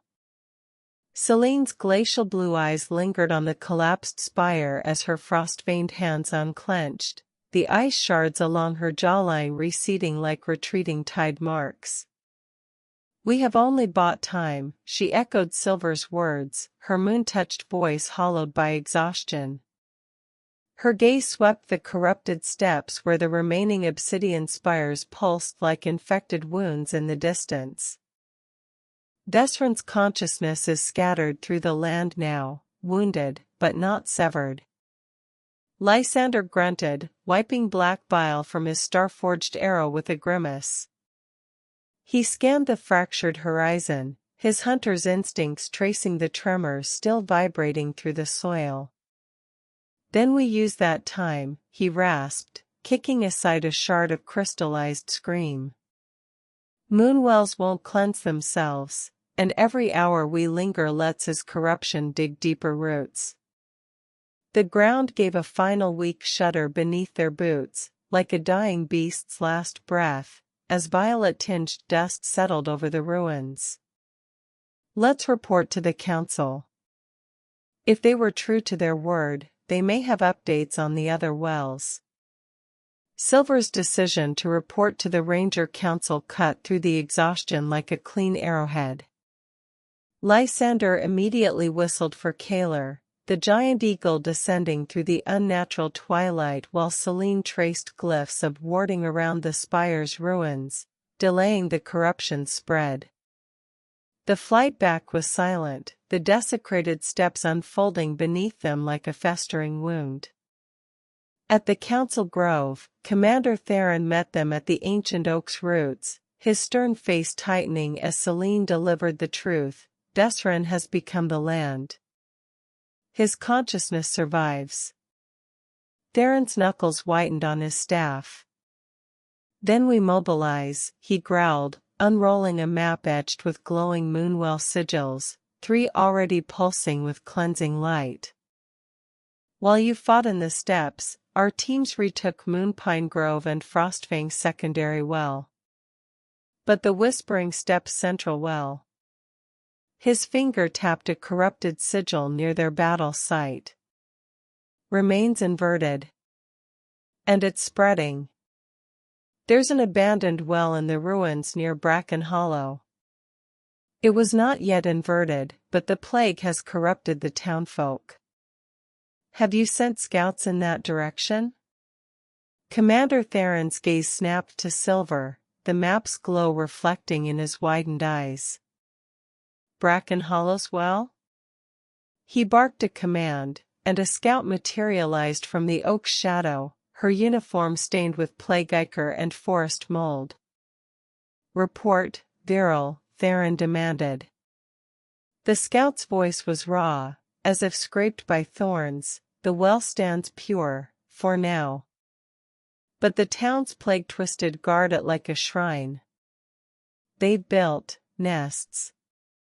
She shuddered, recalling clawed hands caressing moon-carved stones. They don't attack unless provoked, but their corruption deepens hourly. We couldn't approach. Theron's fist slammed the map. Vesryn's distraction. While we fought his abomination, he let the plague fester there, a trap waiting to invert the well. Lysander's star-forged arrow spun in his grip. Then we cleanse it before sunset. Those people were our neighbors. Whispering Steppes is not currently accessible. We will return there soon, but first we need to cleanse all of the other wells and return the ley lines to their proper flow, Selene suggested. Selene's frost-veined hand traced the map's ley line intersections, her glacial blue eyes hardening as she nodded at Silver's strategy. The flow must be restored, she murmured, frost crackling along the parchment near Bracken Hollow's marked well.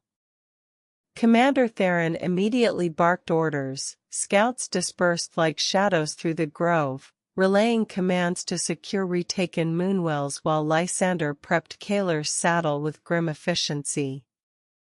"Bracken Hollow first," he rasped, testing his star-forged longbowstring.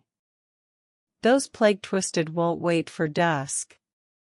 As they mounted the giant eagle, Theron pressed a moon-carved token into Silver's palm, its faint pulse syncing with the 3 cleansed wells. "This will resonate when the ley lines realign," he said, his gaze lingering on the corrupted stepp's sigil. "But hurry. Vesryn's corruption spreads faster where the land bleeds. We ride to Bracken Hollow." Kaler's wings carved through the unnatural twilight as they banked toward Bracken Hollow, the giant eagle's feathers ruffling against the creeping miasma rising from the plague-ravaged forest below. "I need to make a stop first." Silver asked Kaler to make a detour to the ancient Silverleaf Grove and its guardian. Kaler banked sharply at his command, the giant eagle's wing beats shifting rhythm as he veered northwest toward the Silverleaf Grove. Lysander gripped the saddle, brow furrowed. "The Grove? That's Lysander's territory. She hasn't welcomed outsiders since the rot blighted her saplings."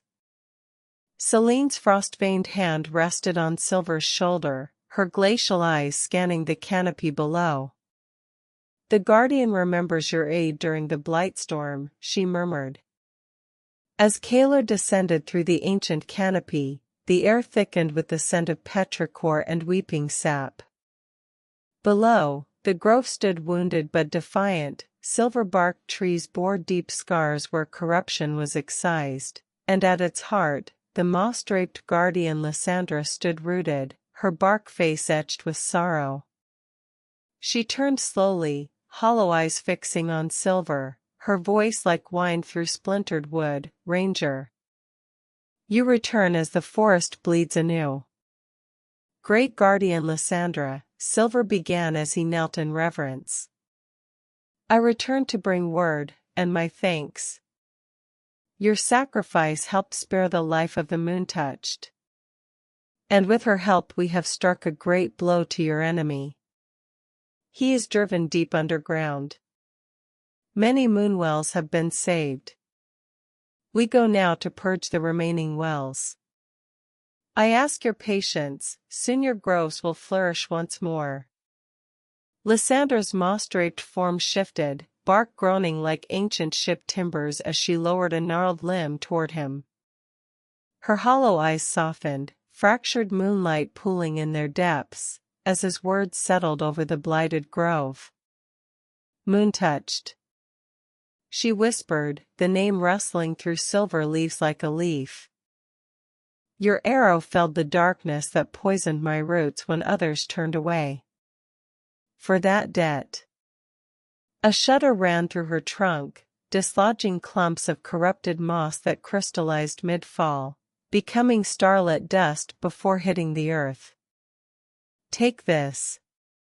She extended a twig-fingered hand, offering a single silver leaf veined with liquid moonlight. "Where the plague-twisted defile the well, planted in corrupted soil. It will remember the grove's song, and remind the earth of its true pulse." Behind her, the scarred trees seemed to straighten, their bark glowing faintly where Silver's cleansing once burned away the rot. "I look forward to enjoying peace in your restored grove soon, Great Guardian." Lysander's bark-like face creaked into something resembling a smile, moonlight catching in the deep fissures of her ancient wood. "Peace," she echoed, the word vibrating through the grove like a struck bell, stirring silver leaves into a shimmering dance overhead. Long has that melody been absent from these woods. She withdrew her limbs slowly, the offered glowing leaf now secure in Silver's grasp, cool and alive against his palm, pulsing with the same rhythm as the cleansed moonwell tokens. Her hollow eyes followed them as Kaler's wings beat upward, her final whisper carried on a sudden gust that smelled of rain and healing sap. When you plant it, sing of sunlight on unbroken bark. The guardian's form stilled, returning to her eternal vigil as the scarred trees around her seemed to breathe deeper, their wounds glowing faintly with remembered resilience. I will do you honor, friend. Silver turned to go. His promise hung in the grove's healing air as he turned, Lysander's silver leaf pulsing like captured starlight in his palm. Kaler's talons scraped moss as they remounted, the giant eagle already beating his wings before Lysander finished securing his quiver. Selene's frost-veined hand brushed the leaf, her glacial eyes softening at its resonance. It remembers the grove's heartbeat, she murmured, the cold radiating from her touch making the leaf shimmer brighter. Lysander gave a sharp whistle, and Kaler surged skyward, leaving the guardian's silhouette shrinking below, a sentinel watching their departure from her wounded sanctuary, her bark face tilted skyward as if already listening for the song of unbroken peace. Lysander couldn't believe Silver made friends with Lysandra. Lysander stared at the shrinking silhouette of the guardian below, his usual stoic expression fractured by disbelief. You made friends with Lysandra? He rasped, tightening his grip on Kaler's saddle as the wind whipped strands of silver hair across his face. That ancient root hasn't spoken a civil word to a ranger in 3 decades.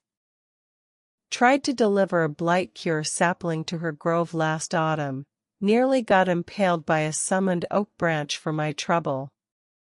He shook his head, a grudging respect warming his voice despite the incredulity. Silverleaf, indeed. Should have known only a fellow namesake could thaw that bark. Selene's quiet chuckle was a chime of frost against the wind, her glacial eyes reflecting the silver leaf's pulse in Silver's palm, a silent testament to the grove's trust earned. Now, I only have to keep my promise. The silver leaf pulsed warmly against Silver's palm as Kaler surged toward Bracken Hollow, its light strengthening as they crossed into the plague-tainted forest's periphery. Below, the once vibrant woodland now writhed with unnatural growths, vines like petrified arteries, trees weeping black sap that hardened into obsidian scales upon hitting the forest floor. Lysander scanned the blight with hunter's eyes, knocking a star-forged arrow as Selene's frost began crystallizing the air around her, her glacial gaze fixed on the town's moonwell ruins ahead.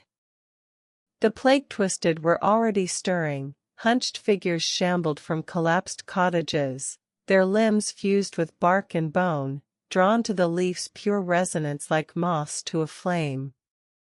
Their guttural moans vibrated through the corrupted earth as they converged toward the well's crumbling stone circle, his promise to Lysandra now a beacon in the gathering darkness. The moonwell is on the upper spire. Kaler, can you drop us off on the balcony? Kaler let out a piercing shriek that echoed through the plague-choked canopy as he banked sharply toward Bracken Hollow's crumbling watchtower. His talons scraped moss-licked stone as he hovered beside the balcony, a precarious platform overlooking the moonwell courtyard below. Lysander leaped first, his star-forged longbow clearing the saddle while Selene slid onto the ledge with glacial grace, frost already spreading from her palms to stabilize the decaying mortar. Silver landed beside them as Kaler ascended, his wing beats stirring the diseased air. Below, the plague-twisted halted their shambling advance toward the moonwell's cracked basin, their bark-fused heads snapping upward at their arrival. A dozen milky eyes fixed on the balcony, their guttural moans rising into a chorus of shattered glass and splintering wood, a warning cry that vibrated through the tower's unstable foundations. Can they be saved? Silver asked Selene. Selene's glacial blue eyes swept the courtyard below, her frost-veined hand tightening on the balcony's crumbling ledge as the plague-twisted shambled closer to the moonwell. "Their bodies are vessels for stolen suffering," she murmured, frost crackling along her jawline. "The corruption has rooted too deep," Vesryn wove their agony into the land's song. She watched a woman with birch-bark skin grope blindly toward the well's corrupted basin, her moans harmonizing with the guttural chorus rising around the tower. "We can end their torment, Silver." But the souls they were, those echoes are buried under layers of scarred earth. Lysander drew his star-forged arrow, its tip humming with restrained light. Cleansing the well might sever their connection to Vesryn's network, he rasped, tracking a twisted figure dragging a petrified leg. "But it won't unbreak what's been unmade." Silver let out a heavy sigh. "I feared as much. But, I don't understand, the well seems unaffected, yet the rot grows rapidly." Selene's frost-veined hand gestured toward the moonwell's basin, where moonlight should pool but instead reflected only the sickly violet haze choking the sky. "The well's heart remains pure," she murmured, frost crackling along her fingertips as she traced the corruption's invisible threads. "But Vesryn inverted its purpose, it no longer cleanses. It amplifies." Lysander kicked a loose balcony stone into the courtyard. It landed near a plague-twisted child whose birch-bark skin split to reveal glowing corruption veins. The child's head snapped toward the impact, milky eyes unseeing but drawn to the disturbance. "Like dumping poison upstream," Lysander rasped, knocking his star-forged arrow. "The well's still flowing, but it's spreading the blight instead of containing it. Those poor souls aren't guarding it, they're feeding it their pain." A sudden memory struck Selene, this was her well. Selene froze mid-gesture, her frost-veined hand hovering over the balcony ledge as her glacial blue eyes widened. The recognition hit her like a physical blow, a tremor running through her ice-forged form as she stared at the moonwell's cracked basin below. "This was my well," she whispered, the words brittle as shattering icicles. Her frost spread violently across the stone, jagged patterns erupting around her boots as stolen memories surfaced, a younger Selene kneeling at this very basin, offering moon-blessed water to Bracken Hollow's sick before Vesryn's corruption twisted her into the plague dancer. The plague twisted below seemed to sense her connection. Their guttural moans shifted pitch, becoming a distorted mimicry of the hymns she once sang here, their bark-fused limbs reaching toward the tower as if pleading with their lost healer. "Silver, the well's heart remains pure because you purified me. I am the well's heart. That's why the waters cleansed me but sped your corruption." She fled the corruption of the well before it could claim her. "I purified her on the way to the circle, thus purifying the well's heart. It remains pure because she hasn't been corrupted." The realization crashed over Selene like an avalanche, her glacial blue eyes dilating as she stared at the moonwell below. "Yes," she breathed, frost crackling violently across her jawline as stolen memories resurfaced.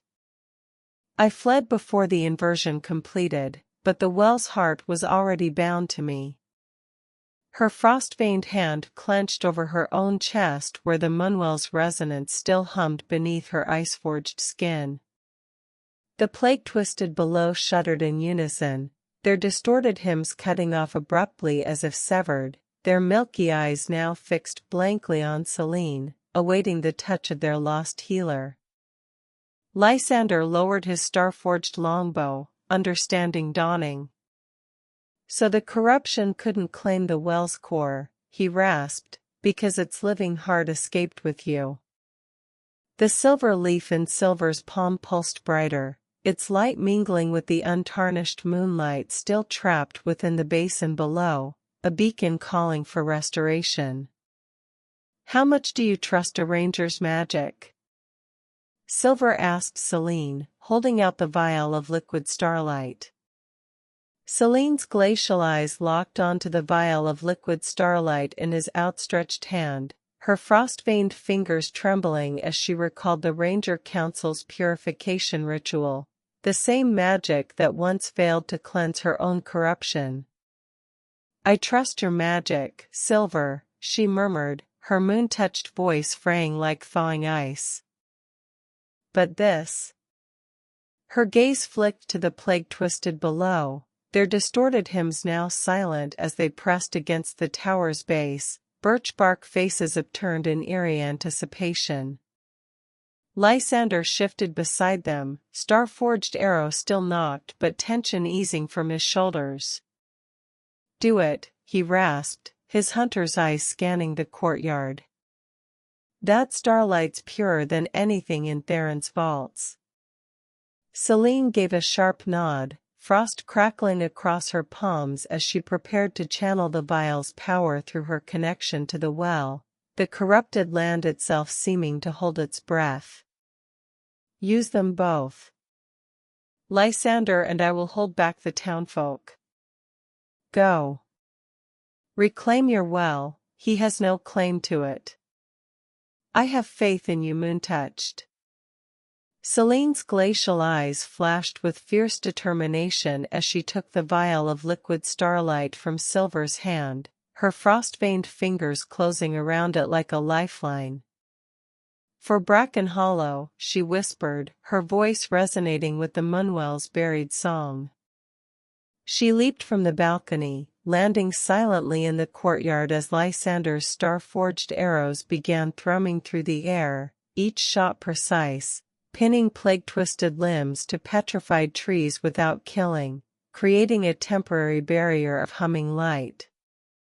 Silver joined the fray, his arrows singing alongside his, weaving a defensive perimeter as the corrupted townsfolk lurched forward with guttural shrieks.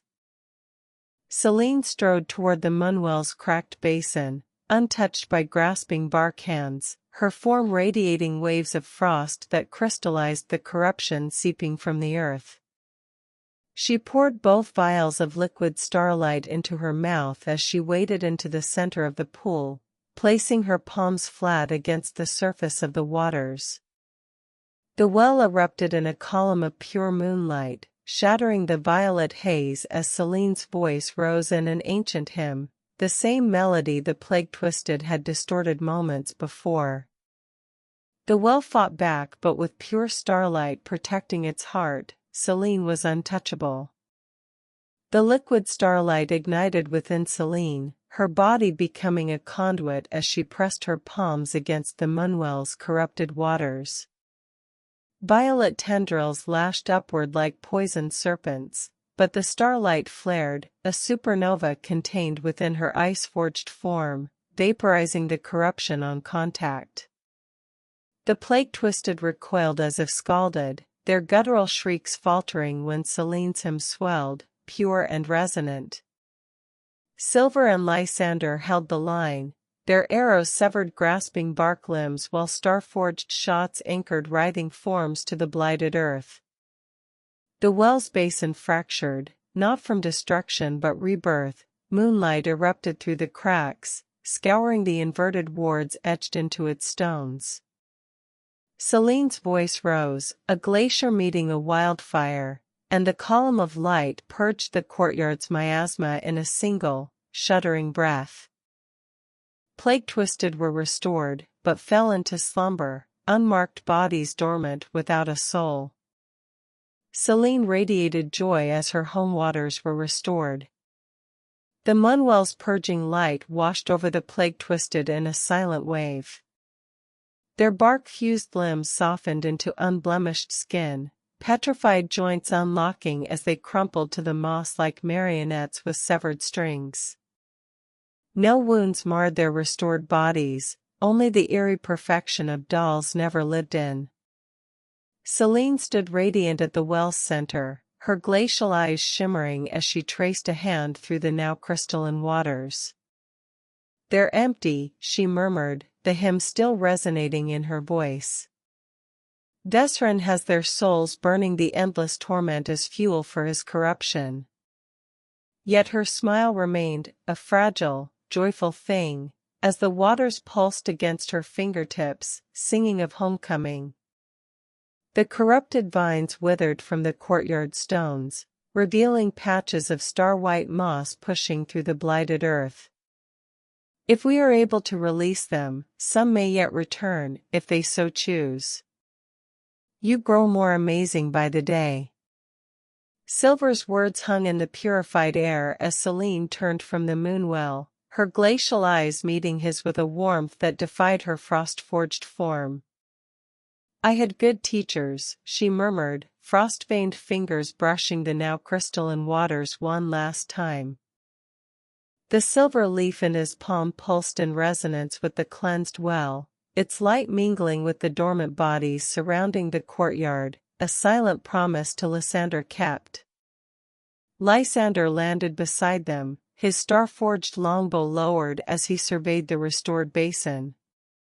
That starlight trick, he rasped, a rare grin touching his lips, reminds me why Theron calls you the gross whisper.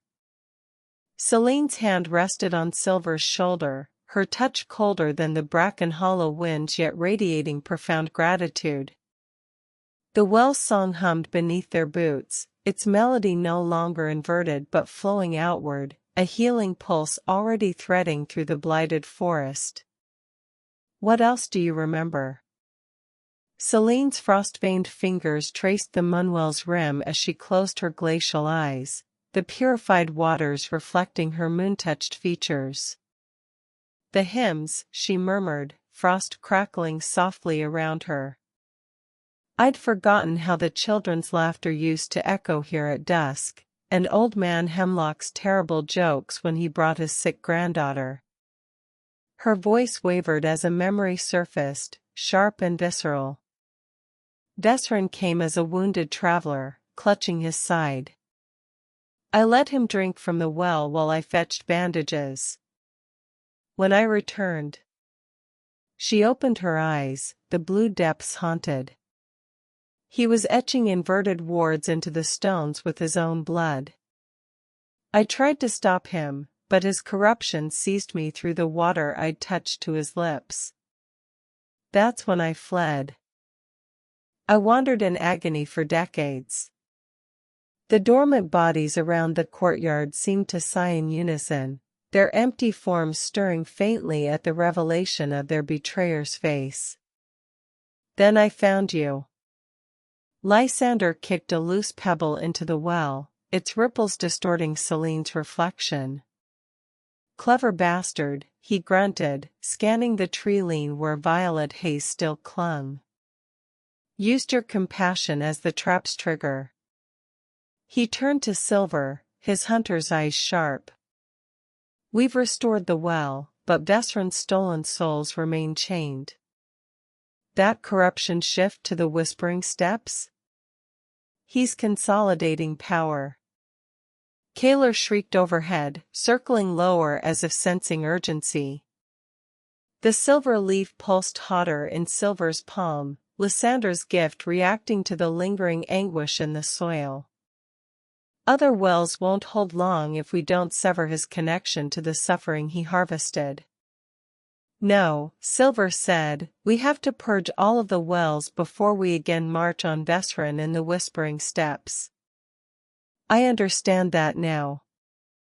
Lysander's gaze sharpened as he caught the resolve in Silver's voice, his star-forged arrow slipping back into its quiver with a decisive click. A full purge, he rasped, already scanning the horizon where other corrupted wells pulsed like infected wounds across the forest canopy. Theron's token will guide us, it flares brighter with each ley line we realign. Selene stepped from the moonwell, her glacial hand brushing Silver's shoulder as frost patterns bloomed across his cloak in temporary, intricate filigree. Vesryn's hold weakens with every well restored, she murmured, her voice resonating with the newly cleansed waters at her back. But the stolen souls, they linger in torment between the worlds. She gestured to the dormant townsfolk, their empty bodies now bathed in pure moonlight. Their freedom lies beyond the last inverted ward. Lysander whistled sharply. Kaler descended in a rush of wind, talons gouging the newly healed moss. Then we move, he growled, hauling himself into the saddle. Dawn finds the next well, or what's left of it. They searched for the next well. Silver unrolled Commander Theron's map and cradled his ley line token in his palm, a polished obsidian disc etched with celestial runes, and focused his will upon it. The disc vibrated, its surface swirling like ink dropped in water before resolving into a constellation map of the Whispering Steppes. 3 corrupted moonwells pulsed like infected stars, one nestled in the ashen ruins of Emberwatch Keep to the northeast, another deep within the petrified roots of the Weeping Caverns due west, and a third blazing brightest at the heart of the Shattered Peaks glacial valley, the very well where Selene first confronted her corruption. Lysander leaned in, tracing the Emberwatch sigil. Keeps closest, he grunted, but crawling with Vesryn's ash spawn. Caverns are treacherous, time-warped echoes down there could fracture the mind. Selene's glacial hand hovered over the Shattered Peaks marker, frost blooming across the disk. That valley, it remembers me.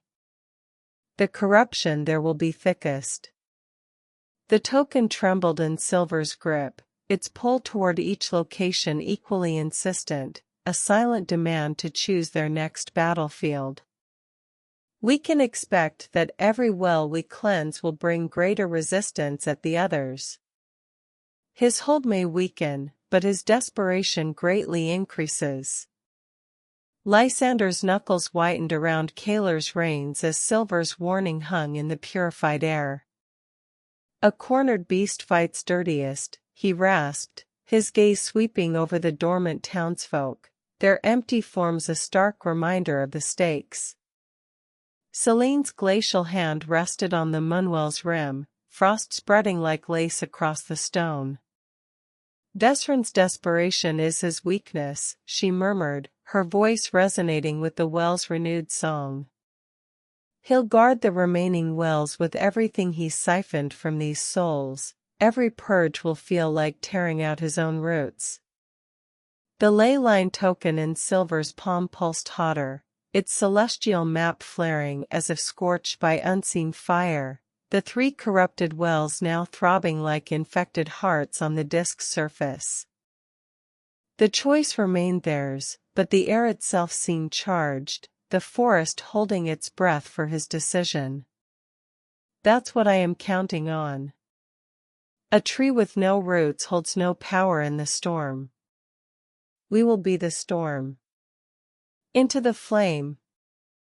To Emberwatch. Kaler shrieked in response to his command, banking northeast as Lysander leaned into the wind. Emberwatch it is, he shouted over the rushing air, his star-forged longbow already humming with anticipation. Below, the plague-ravaged forest gave way to scorched earth and jagged basalt formations, the aftermath of Vesryn's earlier experiments with volcanic corruption. As they approached the ashen ruins of Emberwatch Keep, the air grew thick with the stench of sulfur and charred bone.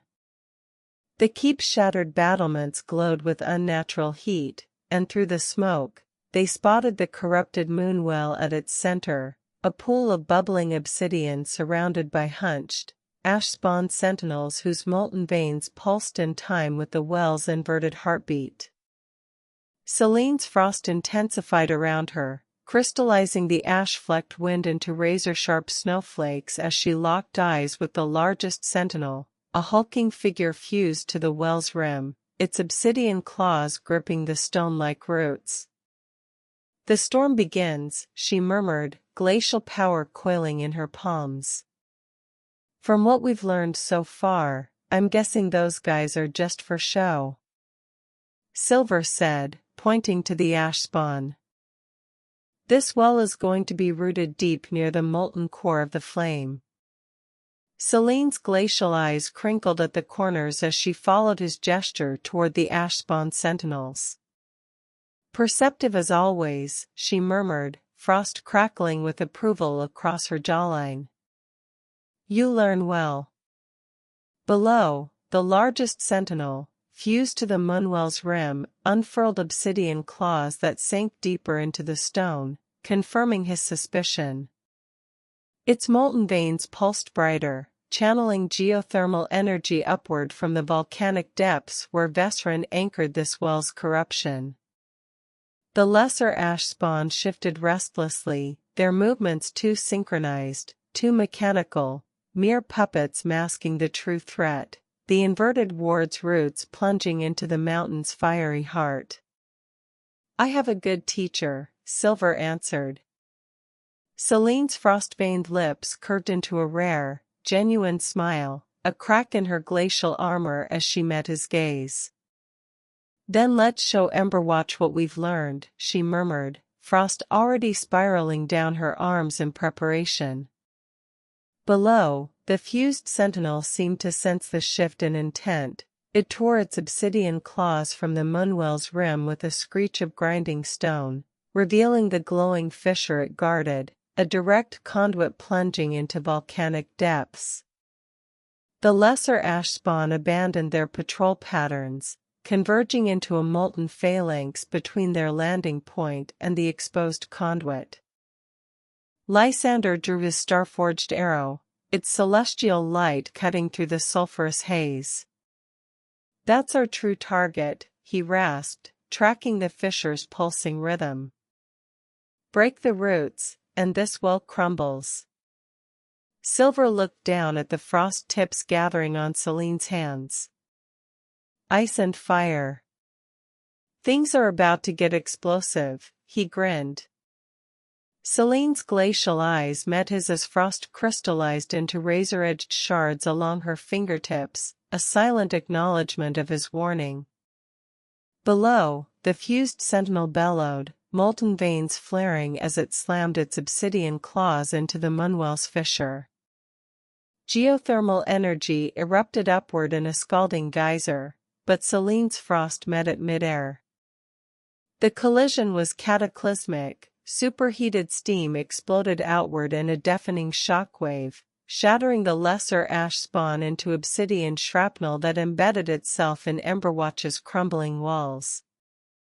Lysander's star-forged arrow streaked through the chaos, piercing the fissure's heart just as Selene's ice sealed the volcanic conduit. The moonwell's bubbling obsidian surface instantly frosted over, the inverted wards etched into its rim cracking like overstressed glass. A tremor rippled through the keep's foundations as the corruption's roots snapped. Deep beneath the stone, something primal screamed. The guardian is trapped, Silver said on hearing the pain of elemental torment.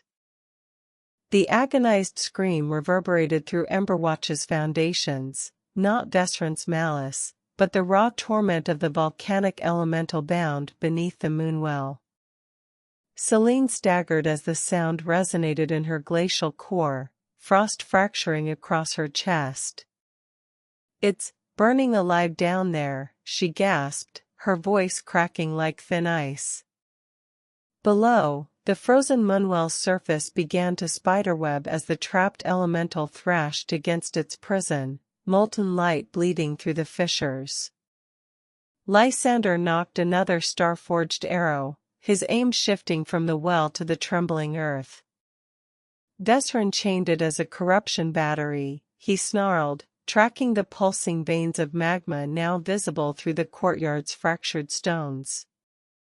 Break those bindings, and we free it, and purge this well for good. The fused sentinel's remains glowed hotter where they were embedded in the walls, as if responding to their master's distant fury. Look for a way down. Silver's eyes swept across Emberwatch's crumbling courtyard, scanning fractured flagstones still glowing with geothermal heat. Near the moonwells' frost-sealed fissure, a section of collapsed wall revealed a spiraling stairwell choked with sulfurous steam, the unmistakable descent into the volcanic underbelly. Jagged obsidian shards from the shattered ash spawn littered the steps, their edges still radiating enough heat to make the air shimmer. Lysander spotted it first, kicking aside a smoldering boulder to expose the stairwell's entrance. "Bindings will be deeper," he rasped, star-forged arrow knocked as acrid vapors coiled around his boots. Selene pressed a frost-veined palm against the trembling earth, her glacial eyes narrowing. "The elemental's agony, it's coming from below the magma chamber." Vesryn anchored his chains in the mantle itself. The stairs groaned underfoot as they descended, each step revealing veins of molten rock pulsing like infected arteries through the keep's foundations. Heat swelled around as they fought their way downward.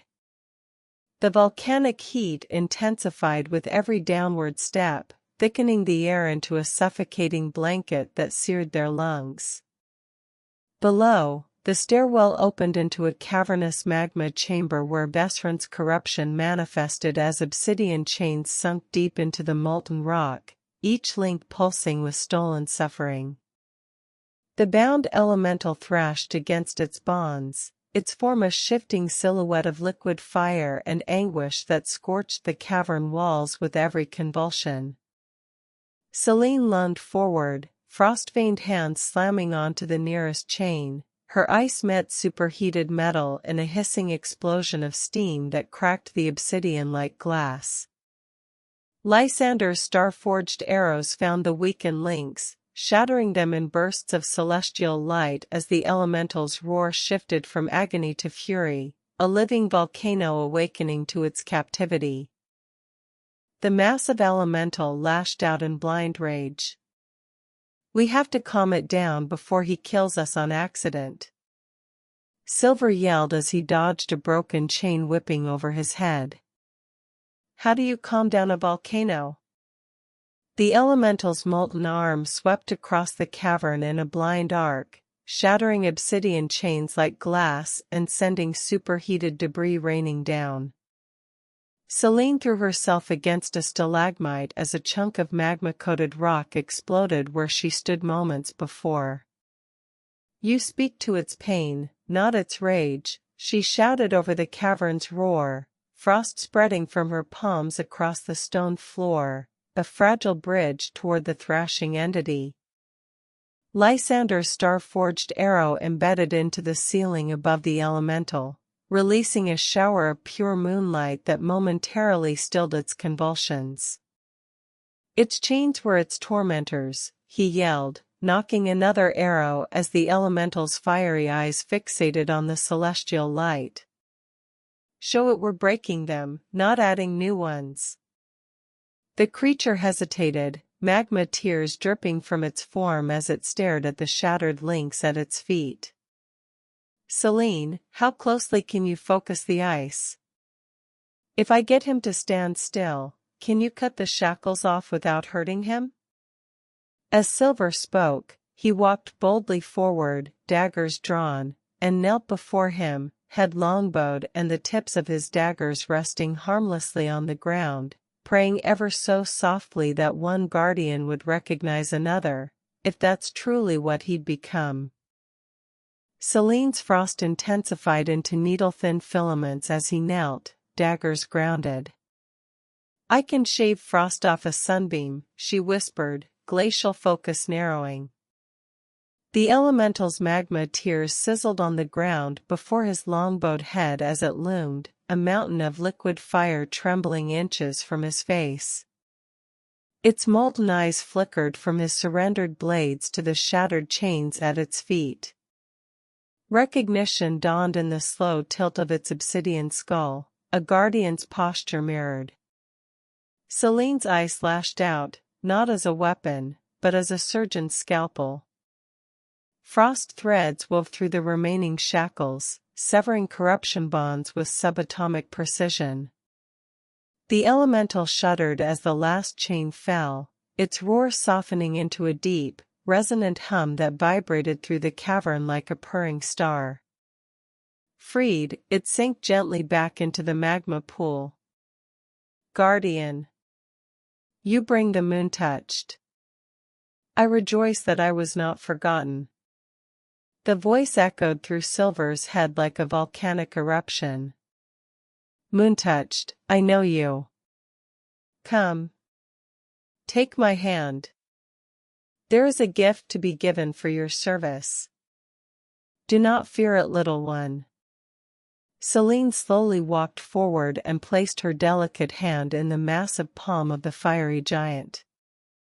As they touched, his power surged through her veins, fiery etchings appearing on her good arm as she received the power of fire. Selene stepped forward, her glacial hand outstretched toward the elemental's molten palm. As their fingers met, frost against liquid fire, a blinding fusion of light erupted, silver blue ice spirals through crimson magma in a dance of impossible harmony. The elemental's power surged into her, not as destruction but as a forging. Fiery sigils bloomed across her good arm, etching themselves into her frost-veined skin like living lava tattoos that pulsed with geothermal warmth.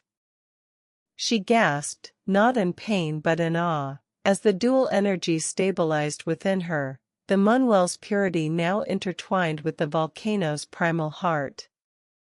The elemental's voice resonated through her mind, gentle as settling ash, balance restored. Carry this gift, moon-touched. Where ice meets fire, creation begins. The obsidian chains crumbled to dust behind it as the elemental sank fully into the magma, its form dissolving into contented embers. The corrupted moonwell above groaned, its inverted wards shattering completely as pure water, clear and cool, bubbled up from the newly healed earth. Selene stared at the pool where the elemental retreated, wondering why everyone knew her when she didn't. Selene stared into the magma pool, the fiery sigils still glowing across her forearm as she flexed her newly forged hand. I don't remember, she whispered, her voice barely audible over the settling rumble of the volcano. Her glacial eyes traced the patterns of molten light fading beneath the surface. The elemental. Vesryn. Even the plague-twisted sang hymns I'd forgotten. She touched her frost-veined temple, ice crystals forming where frustration creased her brow. It's like walking through a burned library, scraps of knowledge floating in ash, just out of reach. Lysander approached cautiously, his star-forged longbow lowered but eyes scanning the cavern's shifting shadows. The corruption took more than your past, Selene, he said quietly, kicking a shard of obsidian chain into the magma. It severed your roots. But the land remembers you. He gestured to the purified water now trickling down the stairwell from the cleansed moonwell above, a silver thread in the gloom. That's why they know your song. Selene's head long-bowed. It just seems like everyone knows me, except me. As a tear started to form, it blew away like frost on the wind. Silver moved close and wrapped her in a compassionate embrace. He stepped forward and wrapped Selene in a fierce embrace, his arms tight around her trembling shoulders. She stiffened for a fraction of a second, a lifetime of isolation recoiling at the contact, then collapsed against him with a shuddering breath. Her glacial cheek pressed into his neck, the cold biting but not unwelcome, as the fiery sigils on her arm pulsed faintly against his side. I remember this, she whispered into his cloak, her voice raw with revelation. Frost bloomed where her tears fell, crystallizing on his collar like tiny stars. Not names or faces, but the weight of a friend's trust. Her hand gripped his forearm, the dual energies within her, ice and fire, settling into a steady, resonant hum against his skin. Lysander turned away, busying himself with scanning the newly purified water flowing down the stairs, but Silver caught the subtle nod he gave, an old ranger's approval of bonds reforged in fire. Silver softly kissed her. His lips met Selene's glacial cheek, a deliberate, tender press against skin veined with frost and glowing magma sigils. She went utterly still, the volcanic hum beneath her skin quieting to a stunned hush. For 3 heartbeats, only the drip of purified water from the stairwell filled the cavern. Then her hand rose, trembling, to cradle his jaw, frost blooming across his skin where her fingers rested. "That," she breathed, her voice fractured like ice under sudden warmth, "I remember." Not a name, not a face, but the echo of intimacy, a shard of her stolen past slotting into place. Her glacial eyes searched his, no longer lost but fiercely present. Lysander cleared his throat pointedly from the stairwell entrance, star-forged arrow still nocked but gaze averted. "The well singing clean above," he grunted. But Vesryn felt that purge. "He'll be stirring." Selene didn't release Silver, her thumb brushing a melting frost tear from his cheekbone. The fiery etchings on her arm pulsed brighter, a silent vow. "We should go," Silver whispered softly, reluctant to break the moment. Selene's glacial fingers lingered against his jaw for a heartbeat longer, her fiery sigils pulsing warmth into his skin as she reluctantly pulled away. "Always forward," she murmured, the words carrying the weight of both memory and resolve. Lysander was already ascending the stairwell, his star-forged longbow cutting through the lingering sulfur haze like a beacon.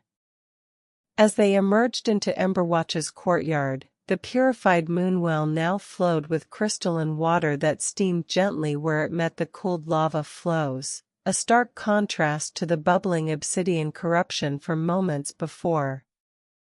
The air no longer reeked of sulfur but carried the clean scent of rain on hot stone, and the dormidash spawn remnants crumbled into harmless dust at their approach. Kaler landed with a thunderous beat of wings in the courtyard's center, the giant eagle's keen eyes scanning the skies for threats as Lysander vaulted onto his back without breaking stride. Selene paused at the well's edge, dipping her newly forged hand into the water. Steam rose where fire met liquid moonlight, but the well didn't reject her, it sang in harmony with her dual nature. She turned, offering Silver a hand up onto Kaler's back, her expression no longer fractured but fiercely focused. The ley line token in his pocket thrummed, its pull shifting westward toward the Weeping Caverns. The next battlefield awaited. To Weeping Caverns. Kaler surged westward, the volcanic heat of Emberwatch fading as they plunged into the salt-tinged winds of the coast. The Weeping Caverns emerged as a jagged wound in the cliffs, a labyrinth of sea-carved tunnels where the corrupted moonwell festered. Lysander pointed to phosphorescent algae glowing sickly green along the cavern entrance, their light pulsing in sync with distant, discordant whale song echoing from the depths. Selene traced a new sigil on her forearm, the elemental's gift, and frost-fire sparks danced across her fingertips. "The corruption here is drowning," she murmured, her voice tight as the cavern's mournful resonance vibrated through Kaler's feathers. Below, tide pools shimmered with inverted moonlight, their surfaces choked with bioluminescent barnacles that twitched like beating hearts. "I thought this was the well that feeds the sea. How can it be drowning?" Selene's glacial eyes narrowed as the whale song vibrated through the cavern walls, her frost-fire sigils flaring brighter against the oppressive gloom. "Because Vesryn inverted its purpose," she explained, her voice tight with the cavern's drowning resonance. This moonwell should channel tidal energies into the sea's lifeblood. Instead, she gestured to the phosphorescent algae pulsing like infected veins along the tunnel walls. He made it a whirlpool, sucking the ocean's vitality inward to feed his corruption. Lysander dismounted Kaler, his boots sinking into brine-soaked sand as he scanned the barnacle-crusted tide pools. "See how the water shrinks from the light," he muttered, knocking a star-forged arrow. "It's drowning in its own stolen essence. The well isn't feeding the sea, it's devouring it." Silver slowly approached the edge of the tidal. As his boots sank into the damp sand near the tidal's edge, the inverted moonlight within its waters recoiled, shrinking away from his presence like a wounded creature. The barnacles crusting its rim snapped shut with wet clicks, their bioluminescent glow dimming to bruised purple.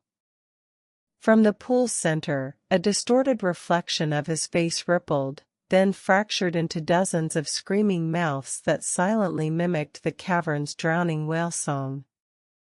The water itself seemed to thicken into viscous sludge, pulling at his ankles with unnatural suction. Lysander's star-forged arrowhead glinted as he tracked movement beneath the surface, shadows coiling like drowned tentacles. Selene stepped beside him, her frostfire sigils casting dual light that made the corruption hiss where it touched the water. "It knows guardians," she murmured, ice already spiraling down her volcanic arm. "And it fears us." "Another bound guardian?" Selene's frostfire hand hovered above the recoiling tidal, her glacial eyes narrowing as the distorted screams rippled across its surface. "Worse," she murmured, the dual energies within her pulsing brighter. "Not bound, consumed." The water suddenly bulged upward, revealing translucent flesh stretched over snapping jaws and barnacle-crusted vertebrae, a grotesque fusion of leviathan and moonwell corruption. Its multiple eyes, milky and pupilless, fixated on Selene with unnatural hunger.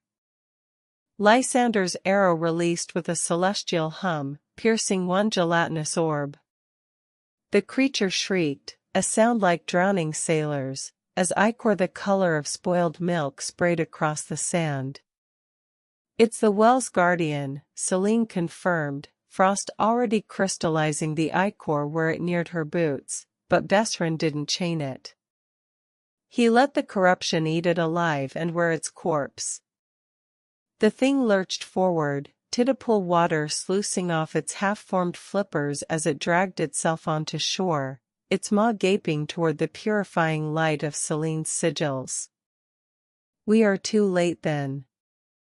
Selene's frostfire sigils guttered like a dying candle as the corrupted guardian dragged itself onto the sand, its barnacle-crusted flippers leaving trails of viscous slime that sizzled where her moon-touched presence neared.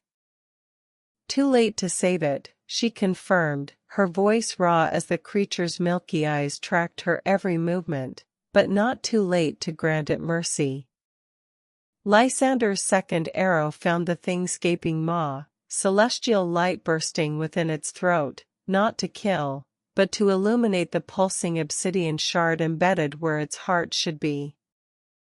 The corruption core. Selene's hand slammed onto the wet sand, frostfire surging through the ground in twin spirals that engulfed the abomination. It shrieked, a sound like a drowning tide, as ice and magma seared its stolen flesh away, revealing the fractured moonwell beneath its disintegrating form. The water within churned black, then cleared to crystalline blue as the last of Vesryn's chains dissolved. Lysander kicked aside a barnacle-encrusted rib bone, his gaze fixed on the now purified pool where moonlight danced on gentle ripples. "Two down," he grunted, wiping ichor from his star-forged longbow. Vesryn's grip weakens. Selene staggered, her frost-veined skin paling as the fiery sigils on her arm dimmed to embers. Each purification, it pulls up the corruption still inside me, she admitted, clutching her chest where shadows coiled beneath her tunic. Like hooks in my soul. Silver steadied her, feeling the tremor in her frame, not cold, but exhaustion from wielding opposing forces. The cavern's mournful wail song shifted, softening into a resonant hum that vibrated through the cliffs. Phosphorescent algae blazed pure silver along the walls as the sea sighed against the shore, freed currents surging back into the depths. Selene needs rest. Selene collapsed against Silver, her breathing ragged as the frost fire sigils flickered erratically across her arm, the volcanic gift now warring with the lingering corruption in her veins. Lysander immediately shouldered her weight, guiding her to a dry sandstone ledge away from the tide pools. The soul hooks, Selene gasped, clutching her chest as shadows writhed beneath her skin like trapped eels. Vesryn's anchors, they pulled tighter with every purification.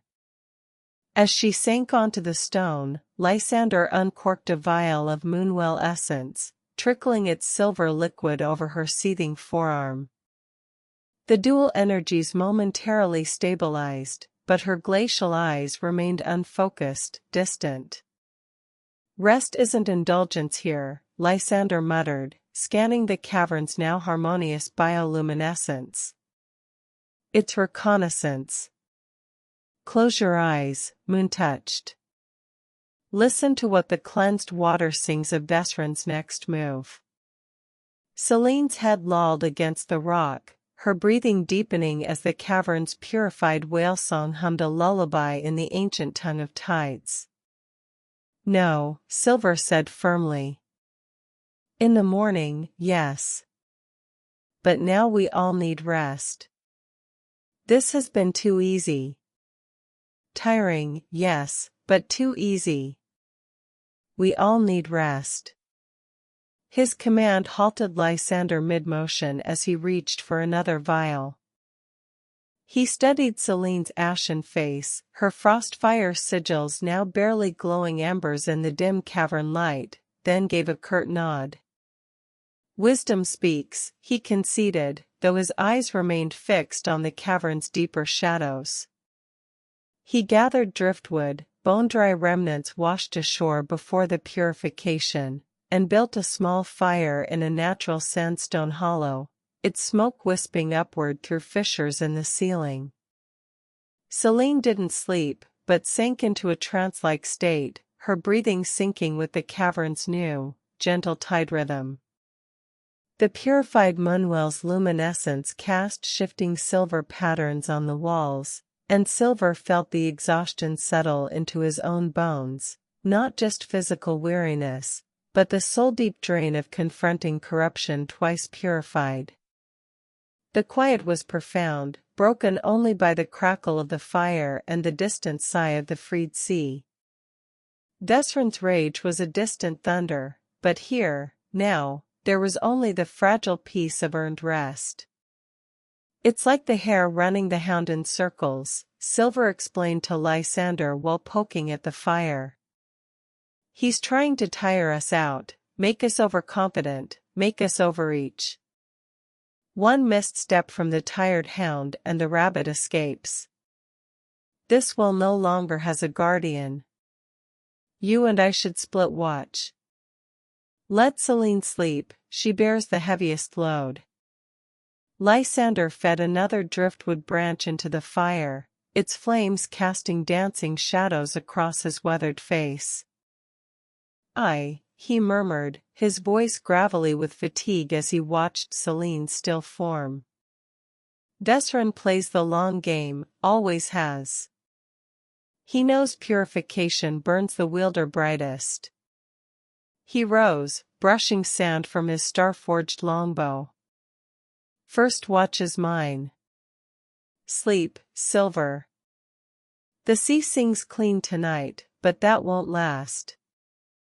As he settled beside the fire, Lysander positioned himself at the cavern's entrance, his silhouette a sharp cutout against the moonlit waves beyond. True to his word, he remained motionless as a sentinel stone, only the occasional glint of his arrowhead betraying his vigilance. Selene's breathing deepened beside Silver, her frostfire sigils pulsing faintly in rhythm with the tide, a lighthouse against inner darkness. No longer afraid, Silver lay beside her and wrapped her close to him. He slid beside Selene on the sandstone ledge, pulling her trembling form against his chest. Her glacial skin bit through his tunic, but she instinctively curled into the warmth, her frost-veined forehead pressing against his collarbone. The chaotic flicker of her volcanic sigils steadied into a slow pulse, ice blue and magma-orange light washing over their intertwined bodies in rhythmic waves. Her breathing evened, the tension in her shoulders melting as his presence anchored her against the soulhook's lingering pull. Lysander didn't turn from his watch, but the line of his back softened almost imperceptibly, a silent acknowledgement of the vigil they shared. For now, the war receded, leaving only the fragile sanctuary of touch and trust in the firelight. Dawn bled turquoise through the cavern's seaward entrance, staining the purified tide pools with liquid light. Selene stirred against him, her glacial eyes fluttering open. She traced the fading frost patterns her skin left on his tunic sleeve. "You stayed," she murmured, her voice rough with sleep but clear of shadows. "Even when the cold bit." Before he could reply, Lysander's low whistle cut through the morning calm. He pointed to the cavern's ceiling where phosphorescent algae now pulsed silver, except for one jagged streak near the rear tunnel. There, the light bled sickly green, and the algae shriveled like poison veins. "Vesryn's counterstroke," Lysander growled. "He's choking the newborn currents. Starving the sea before it heals. Why didn't you wake me?" Lysander kept his arrow trained on the corrupted algae streak as he answered without turning, his voice low and taut. "Because you finally slept without shadows clawing behind your eyes. That's rarer than moonwater in a desert. Besides, she needs you more than I do. You're the guardian, she's the moon-touched. I am but a guide." Selene pushed upright, frost crackling from her sleeves as her volcanic sigils flared brighter, the elemental's gift now fully integrated after the night's rest. Her gaze locked onto the withering algae, and she extended a hand toward the sickly green light. The corruption recoiled as her frostfire aura brushed it, but the damage held firm. "He's not just starving the sea," she murmured, icy vapor curling from her lips. "He's turning its newborn song against itself. Poison in the lullaby." The cavern shuddered as distant whale song twisted into a guttural choke. "You're much more than a guide. We find the connection and sever it. Then we teach it a new song." Lysander's knuckles whitened around his long bowstring at Silver's words, but Selene was already moving, her frostfire hand plunging into the corrupted algae streak. The sickly green light convulsed, recoiling like a poisoned nerve as her volcanic sigils blazed. "The connection is the song itself," she rasped, ice spreading through the ceiling as the algae's dying shriek vibrated through the stone. Lysander's arrow found the epicenter, a pulsating knot of shadow where the corruption fed, and celestial light detonated through the fungal mass. The cavern groaned as the withered algae sloughed away, revealing raw rock weeping silver sap. Selene's hymn rose, clear and ancient, weaving through the whale song's restored cadence, a lullaby of healing, not poison. The sea sighed against the cliffs, its rhythm deepening as newborn currents surged freely once more. Sing well, love. His whispered words wove into Selene's hymn, strengthening its resonance. Her frostfire sigils blazed brighter as the cavern absorbed the melody, cracks in the weeping rock recognized their joined voices. Lysander lowered his longbow, a rare softness in his eyes as the last traces of sickly green dissolved. The sea remembers harmony, Selene murmured, her hand finding silvers, icy fingers interlacing with warmth. The purification settled not as exhaustion, but as quiet strength, Vesryn's poison transformed into resilience. Silver asked Selene about the volcanic sigil's new warmth against his skin, sensing it might reveal more about her emerging identity beyond the fragments. Selene's gaze dropped to her volcanic-etched forearm where his fingers rested, the sigil's pulsing amber warmth against his skin. It remembers, she murmured, tracing the fiery patterns with her glacial fingertips. Steam whispered where ice met magma, yet no pain followed, only resonance. The elemental didn't just gift power. It imprinted its purpose onto me. Her eyes lifted to his, fractured moonlight swirling in their depths. Guardian of fire and renewal. Not just destruction. She pressed her palm flat against the cavern wall, and where frost fire met stone, dormant sea moss burst into silver bloom, life kindled from barren rock. Vesryn tried to make me a weapon of endings. But this.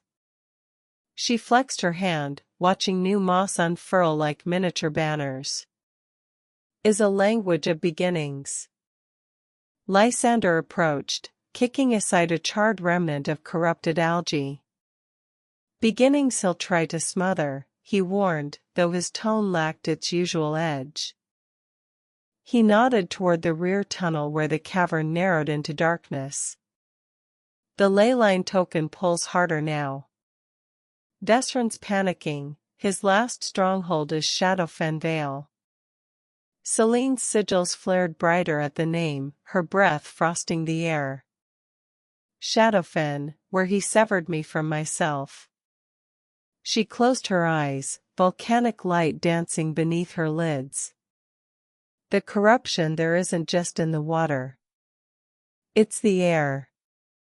The soil. Memory itself bleeds there. That's where his forces are massing. We need to be ready, Silver said. Lysander's jaw tightened as he scanned the rear tunnel's darkness. Aye, Shadowfen bleeds memory, he confirmed, knocking a star-forged arrow with grim precision. His corrupted rangers will be waiting, not just ash spawn, but those who once patrolled these woods. Selene's frostfire hand closed around Silver's wrist, her volcanic sigils flaring as she channeled twin energies into the cavern wall. The stone groaned, revealing a hidden fissure veiled by phosphorescent algae, a shortcut carved by tidal forces, now pulsing with the ley line's westward pull. The portals are being restored. This path avoids the marsh's heart, she murmured, shadows coiling in her glacial eyes. But the air will still poison the mind. Stay anchored to what's real. The fissure exhaled a breath of petrichor and decay, Shadowfen's greeting. We've been traveling by air. He might not be expecting the portals to be active. He'll be watching the skies. Surprise is an advantage we could definitely use.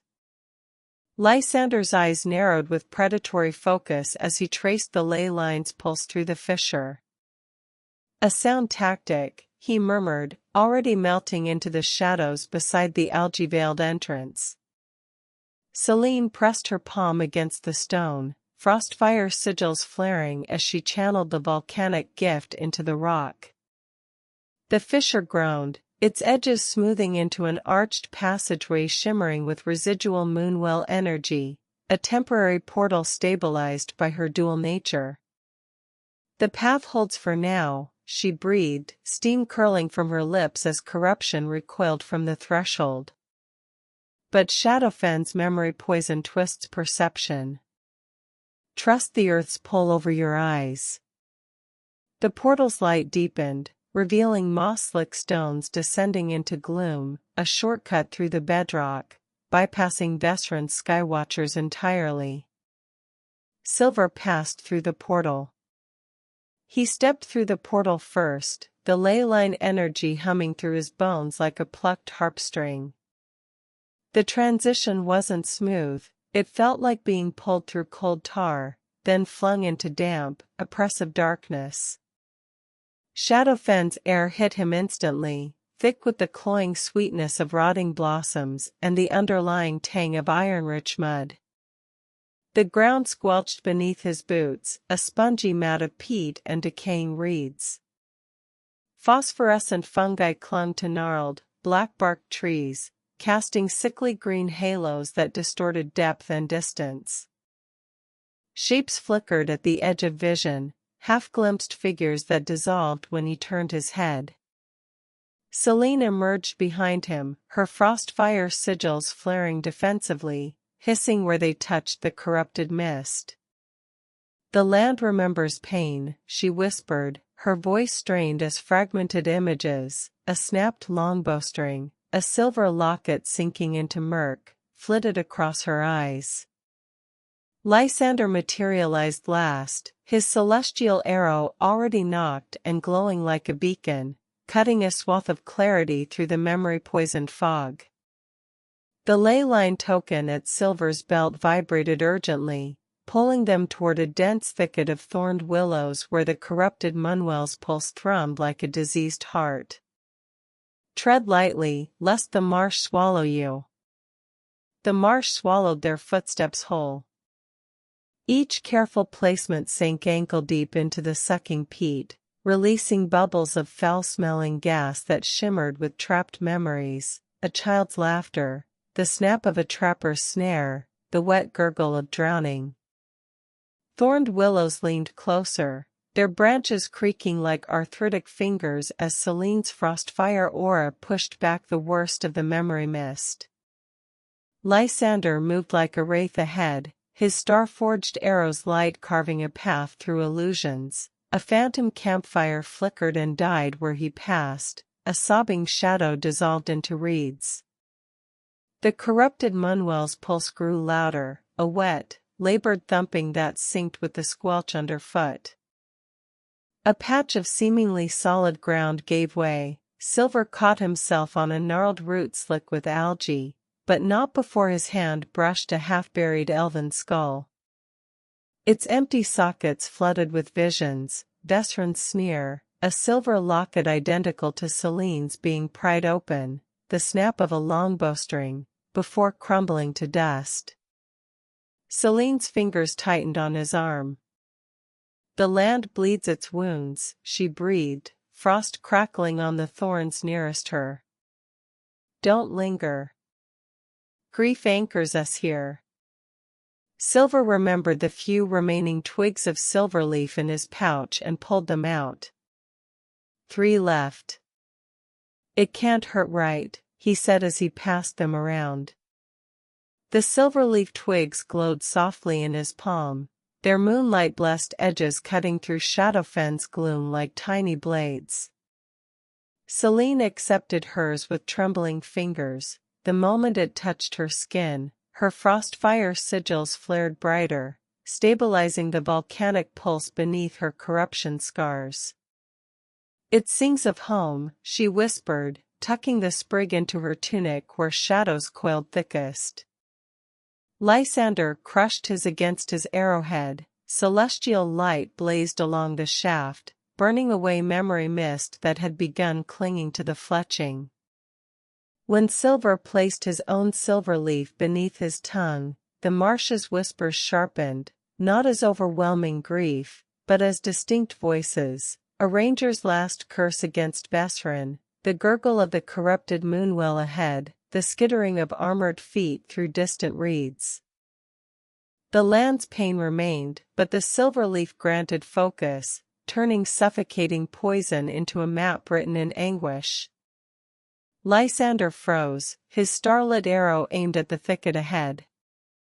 "Ambush," he breathed, barely audible. 6 corrupted rangers. They wear our cloaks, but move like spiders on oil. Through the silver leaf's clarity, Silver saw them too, shapes melded with thorned vines, their eyes vacant pits glowing with the moonwell's sickly green light. They were positioned around a sunken shrine choked with black lilies, where the corrupted pulse throbbed loudest.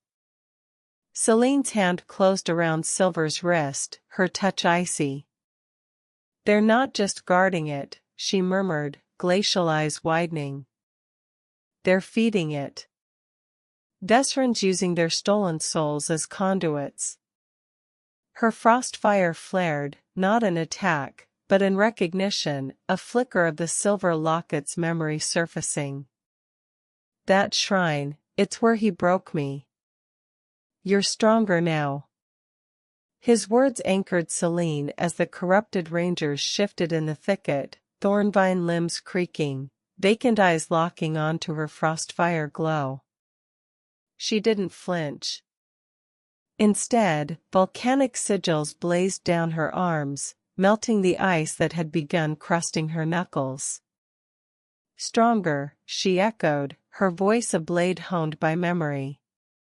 "Because I remember what he took."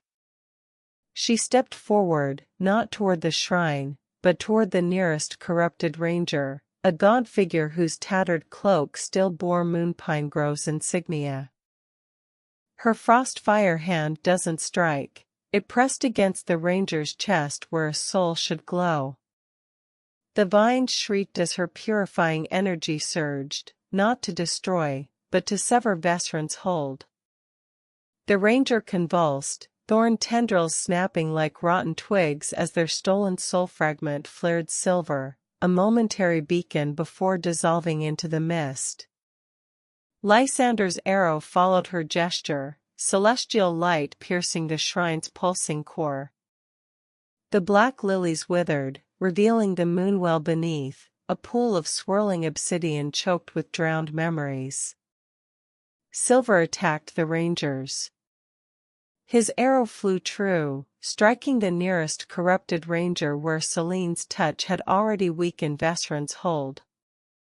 The star-forged tip ignited the thorn vines binding its limbs, reducing them to ash as the stolen soul fragment within shrieked and dissipated. Lysander moved with lethal grace, 3 arrows already airborne before Silver's second shot left the string. Each found a joint or eye socket, severing the corruption's control rather than destroying the host bodies. Selene wove through the chaos, frostfire hands slicing soul chains with surgical precision. One ranger collapsed, gasping a name, Ilara, before crumbling to peat. Another turned Lysander's arrow aside with a vine shield, only for Selene to plunge her hand into its chest and rip out a fistful of glowing green filaments. The shrine's pulse stuttered as conduits snapped, obsidian waters churning violently. As the last fell, in the distance, a cacophony of howls, growls, and shrieks erupted from the mist.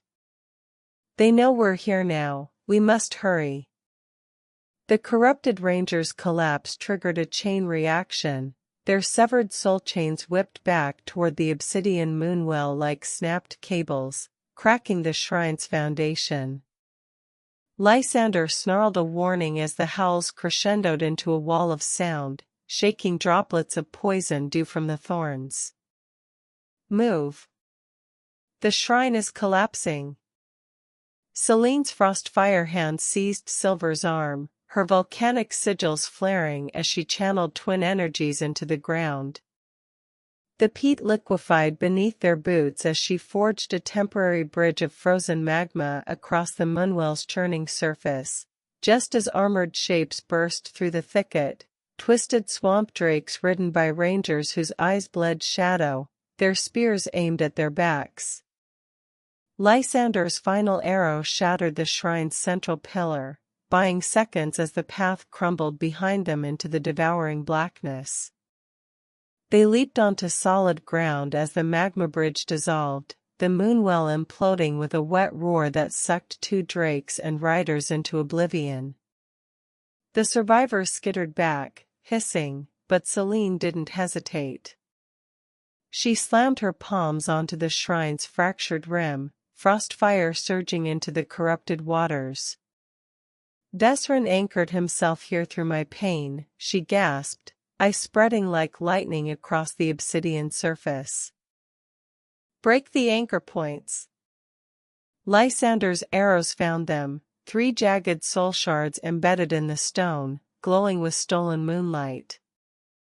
Each impact sent convulsions through the marsh, the howls shifting to Vesryn's enraged scream echoing through the trees.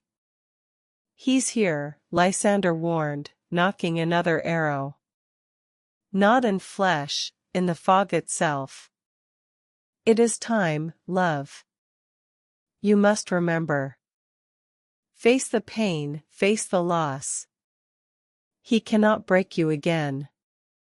Silver's words struck deeper than any arrow. Selene staggered as if physically pierced, frostfire sigils flickering erratically. The obsidian moonwell's surface churned violently, reflecting not water, but shattering memories, Vesryn's hand closing around her silver locket, the snap of the chain, her own scream echoing as he tore the keepsake away and flung it into the murk. He took everything, she gasped, volcanic light surging through her veins as the shrine's corruption recoiled from her raw anguish. But instead of collapsing, she drove her hands deeper into the moonwell's icy sludge. No more hiding, she snarled, frost and fire erupting in twin geysers that vaporized the remaining soul shards anchoring Vesryn's presence. The marsh itself shuddered as his enraged howl tore through the fog, a sound less of fury now, but of startled pain. Lysander seized the moment, his next arrow not aimed at the mist, but at the churned mud where Selene's locket sank lifetimes ago. Celestial light detonated, blasting aside peat and twisted roots to reveal the locket itself, tarnished, corroded, yet pulsing with trapped moonlight. The anchor is yours, not his, he shouted. Selene's breath hitched.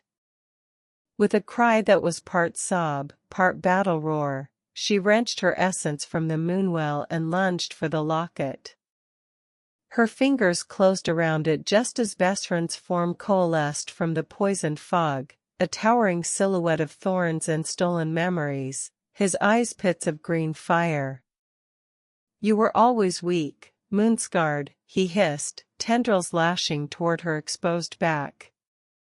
Silver leaped between them, lashing at the tendrils with twin daggers. His blades met Vesryn's thorn tendrils in a spray of sparks and ichor, the impact jarring his arms to the shoulder. The daggers bit deep, severing 2 shadowy appendages that dissolved into acrid smoke before they reached Selene, but the third whip-like vine twisted past his guard. It struck his ribs with bruising force, throwing him sideways into the sucking peat as Selene's fingers finally closed around the locket. Vesryn's form flickered, the stolen soul energy sustaining him wavering as Selene's frost fire erupted around the recovered keepsake. You cannot protect what is already broken, Ranger. Vesryn snarled, his voice splintering like rotten wood, but Selene rose, the locket blazing in her palm, no longer tarnished, but burning with combined moonlight and volcanic fury. The corrupted moonwell's surface froze solid beneath her feet, crystalline fractures spreading like a spiderweb through the obsidian. Moon-touched. Selene screamed defiantly. Never scarred. The only scar I ever bore was you. Selene's fury was unleashed. Selene's declaration ignited the frozen moonwell beneath her. Frostfire detonated upward in a spiraling geyser, shattering Vesryn's thorned silhouette into vaporized fragments of stolen memory. The blast wave hurled them backward, Lysander's grip on Silver's collar the only anchor against the sucking peat, as Selene stood untouched at the epicenter, the reclaimed locket blazing like a captured star in her fist. Where Vesryn's form dissolved, the marsh exhaled, thorned willows shed their brittle shadows like snakeskin, revealing gnarled but healthy bark beneath, while the obsidian pool cracked open like an egg. Instead of corruption, clear water surged forth, carrying with it the silver locket's twin, long swallowed by the fan, which clinked against the stones at Selene's feet. She didn't reach for it. Not yet. Her eyes, now wholly volcanic gold rimmed with frost, fixed on the dissolving green embers of Vesryn's presence.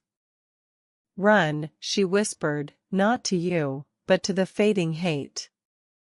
Run far. I remember now how to hunt.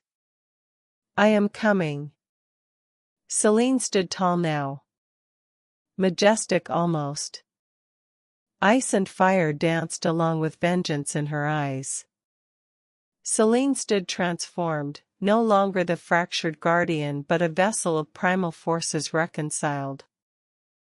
Frost crystallized in fractal patterns across her volcanic-etched skin while amber fire pulsed beneath, each step leaving ephemeral ice blossoms that steamed where they touched the marsh. Her gaze, twin orbs of glacial blue and magma gold, swept the clearing where Vesryn's presence dissolved. The reclaimed locket floated before her, spinning slowly as it channeled the purified moonwells' energy into a resonant hum that vibrated through their bones. Lysander staggered to his feet beside Silver, his star-forged longbow trembling not from exhaustion but awe. "The anchors are broken," he breathed, watching Selene extend her hand toward the twin locket at her feet. It leaped into her palm, fusing with its counterpart in a burst of silver light that washed the last clinging shadows from the willows. The marsh sighed, releasing decades of poisoned memories in a sigh of petrichor and blooming night blooms. "No. They've been reborn anew." The confidence in Selene's voice struck awe in her companions. "They have been returned to their rightful owner. They belong to me." Lysander retrieved his arrow from the mud, its celestial glow dimmed but steady. "Vesryn's hold on Shadowfen is shattered, but he won't flee far," he warned, eyeing the westward mist where the ley line still pulled urgently. "He'll retreat to his final sanctuary, the obsidian spire at the heart of the Whispering Steppes. It's where he first siphoned the moonwell's essence. It's where he first seduced me with his lies." Selene closed her fist around the fused lockets, the metal now thrumming with the synchronized pulse of fire and ice. "Let him cower there," she said, her voice layered with the cavern's whale song and the elemental's rumble. "Every step he takes is a trail of broken magic. And she turned, frostfire wreathing her like a mantle, can taste the cracks in the world he's left behind." A slow, fierce smile touched her lips, not cruel, but relentless. "His reign of endings dies today. You're the mother of the moonwells, Luna's daughter," realization dawning over Silver. Selene went utterly still at his words, the frost fire wreathing her dimming to embers. Her volcanic gold eyes widened, the glacial blue within them swirling like thawing ice. "Luna's daughter," she echoed, her voice stripped of its earlier fury, reduced to something raw and childlike. The fused lockets pulsed brighter in her grasp, casting fractured light across her face as fragmented memories surged, not of Vesryn's corruption, but older, a woman with moonlight hair singing over a cradle, the scent of silver leaf and starlight, a lullaby woven from whale song. Lysander inhaled sharply, recognition dawning on his own face as he stared at Selene's now distinct features, the curve of her cheekbones, the arch of her brows, mirroring the faded mosaics in the oldest moonwell sanctuaries.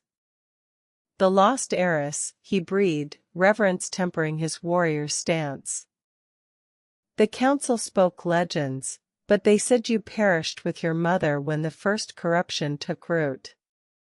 Selene touched her chest where the lockets rested, her fingers trembling. He didn't just break me, she whispered, the truth settling like a physical weight. He erased who I was to steal what I guarded. The moonwells, they weren't just anchors. They were my inheritance. But I don't understand, there's no moonwell in Whispering Steps.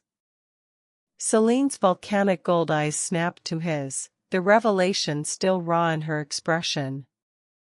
The Whispering Steps had a moonwell, she corrected, frost crackling at her fingertips as the fused lockets pulsed with renewed intensity. Vesryn consumed it completely, building his spire atop the source, the celestial convergence where Luna first channeled her power into the world. He deceived me with promises to bring back my mother, to restore Luna to her former power. Instead, he inverted the sacred geometry, turning a place of creation into a siphon. Lysander nodded grimly, brushing peat from his star-forged longbow. He used the spire to fracture the original wellspring, scattering its essence into the moonwells we've cleansed. That's why purifying them weakened him. Each restored well is a piece of Selene's, of my, birthright reclaimed. Selene's hand closed around the lockets, the gesture protective. The spire isn't just his sanctuary. It's a cage for what remains of the world's first light. Not just moon-touched, you're literally moonborn, heir to Luna herself. Selene flinched as if struck, the frostfire aura around her flickering violently.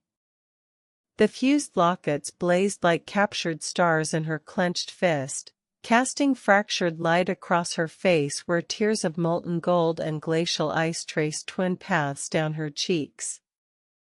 Moonborn, she whispered, the word thick with the weight of centuries lost. Around her, the purified marsh responded, phosphorescent fungi brightened into starlight constellations, thorned willows straightened with audible creaks as bark shed its corruption like dead skin, and the clear waters of the reborn moonwell rippled with reflected constellations unseen since Luna's era. Lysander sank to one knee, his star-forged longbow laid across his lap in a gesture of fealty older than the Ranger Council itself. The legend spoke true, he murmured, voice raw with awe. Vesryn didn't just steal your memories, he severed the world from its celestial mother. Every moonwell we cleansed. Selene cut him off, her voice no longer trembling but resonant with terrible certainty as she lifted the lockets to her heart. Was a piece of my soul returning home? And the spire holds the last shard. Then let's go get it. Together. Silver's words ignited a fierce warmth in Selene's eyes, the volcanic gold intensifying while frost patterns shimmered across her skin like constellations.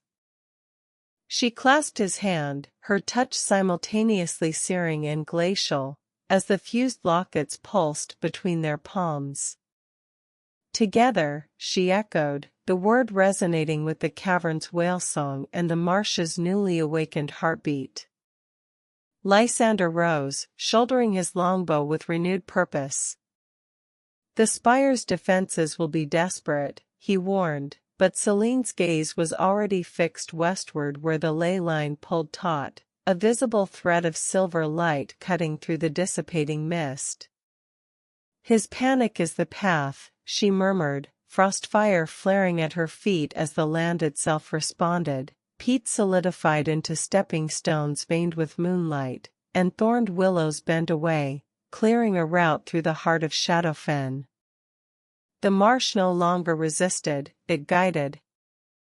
I like the swamp much better when it's not trying to kill us.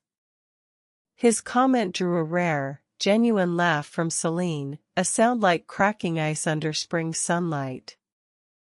The feeling is mutual, she said, her volcanic gaze softening as she surveyed the transformed marsh.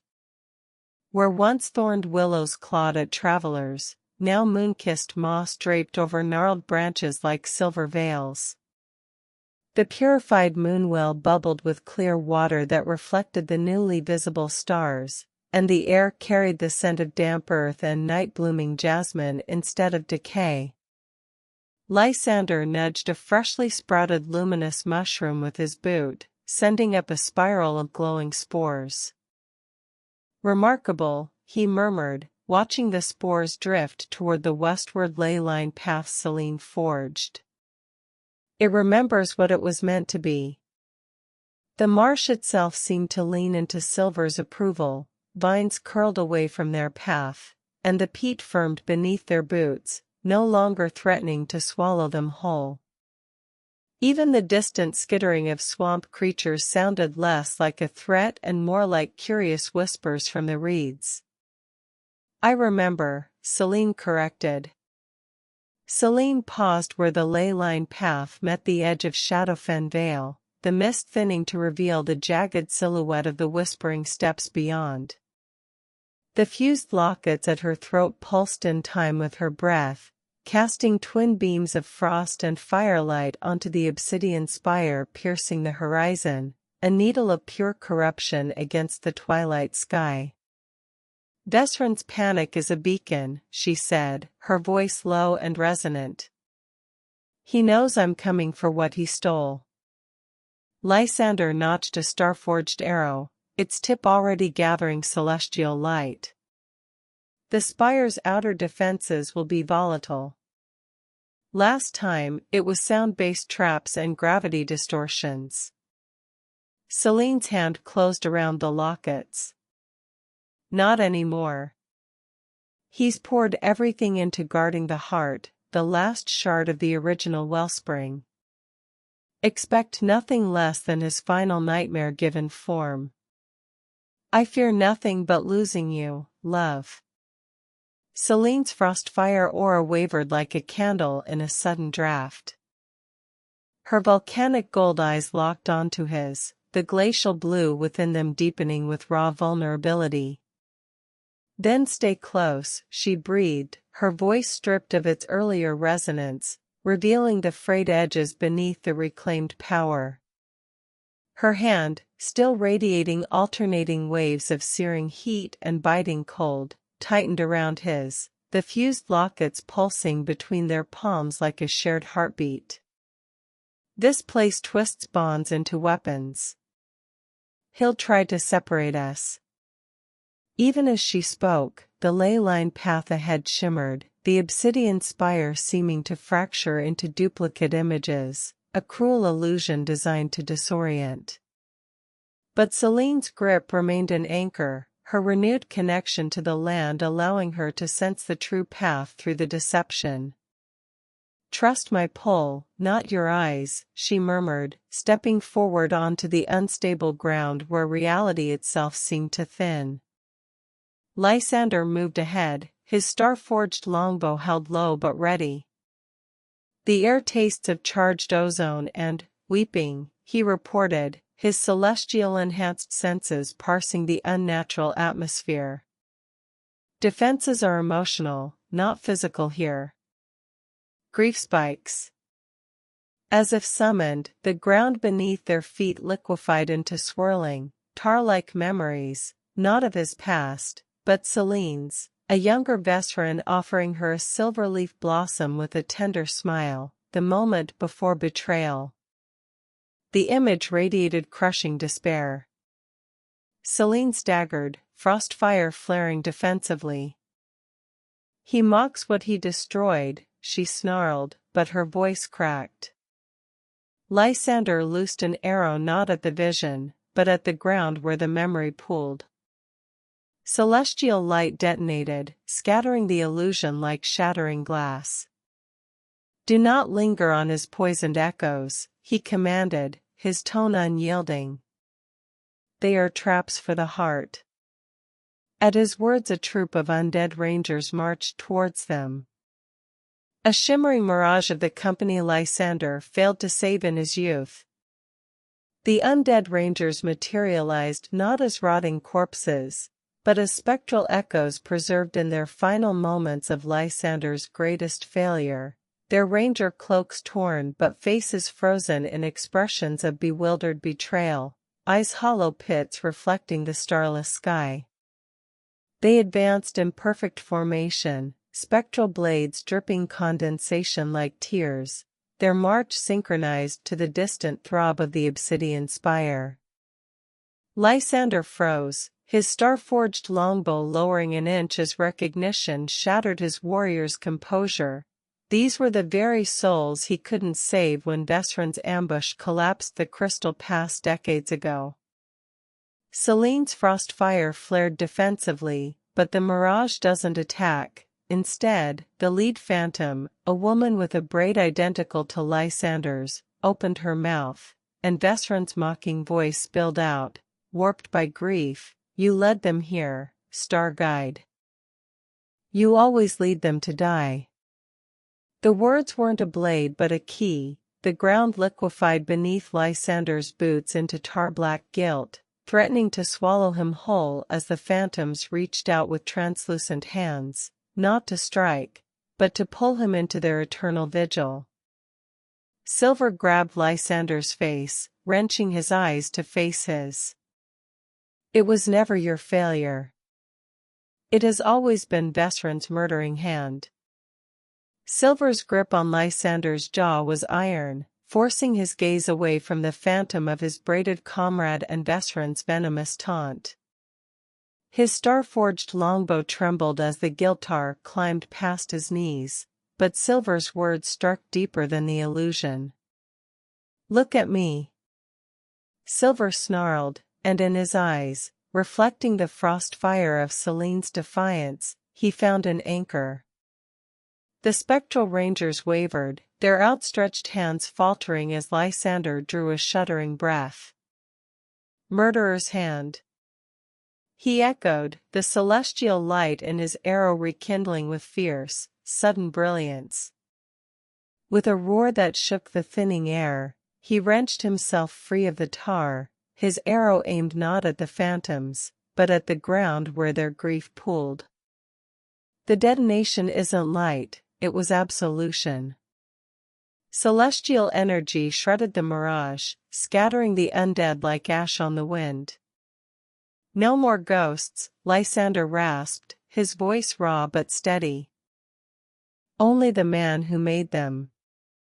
Selene's hand found Silver's shoulder, her touch a silent affirmation as the path solidified, the spire silhouette sharpened ahead, no longer fractured by illusions. Together, or not at all. It holds new meaning here. Together we each protect the others for their greatest grief or fear. Without each other we risk facing those horrors alone. Silver's declaration hung in the charged air, becoming a tangible shield against the spire's emotional onslaught. Selene's frost fire flared brighter, intertwining with Lysander's celestial glow as the three of them advanced, a triangle of resolve. The path ahead writhed with new illusions, for Silver, a vision of his forest sanctuary burning, the hybrid creatures he protected twisted into Vesryn's snarling thralls, for Selene, the moment her mother's lullaby was silenced by betrayal's dagger. But the pact held. When thorned whispers urged him to abandon his companions to save his grove, Lysander's hand clamped his shoulder, grounding him in the present. When Vesryn's spectral laughter echoed Luna's dying gasp, Silver's dagger sliced through the illusion's heart, scattering it like ash. Each step forward was a collective exhale, the spire's grief traps shattering against shared resolve rather than individual strength. The obsidian structure loomed closer, its surface now visibly pulsing with stolen light. As the land itself acknowledged their bond, the sucking peat firmed into solid rock, and the thorned willows retreated, their shadows no longer reaching for their heels. Clever, Selene murmured, her volcanic eyes narrowed at the spire's base. Where once sound-based traps awaited, now a chasm gaped, bridged only by shifting, liquid shadows that whispered personalized temptations. Abandon them, Ranger. Your forest withers while you chase ghosts. Lysander, the council needs you, not this doomed quest. Selene, the moonwells cry for you alone. The voices were silk-coated poison. Lysander notched an arrow, its light dimmed by the shadow's oppressive murmur. He divides to conquer, he warned, but Selene stepped onto the shadow bridge, frost fire erupting at her feet. The darkness recoiled, hissing. He forgets, she countered, the fused lockets blazing at her throat. What is bound together cannot be fractured by fear. She extended her hands, one to Silver, one to Lysander. Cross with me. Let him see the strength he could never corrupt. Silver took her hand, interlacing his fingers. His fingers slid between Selene's, locking into place as frost fire danced across his knuckles, searing yet painless, like sunlight on winter skin. The shadow bridge recoiled violently where their joined hands broke its surface, the whispering temptations dissolving into static shrieks.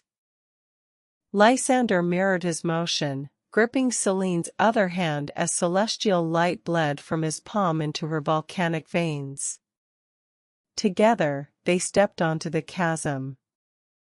The shadows writhed beneath their boots, forming grasping claws and pleading faces, his forest ablaze, Lysander's fallen comrades, Luna's outstretched hand, but the bridge held firm under the weight of their tether. Selene didn't flinch, her gaze fixed on the spire's pulsating heart. His fear tastes like ash, she murmured, the lockets blazing brighter as the three of them crossed the abyss not as individuals, but as a single unbreakable cord resonating against the darkness. The spire's base loomed, its obsidian surface now scarred with hairline fractures where their collective presence strained its corrupted core. Silver focused his eyes forward, intent on the goal, unwavering. His unwavering focus on the spire's fractured heart acted like a lodestone, steadying the collective resolve as the shadow bridge disintegrated behind them. The obsidian surface loomed close enough to touch now, veined with pulsing crimson light that throbbed like an infected wound. Selene's frost fire intensified, her grip on his hand a conduit as she channeled the reclaimed moonwell energies into a focused beam. It struck the spire's base where the fractures converged, not with explosive force, but with the precision of a surgeon's scalpel. Obsidian shrieked as hairline cracks spiderwebbed outward, glowing with inner light that pushed back against the corruption. Lysander braced beside him, his star-forged longbow humming as he scanned for counterattacks, but the spire seemed to recoil from Selene's purified touch, its defensive wails shifting from malice to something resembling pained confusion. The path to its heart lay exposed through the crumbling obsidian, a jagged tunnel descending into suffocating darkness lit only by the erratic crimson pulse. Vesryn's anchoring his consciousness here, Selene murmured, her voice tight with strain as she maintained the beam. Sweat beads on her brow, frost and steam mingling where it trickled down her temples. He's poured everything into preserving this shard, and he's terrified. Lysander notched an arrow tipped with condensed starlight. Then we sever it cleanly. No theatrics, no taunts. Just silence. He loosed the arrow into the tunnel's depths. It detonated not with sound, but with a wave of pure, clarifying light that vaporized the clinging shadows for a single, breathless moment. In that flash, they glimpsed the heart chamber below, a cavernous space where the last shard of the original wellspring floated, suspended in a cage of writhing, thorn tendrils. Vesryn's essence clung to it like a parasite, his formless presence radiating desperation. The light faded, plunging the tunnel back into near darkness, but the image remained seared into Silver's mind, the prize, and its monstrous guardian. To the end. Silver's declaration, to the end, crackled through the charged air like a lightning strike. Selene responded by surging forward, frost fire erupting from her boots to crystallize the tunnel's crumbling obsidian into a stable descent. Lysander followed, his star-forged longbow sweeping side to side as thorn tendrils lashed from the darkness, only to disintegrate against Selene's advancing aura. The descent was a plunge into Vesryn's desperation, the walls pulsed with stolen moonlight, and the air thickened with the scent of ozone and decaying roses. Below, the heart chamber revealed its horror, the final shard of the original wellspring, no larger than a clenched fist, floated encased in a cage of pulsating black thorns. Vesryn's essence clung to it, a shapeless vortex of shadow and crimson light that screamed without sound as they approached. Selene raised her fused lockets, their light searing the thorn cage, while Lysander's arrows pinioned the thrashing tendrils to the cavern walls. The shard trembled, its pure radiance straining against corruption. He fears death. Vesryn's formless essence recoiled at Silver's words, the crimson light within his shadowy vortex flaring like a panicked heartbeat. Death? His voice scraped across Silver's mind, a dissonant chorus of fear and fury. I consumed eternity. But the lie shattered as Selene's lockets blazed, their combined frost fire and volcanic light searing through his thorn cage. The trapped shard pulsed in response, its pure radiance lancing through Vesryn's defenses like sunlight through rotted cloth. Where the light touched, his shadow substance unraveled, dissolving into shrieking tendrils of smoke that smelled of burnt hair and forgotten graves.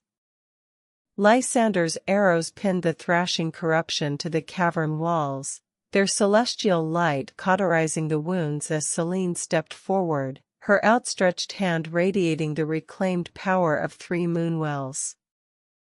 You stole life, she whispered, the words echoing with the wail-song of weeping caverns and the marsh's renewed breath. Now taste its absence. The shard strained toward her, fracturing the thorn cage from within. As the shard broke free, the thorn cage turned to starlight. The cage of protection transformed into a prison of perpetual death, eternally dying yet never experiencing the peace that follows. The shard's liberation triggered a cataclysmic inversion. The thorn cage meant to imprison it collapsed inward, its obsidian bars dissolving into swirling starlight that solidified around Vesryn's essence. His panicked vortex thrashed against the new prison, but the transformed cage crystallized into a lattice of perpetual agony. Starlight filaments pulsed with the rhythm of a dying heartbeat, each contraction forcing Vesryn to relive the moment of his betrayal, the suffocating terror of mortality, and the hollow aftermath where peace never comes. He screamed silently, a ripple of distorted light within the starlit prison, as the cage anchored itself to the cavern floor, an eternal monument to stolen divinity. Selene's hand closed around the freed shard, its light merging with her lockets in a burst of cleansing radiance that washed through the spire. The obsidian walls fractured like shattered glass, revealing the whispering steps barren, broken, desolate, silent. Lysander watched the starlit prison with grim satisfaction. An eternity reliving his own emptiness, he murmured, lowering his longbow. Fitting. But Selene's gaze was fixed westward, where the spire's collapse revealed a gaping wound in the earth, the original celestial wellspring, drained and desecrated by Vesryn's spire. The land around it was a scar, petrified trees, ash-choked streams, and silence so profound it vibrated in the bones. "This is where he severed the world from Luna," Selene whispered, her voice thick with grief. She knelt, pressing the reclaimed shard into the barren soil. Frost fire erupted from her palms, but the earth remained inert, unresponsive. "It's empty," she rasped, volcanic tears tracing molten paths down her cheeks. "The wellspring's heart is gone. Vesryn consumed it entirely." "Selene, reforge the well." Silver placed his hand on her shoulder. Selene gazed into his eyes with sorrow, but still she called to the petrified life surrounding them, instructing them to arrange themselves to form the basin for the moonwell, fire carving the ritualistic runes into the stone basin. At his touch and command, Selene, her true name resonating with the weight of reclaimed heritage, locked eyes with him. Sorrow bled into steely resolve as she raised her hands. The petrified trees groaned, roots wrenching from ashen soil to coil into a jagged stone basin. Frost fire erupted from her palms, not to destroy, but to sculpt. The flames danced across the emerging basin, etching intricate lunar runes with blistering precision. Each symbol flared with volcanic gold and moonsilver light, channeling the purified energies of the reclaimed shard and the 3 moonwells. The basin trembled, drinking in the light, but the earth beneath remained barren and silent, a gaping void where celestial power once flowed. Selene's voice cracked with strain, "The vessel is formed, but the source is ash." Vesryn left nothing to ignite. The runes glowed fiercely, a beautiful cage waiting for a prisoner that would never come. "I know what to do. Now I understand who I am. I understand why." Silver carefully removed the glowing silver leaf, a pristine cutting from the first tree, and lovingly planted it deep in the corruption. As he poured the last of the moonwell water from his water skin, he began the slow ballad of sunlight and unbroken bark he used to sing, praying protections over his own grove. His fingers brushed the corrupted soil as he planted the silver leaf cutting, a defiant emerald spark in the ashen waste. The moonwell water splashed onto its roots, and as his ballad rose, a ranger's prayer woven from sunlight and unbroken bark, the cutting shivered. Not with fragility, but with awakening hunger. It drank the moonwell water, the ballad, and the surrounding desolation. Petrified wood groaned as the rune-etched basin cracked, its intricate channels redirecting not to refill the void, but to feed the sapling. Roots exploded downward, fracturing bedrock, while above, its single leaf blazed with captured starlight from Vesryn's prison. The sapling didn't replace the stolen wellspring, it became a conduit, drawing the ambient agony of Vesryn's eternal torment and the lingering echoes of purified moonwells. It forced life not from celestial power, but from the raw, screaming energy of consequence and redemption. A single drop of silver sap welled at the leaf's tip, not pure moonlight, but something fiercer, born of sacrifice and sung soil. Silver carefully took the tiny drip of silver sap and cast it into the empty basin. His fingertip caught the single droplet of silver sap, a liquid paradox burning with cold fire, and flicked it into the rune-carved basin. For a breathless moment, nothing happened. Then the droplet struck the stone like a comet. The basin erupted. Not with water, but with raw, singing energy, the agony of Vesryn's eternal prison bleeding through the silverleaf's roots, fused with the defiant ballad still echoing in his bones and the reclaimed moonwell light trapped in Selene's lockets. The runes blazed, etching themselves into reality as the basin became a crucible. Petrified trees groaned into living timber, ash-choked streams ran silver, and the barren soil split as new roots surged skyward. But this was no gentle rebirth. The newborn wellspring pulsed with savage, untamed power, a font of life forged from corruption's death scream and redemption's cost.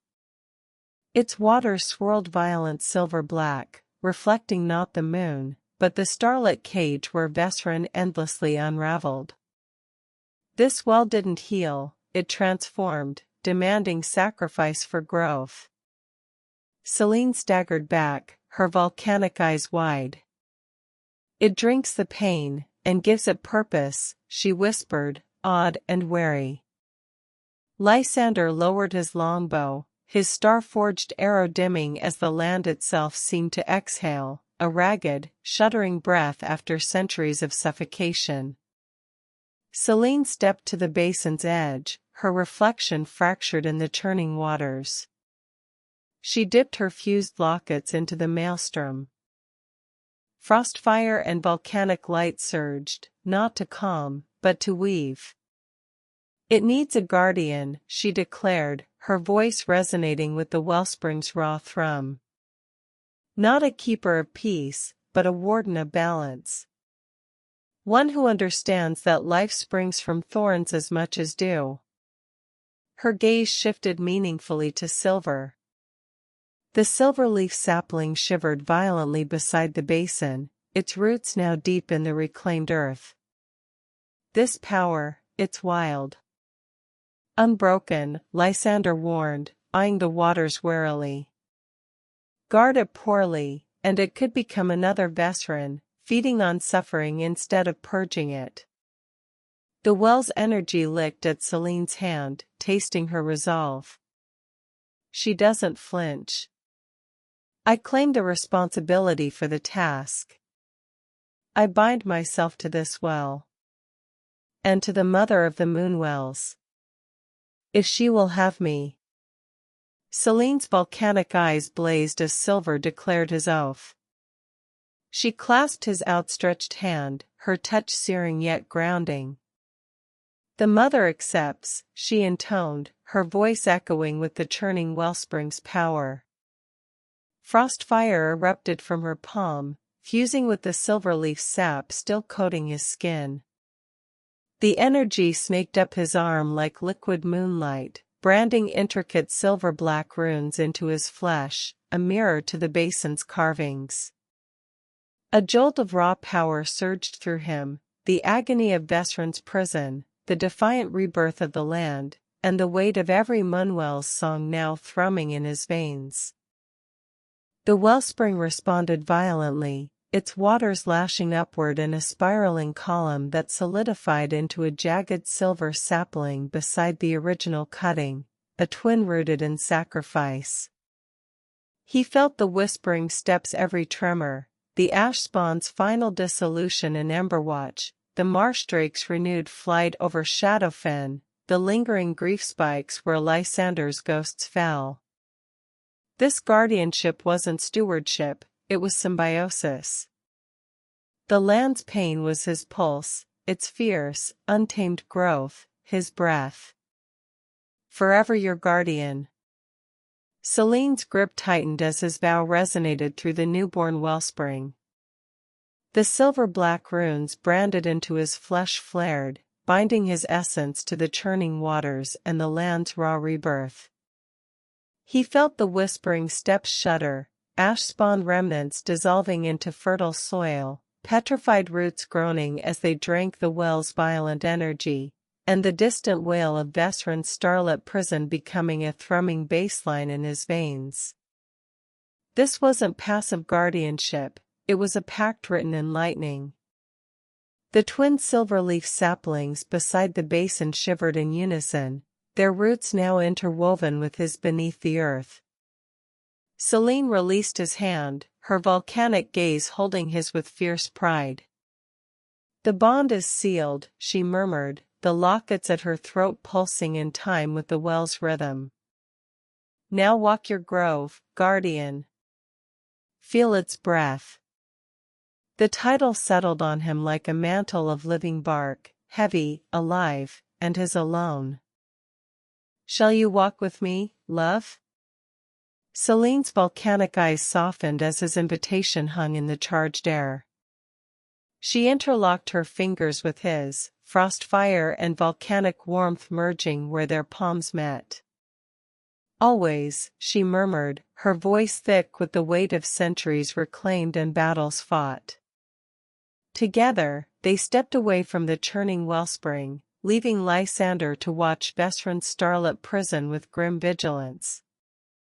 Their boots sank into newborn moss as they walked westward, each step awakening dormant life. Brittle grass blades unfurled into silver-green tendrils where his shadow fell, and petrified stumps shuddered into twisted saplings drinking the well's fierce energy.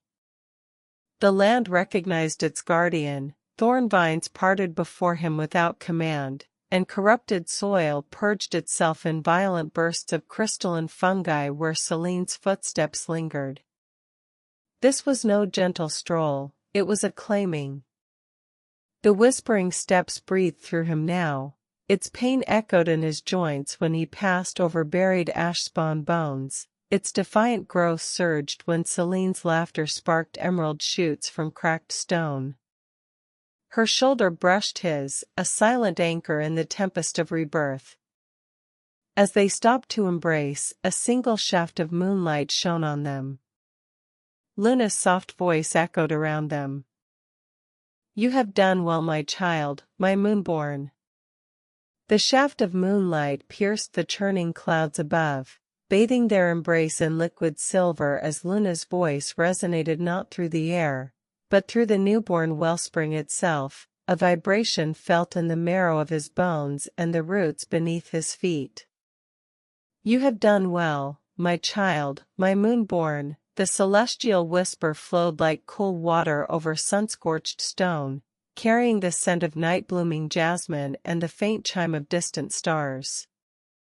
Her presence didn't manifest as a form, but as a profound settling. The violent churn of the wellspring's silver-black waters calmed into a deep, resonant hum, and the jagged twin saplings beside it unfurled their leaves fully, now gleaming with pure moonlight instead of captured agony. Selene shuddered against him, a single molten tear tracing her cheek as Luna's acknowledgment washed over her, a benediction for the heir who turned corruption into covenant. The brand on Silver's arm pulsed warmly, no longer a searing mark of burden, but a sigil of recognized guardianship. Luna's voice faded, leaving behind a profound silence that isn't empty, but full, the silence of a wound finally closed, a breath finally drawn. Silver led Selene to the highest ridge overlooking the reborn steppes, where they watched dawn fracture the ash clouds, not as an ending, but as the first harsh lesson in nurturing this fierce new balance. His hand remained clasped in Selene's as they ascended the ridge, the newborn earth shifting beneath their boots, petrified shale cracking to reveal quartz veins that pulsed with captured dawnlight. At the summit, the wind carried the scent of lightning-scorched ozone and silver-leaf sap as they watched the sun fracture the ash clouds. This dawn didn't soften the landscape, it revealed its brutal transformation. Below, the wellspring's influence radiated outward in visible waves, valleys where crystalline brambles devoured corruption-spawned rot, plateaus where geysers of liquid moonlight erupted from freshly split stone, and distant canyons echoing with the shrieks of ashhawks molting into iridescent raptors. Selene leaned into his shoulder, her volcanic warmth a counterpoint to the biting wind. "It doesn't forgive," she murmured, watching a thorn-vine spear through the petrified husk of a corrupted treant. "It adapts. Consumes. Like us." The brand on his arm thrummed, not with pain, but with the land's savage heartbeat. Guardianship here meant witnessing rebirth as a violent, necessary storm. The time for forgiveness will come. For now, this is the time for atonement. His words hung in the dawn-charged air, a quiet thunderclap that resonated through the newborn land. Selene's grip tightened on his hand as she watched a geyser of liquid moonlight erupt from the valley below, its spray crystallizing midair into obsidian shards that embedded themselves in the petrified cliffs, forming jagged nests for molten feathered phoenix hatchlings. "Atonement," she echoed, volcanic eyes tracing the horizon where Vesryn's starlit prison pulsed like a wounded star. "Not for him." Her gaze shifted to the transformed steps, the thorn vines strangling residual corruption, the silver leaf roots fracturing bedrock to drink deep of Vesryn's eternal torment. "For us. For every life he poisoned." She released his hand to press her palm against the quartz-veined ridge. Frostfire bled into the stone, purging a final pocket of shadow that shrieked as it dissolved. The land shuddered, not in pain, but in release, a scar finally scabbing over with crystal and moss. Guardianship here demanded witnessing this violent catharsis without flinching, Silver's silver-leaf brand thrumming with every purged wisp of darkness. Silver reached out through distance with his new connections, seeking that old-knurled guardian, Lysander, the first tree. He sent her 2 words, sacrifice accepted. The moment his thought words left him, sacrifice accepted, the newborn wellspring surged. Its churning waters reflected not the sky, but the ancient groves of silver leaf, moss-draped boughs, roots deep as mountains, and the knotted bark of the first tree herself. A tremor rippled through his silver-leaf brand, carrying Lysander's reply not as sound, but as sensation, the creak of time weathered wood settling, the sigh of leaves catching starlight, and the profound, rooted stillness of a matriarch witnessing a sapling's first storm.